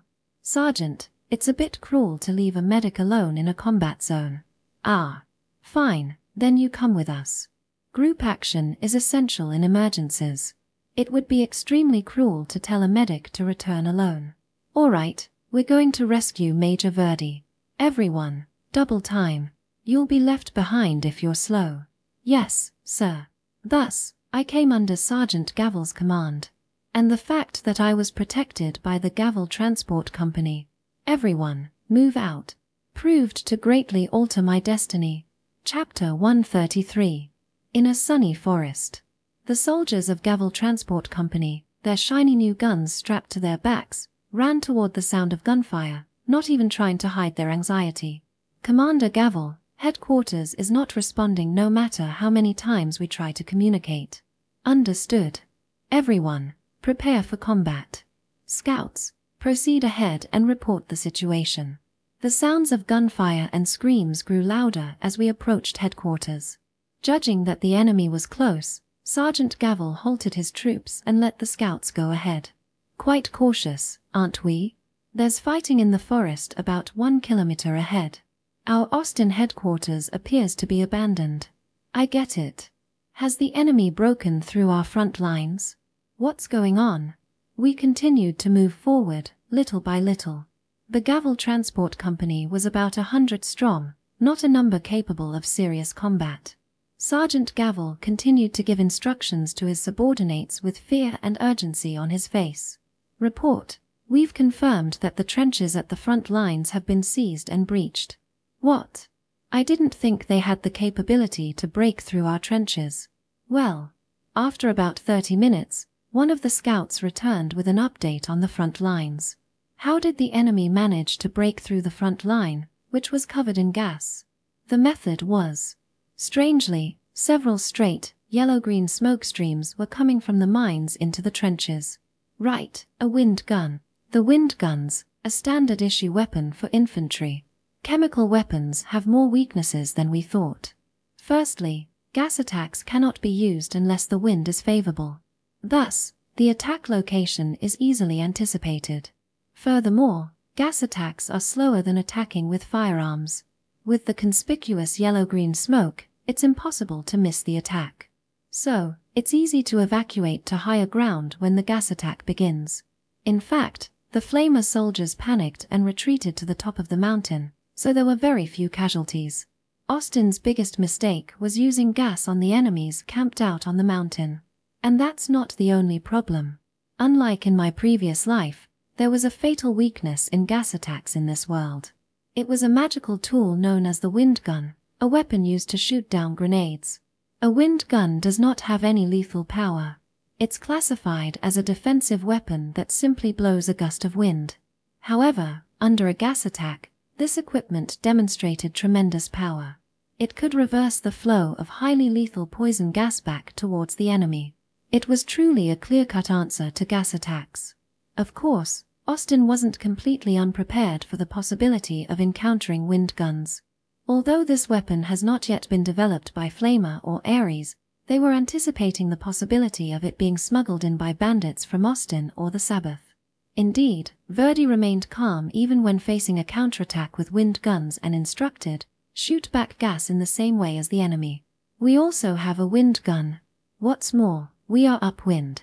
Gas masks were also provided to our troops, so we would have an advantage even in a firefight. So while Verdi was surprised that the enemy had wind guns, he didn't perceive it as a significant threat. The problem was that it was exactly as Sylph Nova had anticipated. Major Verdi, the enemy has used the smoke to launch an assault and has seized the trenches. What? Sylph's intention in countering with gas was merely to obscure vision and divert attention. Her real plan was to launch an assault under the cover of smoke. There are explosions everywhere. Grenades. Grenades are being thrown. Wearing gas masks severely impairs visibility. Furthermore, the use of wind guns to shoot back the gas kicked up dust, making visibility even worse. In such conditions, it was impossible to effectively handle grenades falling from above. Now, thanks to the wind guns, the gas concentration is thinning. Kill the enemies in the trenches and seize their mask. Understood. The enemy's visibility is poor. There's no better time to charge than now. The Sabatian soldiers stationed on higher ground had identified the locations of the Austin trenches. Meanwhile, Austin's poor visibility means they are unable to accurately determine the location of Sylph's unit. As a result, Austin soldiers on the front lines suffered significant damage from the grenades.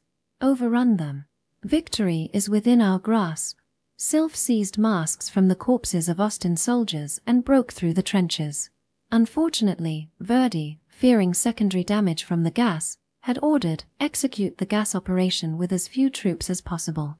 With such a small force, they couldn't stop the Sabatian forces' assault and allowed them to break through to the rear headquarters. Section.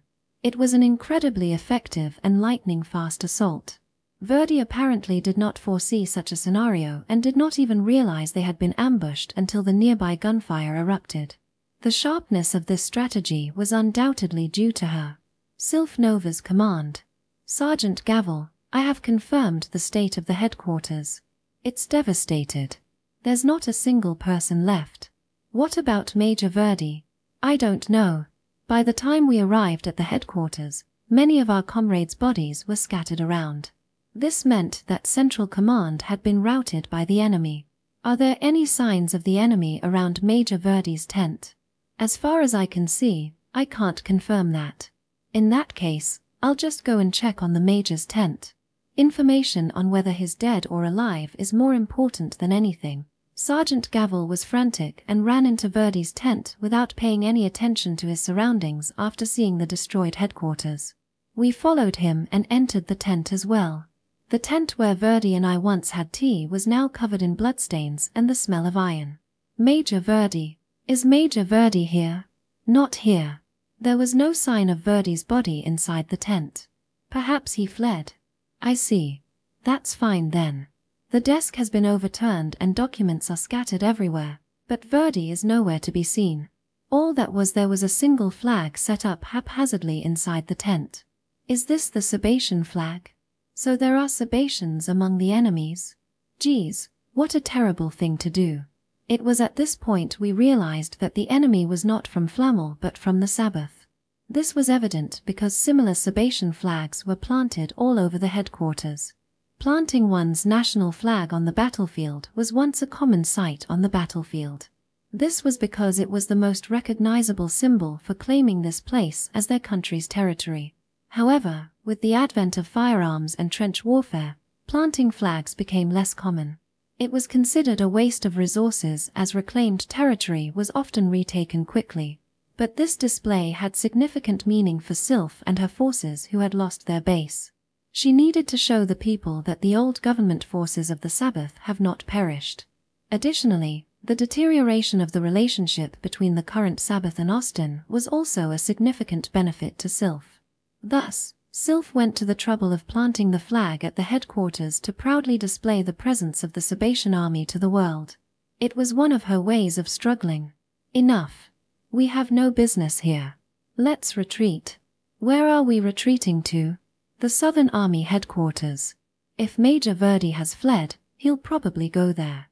However, the former Sabatian soldiers were not satisfied with just planting flags on the ground. They must have become accustomed to atrocities from their experiences at Hosegrad and the capital invasion. They had deliberately desecrated the bodies of the Austin soldiers, piercing their throats and thrusting flags into their faces. With agonized expressions, streaming blood tears, the soldiers used as stands for the flags had quietly passed away. The brutality made Sergeant Gavel turn his face away in disgust. Hey, Medical Sergeant Touri, are you listening? Let's retreat. There's no reason for us to be here anymore. I suddenly remembered the exchange I had with her this morning. Lena Lee was a very observant girl. Seeing me busy after the offensive began, she had kindly offered to deliver documents to Verdi on my behalf. Hey. So, it should have been me in that situation. What if, instead of taking advantage of Lena Lee's kindness because I was busy, I had gone to Verdi myself to submit the documents? Hey, come on. Oh, I didn't want to believe it. I looked at the body over and over again, hoping it wasn't true. I saw the face of the girl with the flag planted in it. Why is Lena Lee here? There lay my very precious sister-in-law. Her eyes were wide open. Her pupils were grotesquely dilated. She was found dead, the Sabbath flag coming out of her mouth, impaled. This girl, could it be the one who bothered us the other day? Hey, Maeve, carry Touri on your shoulders. She probably won't be of any use for a while. The dizziness overwhelmed me, robbing me of all sensations from my body.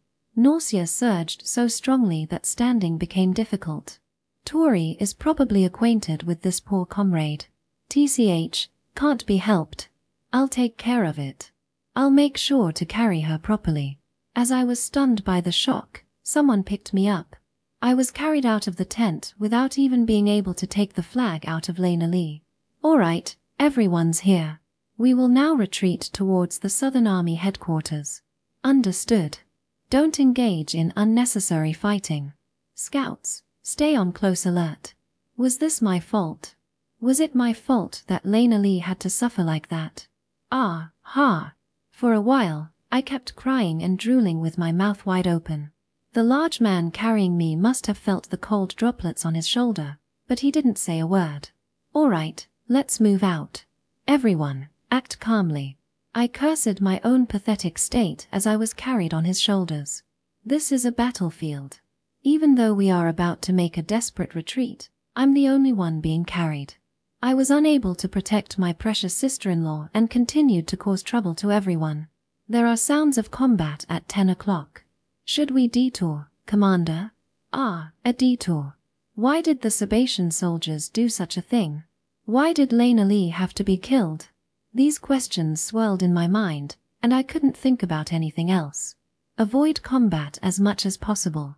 Our mission now is to join up with the main Austin forces safely. Understood? No, that's not right. At that moment, a cold, ruthless voice echoed in my head.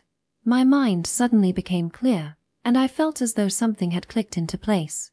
I apologize for the trouble. I'm fine now, so please put me down. Ha! Even though the tears continued to flow, I abruptly regained my composure. A sensation like ice spread through my insides, calming me down. No, that's not quite right. According to Mr. Gorski's theory, I might just be insane. Sergeant Gavel. There was reportedly fighting noise at the 10 o'clock direction. Hey. Are you okay now? Yes, I'm fine. My previously shaky breathing transformed into calm exhalations. My thought processes, which was as clear as if I had just woken up, returned to me, and I was able to look around the battlefield with ease. It was as if I were playing a game in a tournament. I have a proposal regarding our course of action, Sergeant Gavel. What? How about we head towards the enemy and join the battle? With thoughts as clear as a gentle breeze, I made this suggestion to Sergeant Gavel. My inner intuition and the sense guiding me both said that this was the right course of action. Hey, we only have 100 men, we don't even know the enemy's numbers, and you're suggesting combat without permission. But isn't it a waste? We've managed to get the drop on them. In the current situation, there is no reason not to join the fight. We are in a position to ambush the enemy from behind just by moving straight ahead. The enemy likely used wind guns to launch a surprise attack on headquarters, correct? Well, given the situation, that's highly probable. If that's the case, do you think the enemy will return the way they came through the gas-filled path? Furthermore, leaving the enemy alone wasn't strategically sound. This is because it is likely that the enemy will take advantage of the fact that they have infiltrated Austin's position and launch even more vicious attacks. They are probably still aiming to attack our positions. They will want to secure their own escape route. At this point, I was convinced that the enemy was Sylph Nova. For her, even if there is risk, it was worth considering even unconventional strategies if the potential rewards were high. Such an extraordinary commander, who combines wild strategies with meticulous planning. Other than Sylph, I don't know of any other commanders like that. With the headquarters destroyed, orders can't reach the front lines. The soldiers on the front lines can't escape. The enemy will annihilate as many positions as they please, as if they were enjoying a buffet. We are the only ones who can save them. Isn't it our mission to threaten their rear and assist our comrades? There would be catastrophic damage if we left Sylph alone. She's an undeniable genius and Austin's nemesis. Please make a decision, Sergeant Gavel. Will you be so selfish as to prioritize your own safety and watch many of our comrades die?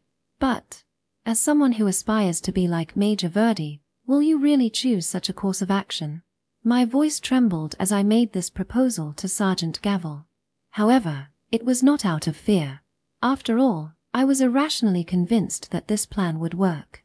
It's too dangerous. Where's the guarantee that it will work out? Whether it works or not depends on your command. Make your decision. Ah, the tears are flowing and won't stop. Seeing Lenali's cruel end makes me want to scream and cry out immediately. Yet, my mouth corners slowly curled upwards. It's impossible. I'm sorry, but I only command a transport unit, not an actual combat. Then I have another proposal. It is currently 11:14 a.m. I am still a medical warrant officer. Certainly, there are many concerns given the sergeant's limited combat experience. Sergeant Gavel still seems unsure. He doesn't look confident in commanding in actual combat. Please entrust me with the command. Touri, let me show you why I'm called the Lucky Carry. It is not uncommon for a veteran soldier to take command over of an officer who has just graduated from military academy. I smiled as I said this to reassure the pale-faced Sergeant Gavel. Chapter 134.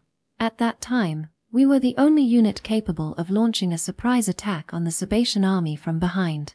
The Gavel Transport Company was simply on standby because there happened to be a wounded soldier and were supposed to have already departed for the capital, Win.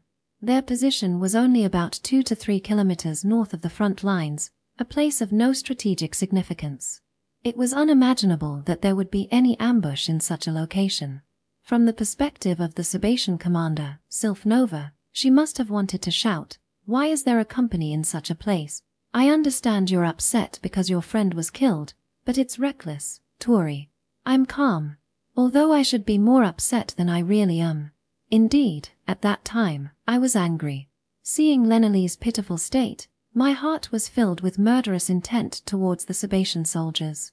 But more than that, no matter how you look at it, you're not in your right mind. Calm down. Your friend won't come back even if we surprise attack the Sebastian soldiers here. I know that. I didn't make this proposal with the intention of getting revenge. Then why? I did it to reduce damage to our allies even a little. I couldn't help but feel delighted. Do I look like I'm making this proposal out of despair and anger? No. In this battlefield, with the overwhelmingly advantageous position of being able to ambush the enemy from behind, you look genuinely thrilled. Yeah. I felt the same excitement as when I successfully flank my enemy in an FPS game. As a soldier, I'm just incredibly happy to be able to help my allies. Section. I'll give the order to retreat immediately if I think it's too reckless. Yes, I understand. Thus, I explained the usefulness of the ambush to Sergeant Gavel. I methodically explained that this was a battle we could win and, more importantly, that it would be in Verdi's best interest. Don't worry. Even though I look like this, I have a fair amount of experience. You're a medic, right? Well, I was often assigned to assault units. Though, this is my first time giving orders as a commander. I had only played the role of a commander as an aide to Mr. Gorski before. I know their tactics better than anyone here. I trust you. After much persuasion, I was able to temporarily take over command from Sergeant Gavel. Section. This was the first battle where I led an infantry unit as a commander. Sergeant Gavel, are you really going to entrust command to this girl? Are you dissatisfied with something, Quartermaster Maeve? No. I won't disobey you, warrant officer. My subordinates looked quite uneasy when I received command. They probably wondered if it was safe to follow someone as young as me. Eek. Is there a problem? However, they didn't have the courage to complain to a warrant officer face to face. With just one glare, even the disgruntled soldiers turned pale and started listening to what I said. For now, I should be grateful for this useless rank. So there are 3 squads. I'll give instructions to each of them as Squad A, Squad B, and Squad C. You understood, Acting Commander Touri. The Gavel Transport Company was a 100-man company, consisting of 30 quartermasters and 70 guards. The guards were divided into 3 squads and, although many were new recruits, they were well trained. Squad A, follow me. Squad B, flank around and spread out to the 3 o'clock position. Squad C, move to the 9 o'clock position and encircle the enemy. We're already few in number, and you want us to split up? Yes. In fact, there's no benefit to staying together. Although it was my first time commanding properly, I gave instructions without any hesitation. As smoothly as if I were communicating a strategy to team members in a game. I'll trust the words of the lucky carry. Thank you. Sergeant Gavel, may I entrust you with the command of Squad C? Understood. Sergeant Gavel looked at me with appraising eyes. He probably entrusted me with command because he knew of my past anecdotes. Let's do our best to achieve good results and live up to those expectations. Then, we will begin the ambush. Yeah. With several dozen allies at my back, I quietly rushed towards the direction of the Sebastian army, where gunfire echoed. Section. As we got closer, we realized the enemy was fewer in number than we thought. They had built a campfire and were resting in a flat area of the forest surrounding the mine. Some of the soldiers were sleeping or drinking. Squad B is in position. Alright, what about Squad C? There were about 100 enemies, about half of whom were lying down with bandages wrapped around them. They were probably wounded soldiers ordered to stay back because they couldn't fight anymore. They are an easy opponent. Ideally, I'd like to annihilate them without letting a single one escape. Squad C should be in position soon. Got it. Then please prepare the signal flag. We approached unnoticed, hiding in the forest and surrounding them with 3 units. Encircling them in a triangular formation is a powerful tactic, as it avoids friendly fire and has almost no blind spots. Both squads are ready. Then please give me the signal. Understood. We want to kill our opponents with certainty. We placed messengers between the squads and operations were carried out while coordinating with each other using hand flag signals. Combination between units is more important than anything else in actual combat. Squad B and C have begun firing on signal. The enemy is panicking. I had Squad B and Squad C attack from 2 directions first. The enemy soldiers were suddenly caught in a pincer attack in a narrow forest area with poor visibility, and they fell into complete confusion. From the Sabbath's perspective, it must be baffling why the enemy is here. Things are going well. Now, Squad A. Confirming the confusion among the Sabatian soldiers, I quietly signaled the soldiers behind me. We are the most important unit in this battle. We will now commence our operation. Charge. Yes, the assault unit. There is a limit to the damage that can be inflicted in a long-range firefight. Given the time, we could wipe them all out, but this is a situation where we don't know when reinforcements will arrive. To wipe them out quickly and smoothly, an assault is necessary. No battle cries. Let's close the distance quietly and smoothly. This was the 3-step ambush tactic I excelled at in my previous life. An ordinary person can only focus on 2 moving objects at a time. The brain can't keep up when it becomes 3 or more, and attention becomes scattered.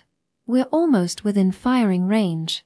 Aim carefully, they haven't noticed us yet.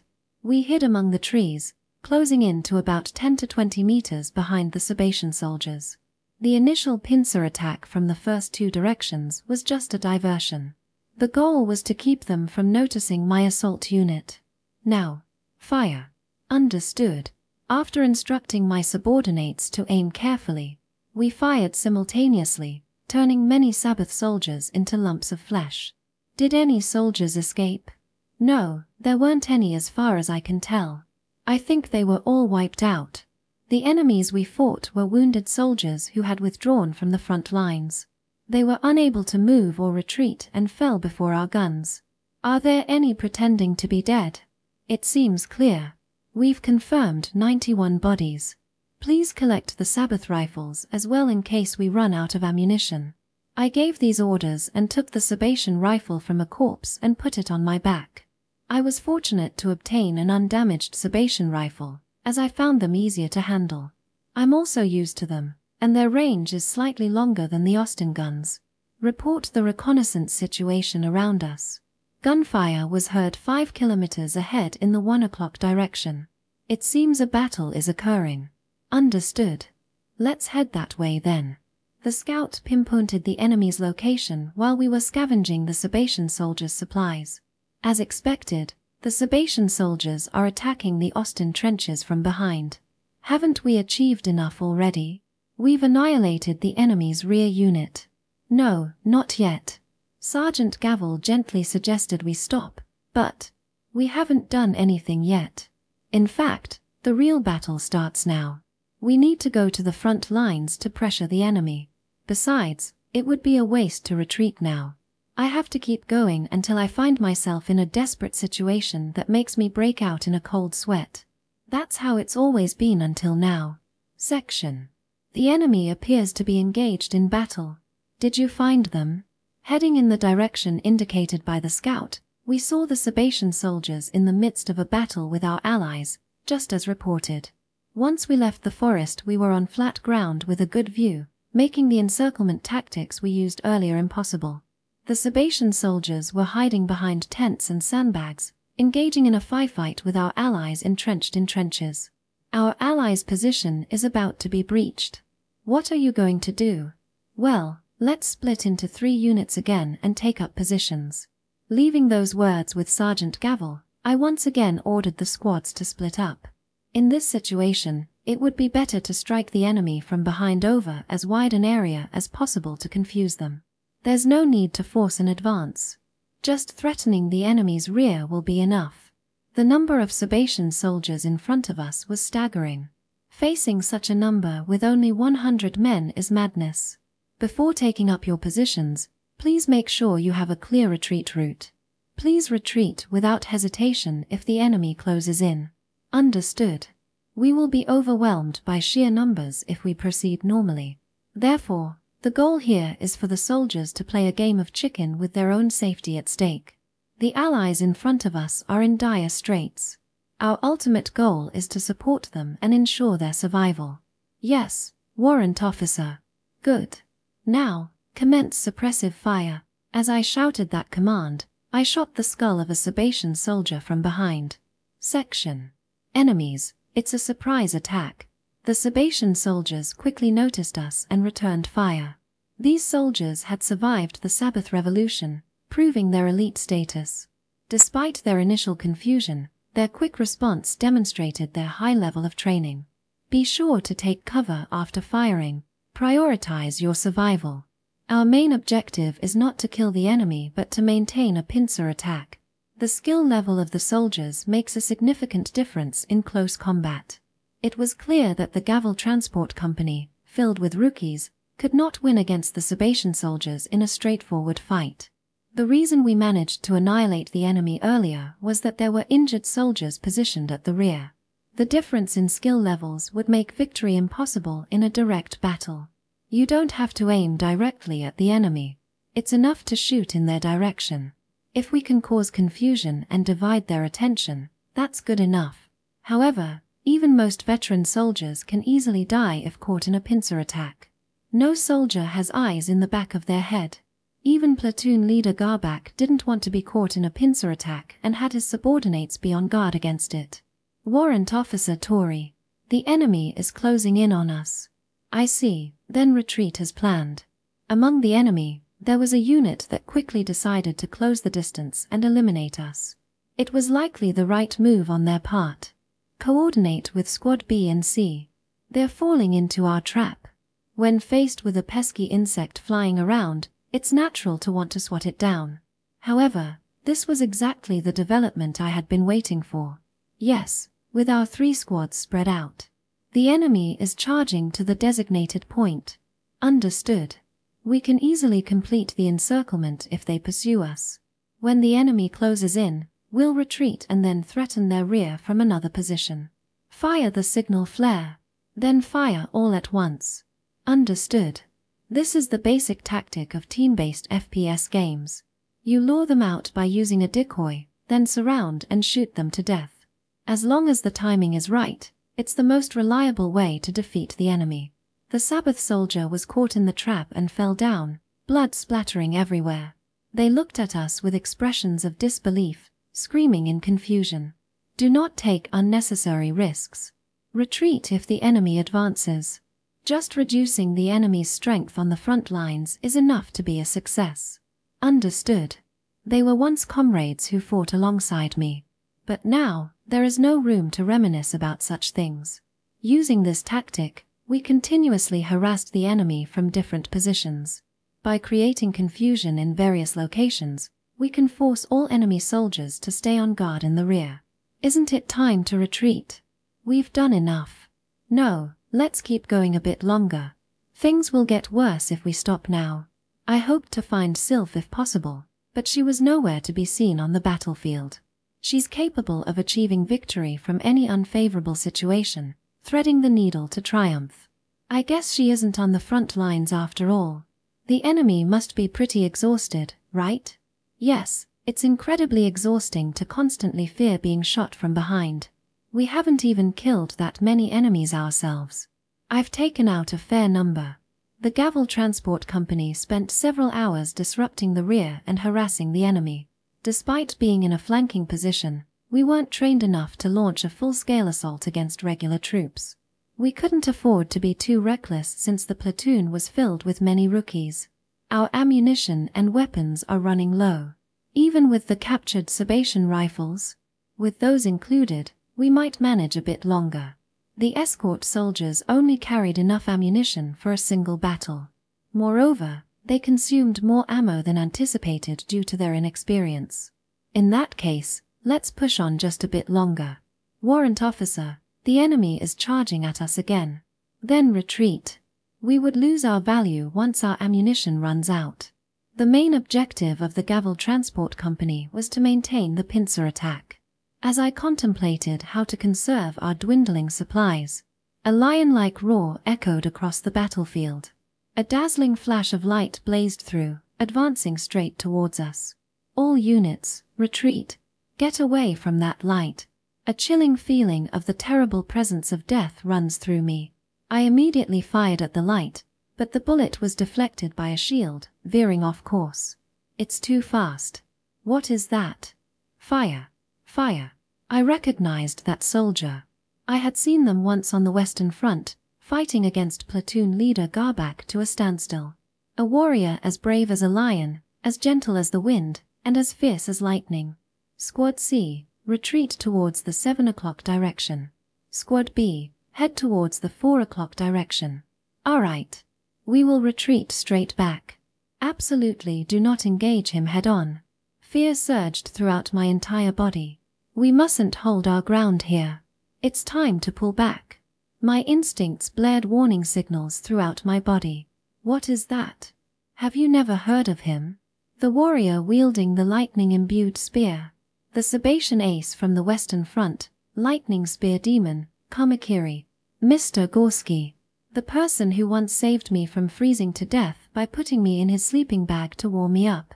A comrade in arms with whom I shared many conversations within Vonya. With a fearsome expression, he wielded his single arm and lightning spear. The lightning strikes he unleashed scorched the Austin soldiers nearby, killing them instantly. Chapter 135. His legend continues to be told among Austin soldiers to this day. The lightning-fast spearman of the Sabbath, who charges forward wrapped in lightning. A true ace who fought on equal terms with platoon commander Garbak on the Western Front. Thunder Spear Demon? An ace. Have you heard of him, Sergeant Gavel? Information about enemy aces is actively shared among infantry. It's crucial for survival on the battlefield. We mustn't engage that man head-on.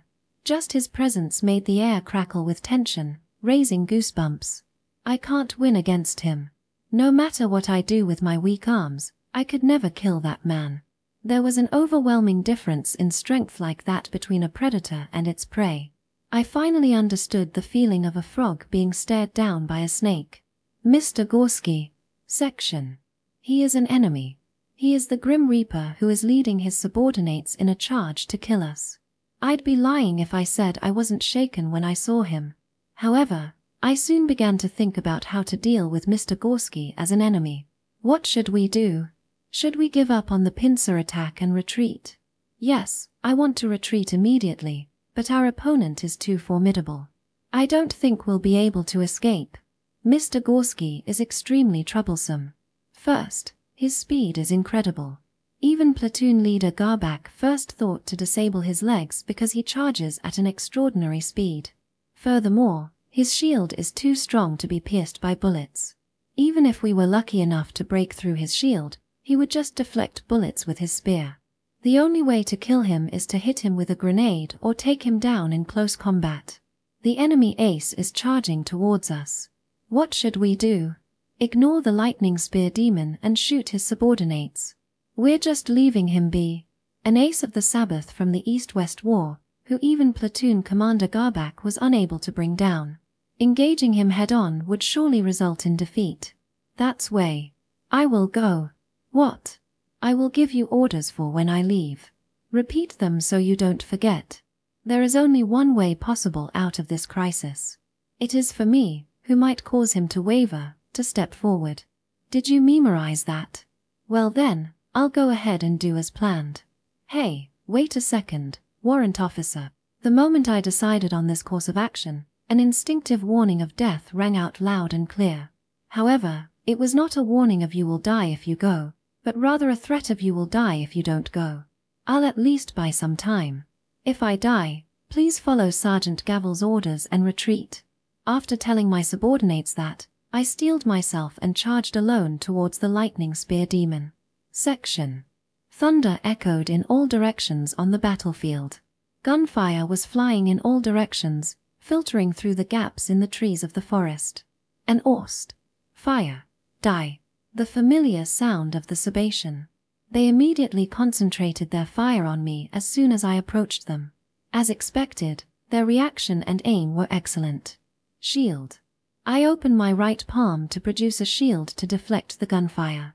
The bullets narrowly missed my slender frame as they passed by. I zigzagged left and right through the dense gunfire, closing in on the enemy. His fast.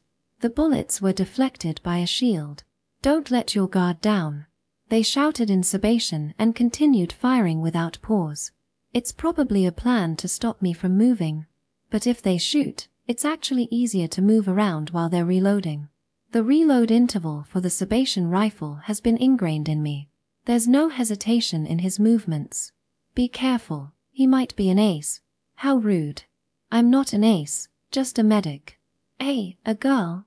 They seemed to mistake me for an ace, so I shouted back in Sabatian to buy time, hoping that my words might reach that person. I thought it might be you, Touri. Yes, it's been a while. Sure enough, he was there. I replied to Mr. Gorski's voice while hiding behind a tree. His voice was colder than I'd ever heard. Touri? Is that Orst-chan? Yes, long time no see. I wish we didn't have to meet on the battlefield, though. Now that I think about it, the soldier who shot at me earlier is also someone I knew. He is one of the Sabatian soldiers who had shared a drink of vodka with me when Gorski platoon was formed. What do you want? It doesn't seem like you're here to surrender. That's my line. Why did you suddenly barge into the war with Flamel? I thought the war with the Sabbath was over. The war is not over. The future of the Sabbath lies in the destruction of Austin. I tried to buy some time with Mr. Gorski with some banter. Fighting him head-on would only result in my death. If you're not here to surrender, then I'll shoot. That's all. Everyone, ready. You're not going to answer me, Mr. Gorski. She's an Orst, the enemy. Throw grenades and then fire the second volley. But as expected of a seasoned ace, Mr. Gorski showed no signs of being shaken and gave the order to attack my hiding spot. It seems he is now fully prepared to kill me as an enemy. I won't resist. I'm a soldier. I'm prepared to be killed. Just getting you out here is enough of an accomplishment. I see. With Mr. Gorski in such a state, I tried to remain as calm as possible as I continued the conversation. Facing thousands of enemies with 100-strong squad, disrupting the rear, causing numerous casualties, and drawing out an ace. For the largely inexperienced Gavel Transport Company, this result is a significant achievement. Go ahead and shoot. If I can make a selfish request, I'd prefer to be killed by you, Mr. Gorski. Tchmph. Besides, Gavel Transport Company would be wiped out if this person were to seriously pursue us. The only reason he's engaging in this conversation is because I showed myself. Despite his current cold demeanor, Mr. Gorski is still soft-hearted. Oh, can you deliver my final message to Sylph for me? What is it? Tell her that this battle was my tactical victory for drawing you out. Please tell her I said this with a lot of pride. When I said such a thing, Mr. Goluski chuckled softly. In a gentle voice, he replied, I can't convey such a message. Our boss would throw a tantrum if I did. That's too bad. He responded with light-hearted banter. Strangely enough, even at this point, I still didn't feel like I was going to die. I can hold out a little longer. I can buy a few more seconds. I'll grant your wish and pierce you with my spear. Show yourself. Thank you. I just follow my intuition. I slowly appeared before Mr. Gorski, raising my hands up to show I had no intention to resist. To survive. So it really is you, Touri. Yes. Mr. Gorski, have you lost some weight? The golden hero looked sad when he saw my face. The spear he held in his one hand crackled with electricity. Don't move. At the very least, I'll make sure it's quick and painless. Thank you. Mr. Gorski slowly pointed his spear at me, taking a stance. The moment of my execution is drawing near. Mr. Gorski stands before me without the slightest hint of complacency, his gaze fixed firmly upon me. A deafening alarm rang in my brain, burning my thoughts. Farewell, My dear friend, Touri from my hometown of Othello. I will not apologize, this is war. Yes, I know that very well. My pulse quickened, thumping loudly in my chest. The limit was approaching. Don't worry, I won't hold any grudges. At this rate, I would be pierced by his spear and die. My whole body thrummed with a pleasant, tingling sensation that spread throughout. Touri, you? What is it? Ah. The sense of urgency, knowing that you could be killed in an instant. It was exhilarating beyond measure. What are you planning? Mr. Gorski's demeanor suddenly shifted. He suddenly lowered his stance, directing his smirk at me, whose mouth had involuntarily curled into a smile. It's about time, isn't it? In an instant, he lunged at supersonic speed, thrusting his spear straight towards me. Section. His spear's strike was followed by a tremendous roar of thunder. Even a slight graze from it, a mere touch of its electric heat, would have been enough to electrocute me to death. At the last moment, I jumped backwards and escaped from the range of the spear. I would have died had I jumped even a moment later. Everyone, shoot. Shoot Touri. Right away. Ahaha. I leapt, jumped, soared. Enjoying the thrill of the moment, I kicked the shield I had put up and darted back into the forest. The sheer delight of outmaneuvering the enemy made me chuckle quietly. Ahaha. Our shots aren't hitting. She's dodging them. That's ridiculous. I was so excited that my heart was pounding so hard I couldn't calm it down. Mr. Gorski's face turned pale and he ordered his men to shoot me.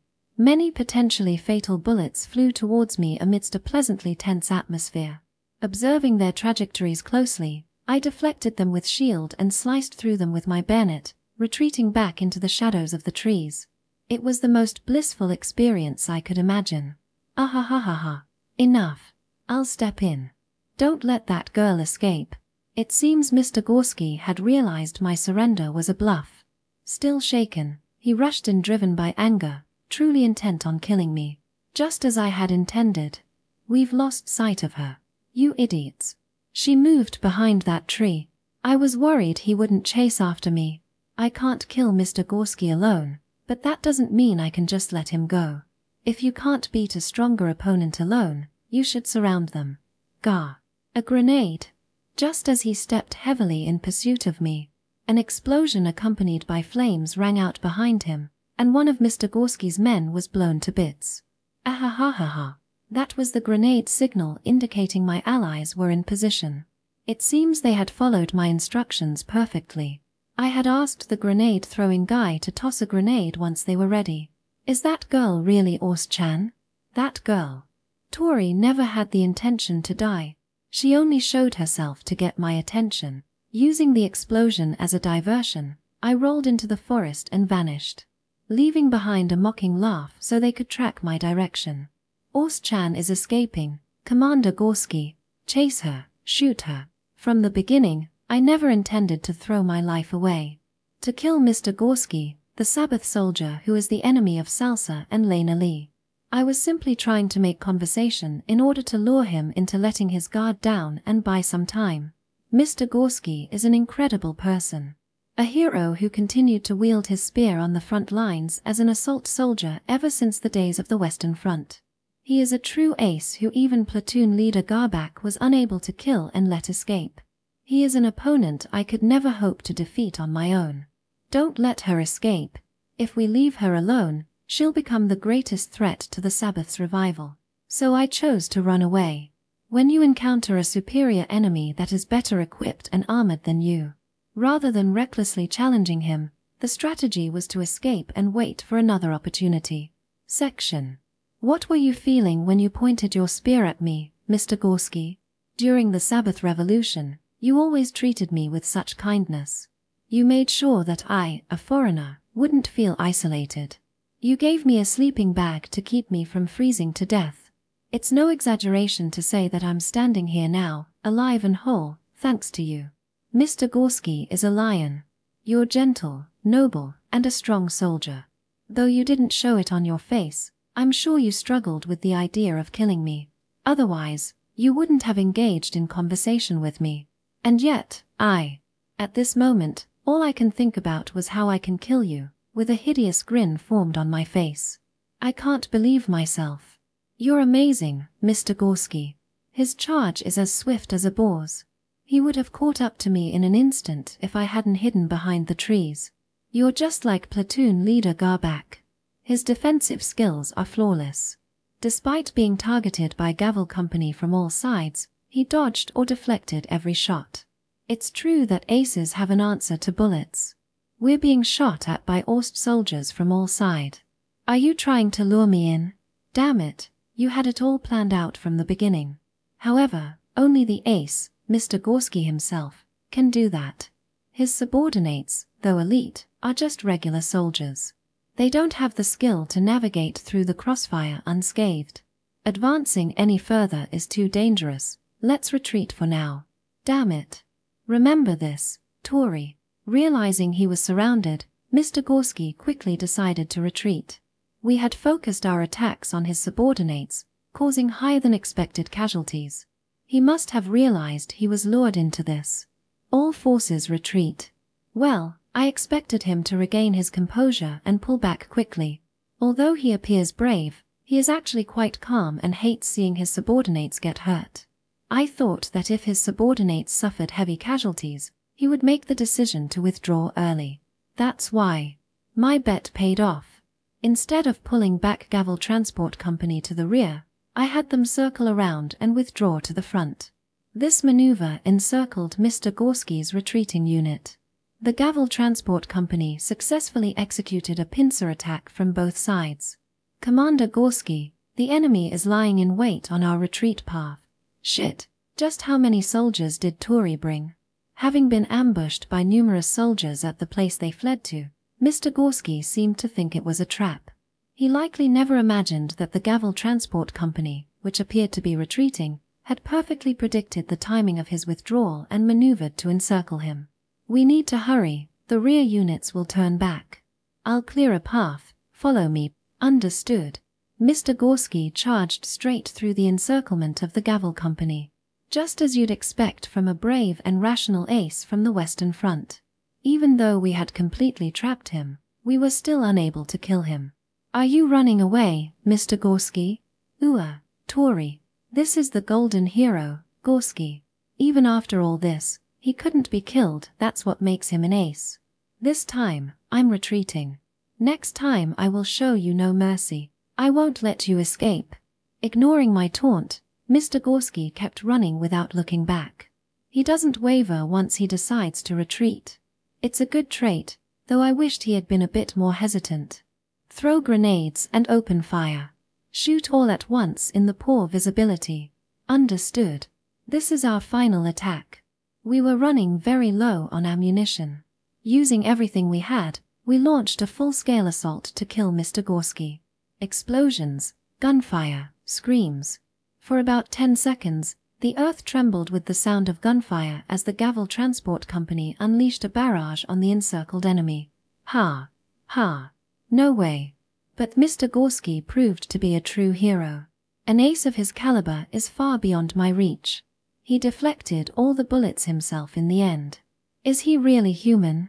Despite the blinding explosion and the subsequent barrage, he accurately deflected our attacks within the smoke and successfully retreated with his men. I'm sorry, Warrant Officer Touri. It's fine. I think I probably did everything I could. I used every weapon I had at my disposal, exploited Mr. Gorski's kindness, and tried to kill him. Yet, the golden hero left the battlefield unscathed, leading his men to safety. We let the ace escape, but the results are more than enough. It's over, Touri. Sergeant Gavel. As expected of the battle-hardened Gorski platoon, their charge was impressive. They made us use up all our weapons and ammunition, making it impossible to continue flanking the Sabatian army. Mr. Gorski successfully repelled our attempts to disrupt their rear and retreated. It was a victory for Mr. Gorski, who had achieved his tactical objective. No, it's not over yet. Can I really allow this? After what they did to Lena Lee, can I let him go back without consequence? Will he celebrate with a feast and vodka after this battle? Even though that girl suffered so much. Ahaha. I only have one bullet left. After ejecting the spent cartridge, I aimed my rifle into the sky. Touri, it's not over yet. Rifles of this era lack precision for sniping.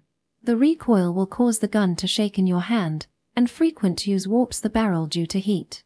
Well, it's pretty much impossible to snipe someone at long range with such a crude gun. Lena Lee's enemy. Firing costs nothing. My eyes locked onto the man with golden hair, escaping while looking out for his comrades. I chose the angle and timing that seemed like it might hit. I won't let you get away. As the distance between us grew ever greater, I fired a single bullet at Mr. Gorski's retreating head. Long-distance sniping doesn't require precise aiming. The important thing is intuition. It takes time for the bullets to reach their target, so the trick is to read the enemy's movements and fire based on instinct. If it hits, it's a bonus. If it misses, nothing's lost. What? No way. And then, with a thud, the imposing figure fell without a sound. Being targeted from such a distance was unimaginable for him. Mr. Gorski likely never knew what happened until the very end. If I hadn't done this much, there was no way I could take down that ace. Did I? The bullet I had fired traced a parabolic arc for a few seconds before hitting the back of Mr. Gorski's head hundreds of meters away. In this era, I might have set a world record for long-range sniping. Everyone, advance. Confirm his body. Many Sabatian soldiers halted the moment Mr. Gorski fell. Seeing us starting to move forward, they abandoned his body and hesitated before running away. You've got to be kidding me. You hit him from that distance. It was just luck. There's no way you can aim accurately with a gun like this. I just pulled the trigger randomly and it hit. I see. You're right, it would be troubling if that wasn't the case. As I said, luck played a huge role in this shot. Even if I was asked to do the same thing again, I probably wouldn't be able to do it again. Scouts, go ahead and confirm his body. Understood. Even then, I was only half convinced I had hit him. Considering the possibility that he might have been pretending to be dead to lure us out, I sent out scouts to inspect the body. Dead. This guy's really dead. We did it. Took down an ace. It turned out my bullet had indeed killed Mr. Gorski. He lay with wide eyes with an expression of not understanding what had happened. Damn you for killing our comrades. Bastard. Kick him, stomp him, turn him into mincemeat. Serves you right. This is why you can't trust the Sabbath. As they approached Mr. Gorski's body, the Allied soldiers began screaming and assaulting the body. It was Mr. Gorski who caused the most damage to Gavel Transport Company in today's battle. It's the enemy of our comrades. It's understandable that they would want to vent their resentment. You bastard, making us struggle so much. His face was stomped, his eyes crushed. His well-trained body was split open and his limbs chopped off with bayonets. It was a fitting end for a hated ace of the Sabbath. Killing someone out of personal grudge makes you nothing but a murderer. Wake up and return while you still have time. Watching this scene. Well done. You showed your lucky prowess, lucky carry. A single tear rolled down my cheek. At the same time, the voice of Sergeant Gavel praising me began to blur. My heart and chest were seized by an icy dread. You were just doing your job. The true villain is war itself. Ah. Hey, Touri. What have I done? It was as if the rain had stopped, like a spell being lifted. My excitement melted away and disappeared. The thick hatred I felt began to peel away, and I realized that something irreparable lay right in front of me. Why? Before me lay my benefactor, dead. The reliable man who always supported me since I drifted into the Sabbath. He was a person of great character and warmth, who taught me many things and who was like a father to me. No. I had just shot and killed Mr. Gorski, who cared for me so much in the Sabbath, and rejoiced in his death. Touri, if you're ever in trouble, you can rely on me. I'll help you. Mr. Gorski's eyes were lifeless, staring blankly into the void. His face was turned in a strange direction and his right eye had been pulled out and crushed. After being beaten all over with gun barrels, his head was eventually cut off with a bayonet, and dark red blood spilled onto the ground. Could it be that I've once again lost someone important to me? No, that's not true. I killed him. I actually killed him. Hey, what's wrong, Touri? You've been looking pale since earlier. I happily killed him. I understand now.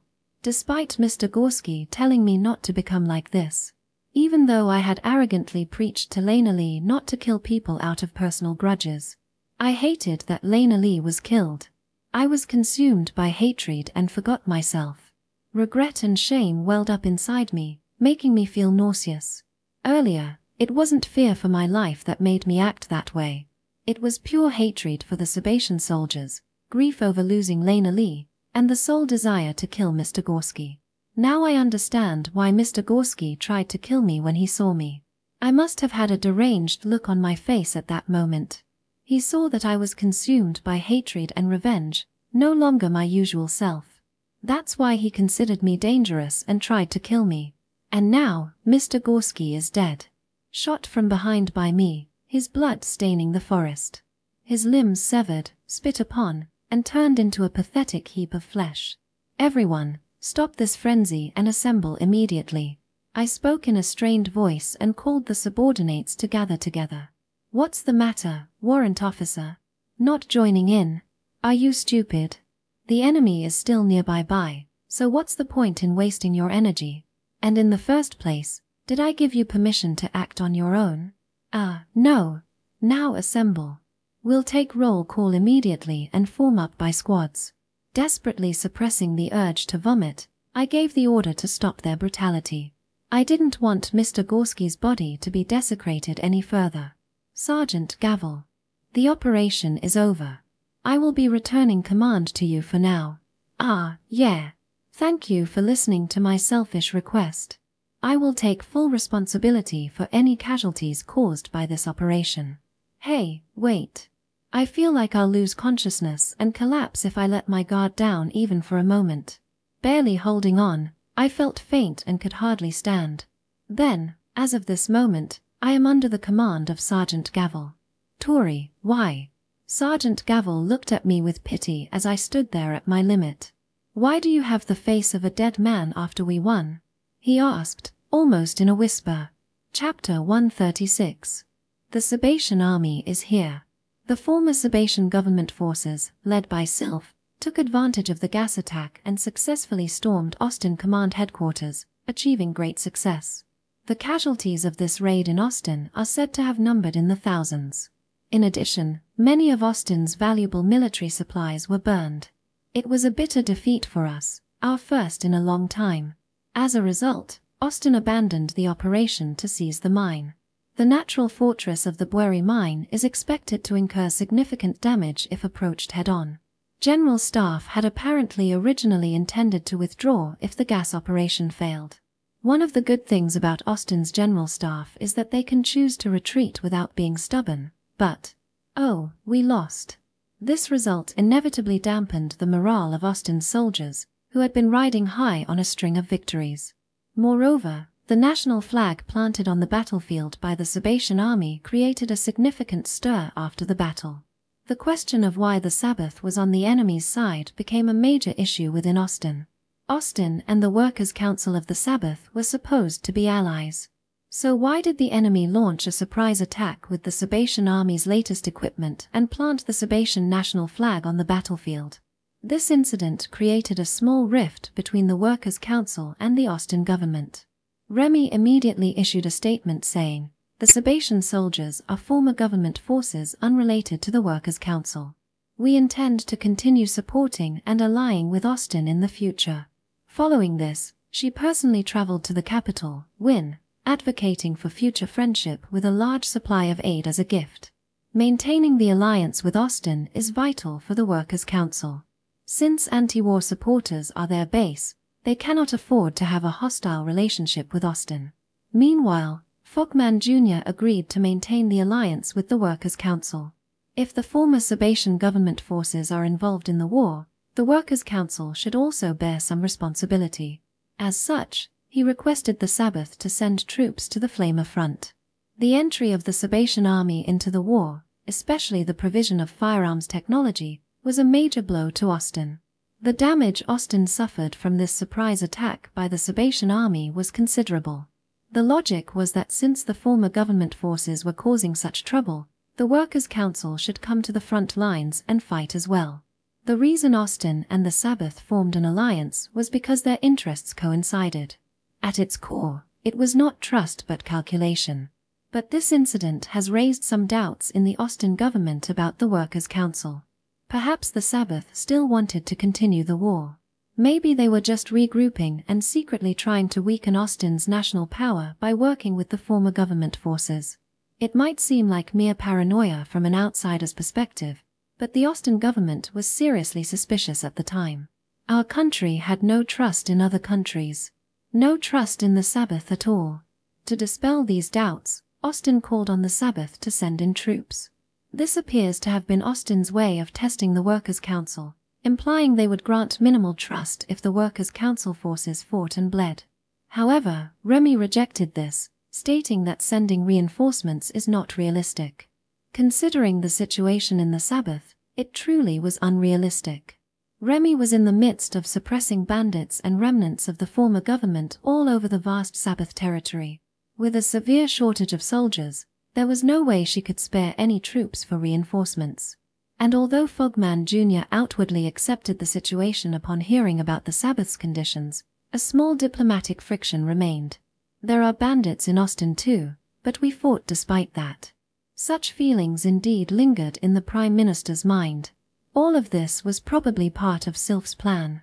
With just one surprise attack, she cast a huge shadow over the peace treaty with the Sabbath, inflicted heavy damage on Austin's forces, and demonstrated her worth to the Allied forces. Sylph managed to defend the mine with just one unit.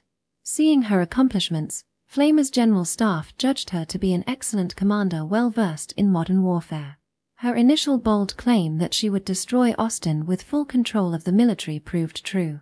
Sylph was then given permission to attend the Allied staff meeting as a representative of the Sabbath.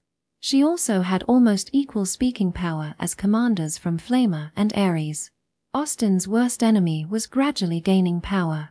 Section. It's been a long time, Warrant Officer Touri, and my grandson Gavel. In the midst of this painful defeat for Austin, Sergeant Gavel and I were summoned by Lieutenant Colonel Renville. Ah, Sergeant Gavel, reporting in. It's been a while, Lieutenant Colonel Renville. No need to be so formal, you two are family. Especially you, Touri, it's remarkable you made it back alive. After killing Gorski, we returned to our southern headquarters. Feeling a floating sensation as all feeling left my body, I was led into Lieutenant Colonel Renville's tent by Sergeant Gavel. There, I was informed that Verdi had been injured and hospitalized, and that our attempt to capture the mine had failed. That's all I can tell you. Do you have any questions? Is Verdi all right? His life is not in danger. He was protected by a nearby communication officer and managed to avoid fatal injuries. Apparently, Verdi was protected by a nearby communications officer, and although he was injured, he was carried by his subordinates and managed to retreat. He's currently being treated in the medical department, with Lieutenant Colonel Renville following up on his condition. Now, Gavel, report on your mission progress. I'll hear it in place of the injured Verdi. Understood. When I met Lieutenant Colonel Renville again after a long time, he looked gaunt and wrinkled. He had the appearance of a slightly tall elderly man, looking unlikely to swing a battle axe anymore. Yet, despite his thinness, he still exuded a terrifying presence. We first encountered an injured soldier on our way to Win. We requested medical assistance from Medic Touri, but Sergeant Gavel began his report to Lieutenant Colonel Renville with a nervous look on his face. Section. It was just a transport unit of 100 people that disrupted the rear of the Sabatian army and succeeded in defeating an ace. Sergeant Gavel and I reported the battle honestly as instructed. We reported that because of an injured soldier, Gavel Transport Company did not depart for Win. We also reported that our location was ideal for disrupting the rear of the Sabatian soldiers, so we struck the enemy from behind during their surprise attack. And after a fierce battle, we managed to take down the Sabbath Ace, the Lightning Spear Demon. After hearing our report, Lieutenant Colonel Renville alternately looked at Sergeant Gavel and me with a difficult expression. 17 members of the Gavel Transport Company were killed during this operation. I bore the responsibility for the disruption operation that led to these deaths, having taken command. I don't even understand why I demanded the transfer of command, using my position as a warrant officer as leverage. Why do you look so downcast, Touri? When I think that 17 men that died because of my reckless actions, I feel like my body is being eaten away by regret. Fool, it's a soldier's job to die. Lieutenant Colonel Renville sighed in apparent displeasure. At the same time, he walked over to Sergeant Gavel. And you, Gavel, how did you feel about this operation? Watching from beside her, I thought that Medical Sergeant Touri's command wasn't that bad after all. Of course, if you hadn't kicked the Sabatian soldiers' asses, more of our allies would have been killed. Well done, it is a great achievement. Lieutenant Colonel Renville praised me generously, almost frighteningly so. But his expression remained grim. Well then, Gavel. Grit your teeth. Ha! While praising me, he put strength into his arm. Gavel, weren't you taught that having a medic lead the front line is a violation of military regulations? Ouch. He brought his fist down hard on Sergeant Gavel's head. Section. Medics being allowed to carry firearms is strictly for self-defense. They are not supposed to participate in operations. I apologize. I wasn't aware of that either. It's fine. It was Gavel's responsibility to explain that to you, especially since you just returned. The reason why Lieutenant Colonel Renville had a grim expression on his face was because I had clearly violated military regulations. Apparently, medics are still not allowed to participate in combat.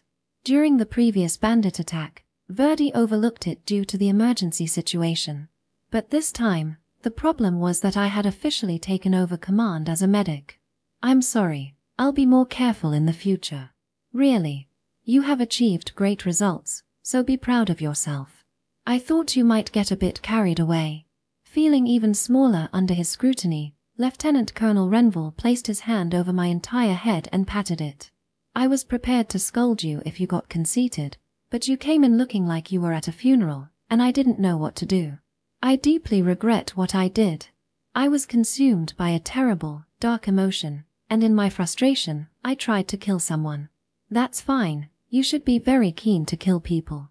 It's your duty as a soldier. Lieutenant Colonel Renville firmly reassured me with a kind voice. Certainly, as a soldier, it's better to have the resolve to kill people. The communication soldier you were close with, Lena Lee, was it? It's unfortunate what happened to her. Did you hate them? Did you hate your enemy so much that you wanted to kill them? Yes, I did think that. Well, that's an unnecessary emotion for a medic. Lieutenant Colonel Renville's question brought back the memory of the cruelty inflicted on Lena Lee's body. Instantly, a burning hatred welled up inside me, and I struggled to suppress the dizziness. I'm sorry, I'll work on it. But it's an emotion that soldiers on the front lines need. Normal people suffer mentally when they kill someone they don't hate. This is not a good emotion to have. I need to somehow reflect on myself and regain my composure. Lieutenant Colonel Renville smiled fiercely at me as I calmed myself down. We hate them. We have an irresistible desire to kill enemy soldiers, to the point of wanting to tear them to pieces. It is because we carry these emotions in our hearts that we risk our lives to run through the front lines. But, do you think you can charge through the front lines, with bullets flying everywhere, to kill someone you don't hate? The emotion you harbor is normal for an infantryman. The hatred inside my heart is normal for an infantryman. Reflecting on those words, I started thinking back on all the people I'd met up until then. If it weren't for you guys, no one would have died and we would have lived in peace. But because you attacked us, my precious comrades have died. That's the natural way to think.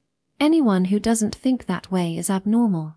It's true that Rodri fought with hatred in his heart. He wasn't simply shooting people as I had thought. Platoon leader Garbak delighted in killing the enemy, and even Mr. Gorski said, I hate the Orst, in Othello village. Touri, you will join the infantry. What? It's natural to hate people. While mulling over those words, I received a terrifying order. Lieutenant Colonel Renville, what exactly do you mean? It's to simplify post-war processing. Even though you achieved such results, having a medic in command makes the responsibilities and accolades unclear. I see. Your rank change application was accepted this afternoon. But fortunately, that document was lost in today's attack. With that, Lieutenant Colonel Renville casually handed me a new document and said, "Consider yourself having transferred to the infantry sergeant by my own request." What? As an infantry sergeant, there's no problem with you taking over command from an inexperienced Sergeant Gavel. All the accolades and responsibilities will be clear. Why yes. I see, but is that really okay? Altering documents? Fool.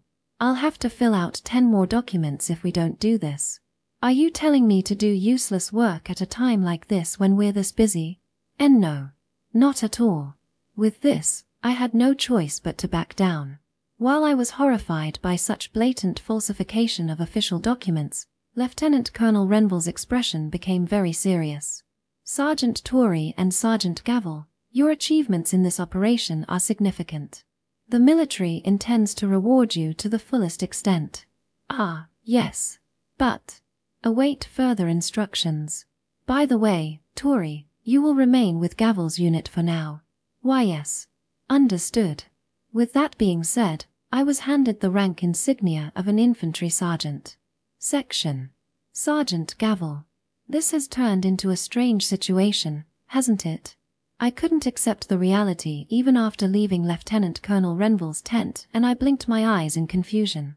Am I being made an infantry sergeant because I took on frontline command? Is this a punishment for my reckless behavior? I stared in amazement at the sergeant rank insignia that had once been worn on platoon leader Garbak. "For now, I'll show you the company's garrison. You're the only woman, though. What should we do? Even if you ask me what to do. Hey, would you mind sleeping outdoors with the other guys? It's probably better if you're not alone tonight."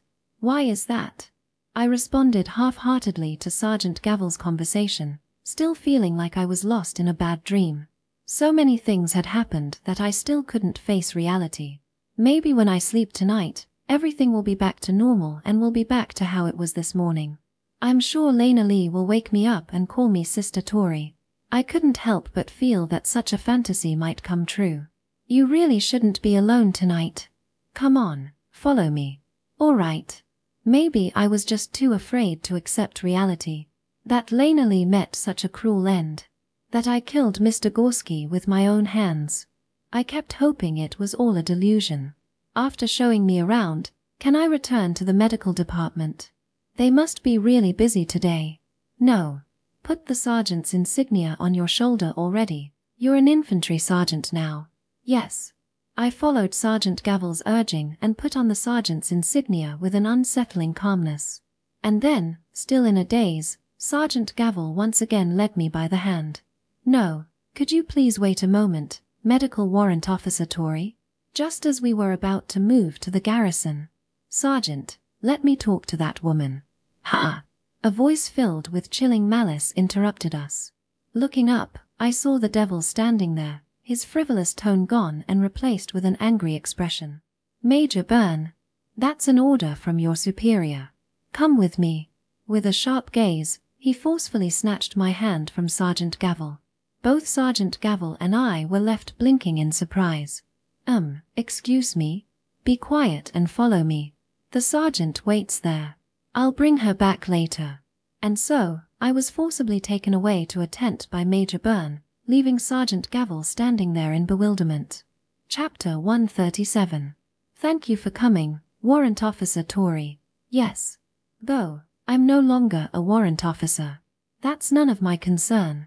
His attitude is clearly different from before. He glared at me with furrowed brows, looking both frustrated and angry. Was this his true face, hidden behind the deceitful smile of Bernvalou? "You're quite curt today." "I'm just a little angry." He, unusually, didn't have even a faint smile on his face. He scrutinized me with his eyes as if trying to intimidate me. "Answer truthfully. Is it true that you took command of the unit that conducted the rear disturbance during today's mining operation?" "Yes." A young girl, laughing while bravely slaughtering the Sabatian soldiers. "That was you too, wasn't it?" "Yes." I don't know where he heard it, but he must have overheard what I had done. I confirmed it honestly since I was told to answer truthfully. Did you enjoy it? Enjoy what? Killing so many Sabatian soldiers and even taking down an ace. You must have been very satisfied, weren't you? There's no way that's the case. Burns spoke with a hint of sarcasm. There was no way I enjoyed that battle. If I could, I would start today over again starting from the morning. Why wasn't it enjoyable? There's no way killing people can be enjoyable. I regret the 17 lives lost under my command and even for shooting the enemy ace, Mr. Gorski. But I received reports that you were laughing on the battlefield. I guess I end up laughing when I lose control of my emotions. Enough with the excuses. It was unclear what Burns' intention was with these questions. But since I was asked to answer truthfully, I tried to respond as honestly as I could. It was fun. Right. What are you implying?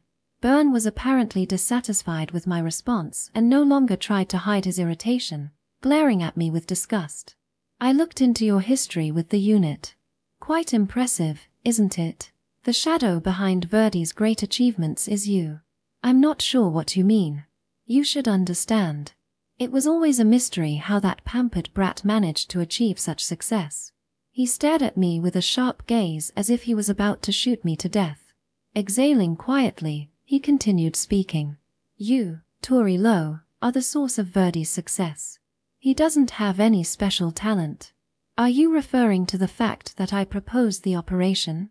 At that time, Major Verdi was the commanding officer. The merit of accepting and executing suggestions belongs to the commanding officer. In that sense, it's not wrong to say it's Verdi's achievements. Burn interrupted what I was about to say and continued speaking. It was as if to say that no excuses would be tolerated. Your strategies, though they come from someone without military officer training, are all brilliant and logically sound. Thank you. You've demonstrated your abilities many times before. I won't write this off as a coincidence. How thoroughly had he investigated me? He grabbed my uniform roughly and said, "Is it really so hard for you to admit you're a bad person?" He pressed his face close to mine and glared fiercely. Section.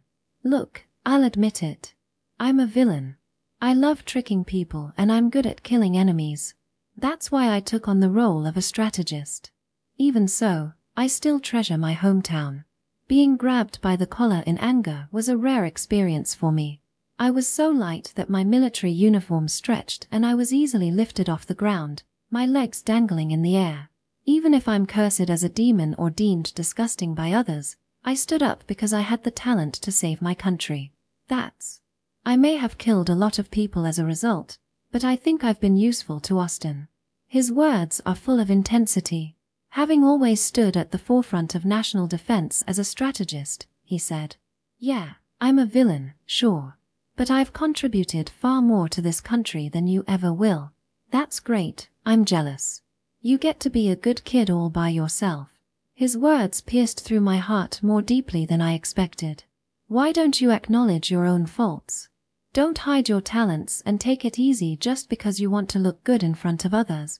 After saying those words, Burns slowly removed his hand from my chest.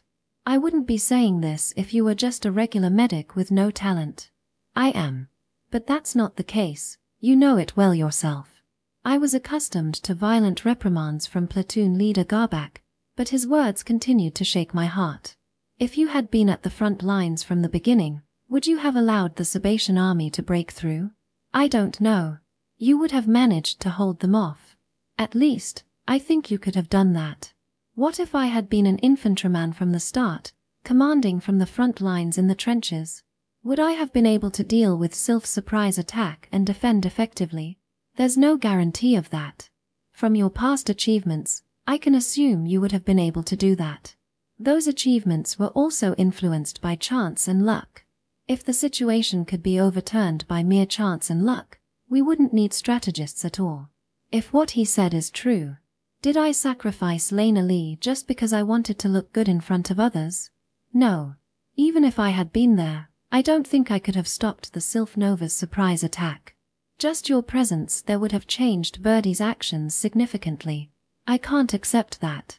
I don't want to accept that. I collapsed onto the ground, unable to bear the weight of the realization. Admit it, Touri Noel. You're a monster who simply loves killing people. You're a pervert who gets excited about shooting enemies. That's not true. And that's why you're an excellent commander. Burn's words seeped into my mind, swirling around. I've never enjoyed shooting people. So why must I be told this? Don't deny it. Everyone in the unit saw the excited smile on your face after you shot someone. No, that's not. What's not? Tell me. Look me in the eye and tell me clearly. No. It's true that I might have looked happy, but that wasn't me, it was someone else. But could it be that this is just another aspect of myself? If you admit you have a rotten nature, come join my unit, Touri Noel. While I was dazed, on the verge of losing my sanity from his reprimands, Burnvaloo continued speaking with a face full of anger. I have the authority to prepare you for the position of battalion commander and the rank of captain. I want you to fulfill responsibilities that match your abilities. Don't say something as selfish as I don't want to kill people. Are you planning to make the same mistake again? Deep down, I had a feeling. It was like the thrill of playing an FPS game. The excitement of firing real bullets, the pleasure of landing a headshot, and the desire to rack up as many kills as possible. Initially, I was terrified of Burnvaloo, perceiving him as an exceptionally evil person. But deep down, I am the one who is irredeemably wicked. Perhaps I was deeply loathing him as a form of self-hatred. Let's hear your answer, Touri Noel. And there I finally came face to face with Burnvaloo and I let out a small, faint smile. You're incredible, Major Burnvaloo. What are you talking about? I'm a wicked person who enjoys killing people. That might indeed be true. There may have been times when I have taken pleasure in killing people. So I admit it. I am a bad person. A depraved individual who grinning from ear to ear while shooting down a benefactor with a head. Please do not compare me to you. But clearly, the man in front of me is on a different level. Burnvaloo's evil isn't just about enjoying killing people. His evil is of a different caliber. I can somewhat see through people's lies and deceptions. What? I just realized it. You're pretending to be angry, aren't you? I nearly got tricked. This man wasn't truly angry about what was discussed earlier. You got angry because you calculated that if you persuaded me like that, you would be able to get me to join you. What you just said is not what you really think. You don't care one bit about your comrades dying. You only feel like you have one less toy to play with. He was only pretending to be angry in order to deceive and use me. You're jealous that I can remain a good kid. Oh please. You take pride in being evil. You're not fighting for your homeland, you're just playing with the war to make your faction, Austin, win. Certainly, Burnvaloo is a patriot. But he wasn't serving Austin out of any special feelings. Is it that you wanted a new toy so badly, Major Burnvaloo? Did you figure it out? I realized that he was only in our faction because he happened to be born in Austin. It was like working harder simply because he was on the red team on sports day. He enjoyed war with such a trivial motivation. It was a desecration of the soldiers who risked their lives. I've gotten worse at lying, haven't I? The change in Major Burn's expression after I pointed that out to him was chilling. The angry look he had up until now was completely gone. He twisted his lips into a grotesque smile and his eyes, once empty, now glowed with a dark light. What a shame. Burnvaloo clutched his head and laughed loudly. I thought I was getting pretty close. So you figured it out, right? I want you even more now. There's no weapon as versatile as you. Everyone wants to have a well-sharpened knife at hand, even if it belongs to someone else, don't they? The revulsion and fear made me nauseous. He's looking at me, but it's clear he isn't looking at me at all. Oh, you're really something. Burn was eyeing me with the same detached gaze one might use when assessing a new weapon. How about it? I can prepare a much more enjoyable battlefield where you can kill more efficiently. I'm sorry for lying, but I just can't help but want to revel in killing more people. But even if I told you the truth, you wouldn't have agreed to join me. I had no choice but to deceive you. It's disgusting. It's horrifying. I had never encountered anyone more despicable than this young man, even in all my memories from my previous life. You do enjoy killing people, don't you? That may be true. Then come work for me. I'll invite you to a hell where we can both enjoy ourselves. Byrne continued to speak with ecstatic fervor. With a face like someone who's just found a high-performance weapon, he grasped my hand. And that would be in Austin's best interest, he said, with disturbing zeal. Major Byrne, what is it? In response to the repugnant recruitment offer, I refuse. I would rather die. I flatly refused. Section. Oh, welcome back. What happened? That was quite a long conversation. Sergeant Gavel. When that monster heard my answer, his face looked as disappointed, like a child who has had their snack taken away. I then bowed to Byrne and left the tent without a moment's hesitation. I no longer wanted to breathe the same air as that man. It's nothing. It wasn't anything important. Just some small talk. It didn't seem like that at all. Really, it was meaningless, trivial content. Fortunately, he did not follow me. Whether he judged it as pointless to follow or if he had other objectives, I don't know. I see. I won't ask any further. Thank you. Sergeant Gavel seemed to understand and turned away without asking any more questions. It was the first time in my life that I genuinely wished to scatter salt on the road. By the way, Sergeant Gavel, may I ask you something? What is it? How did I appear when I was laughing during today's operation? However, there was some truth to what Byrne said. What would you call a person who enjoys killing others if not evil? I am a bad person. I realized that today. How did I appear to Sergeant Gavel? I wouldn't say you were laughing. If anything, you were crying. Crying? Your eyes weren't smiling at all. I wouldn't call that a smile. That's how Sergeant Gavel answered my question. After that, he moved his hand close to my face, even though I'm supposed to be older than him. You looked like a child throwing a tantrum after losing something important. That's why I hesitated to pass on the command.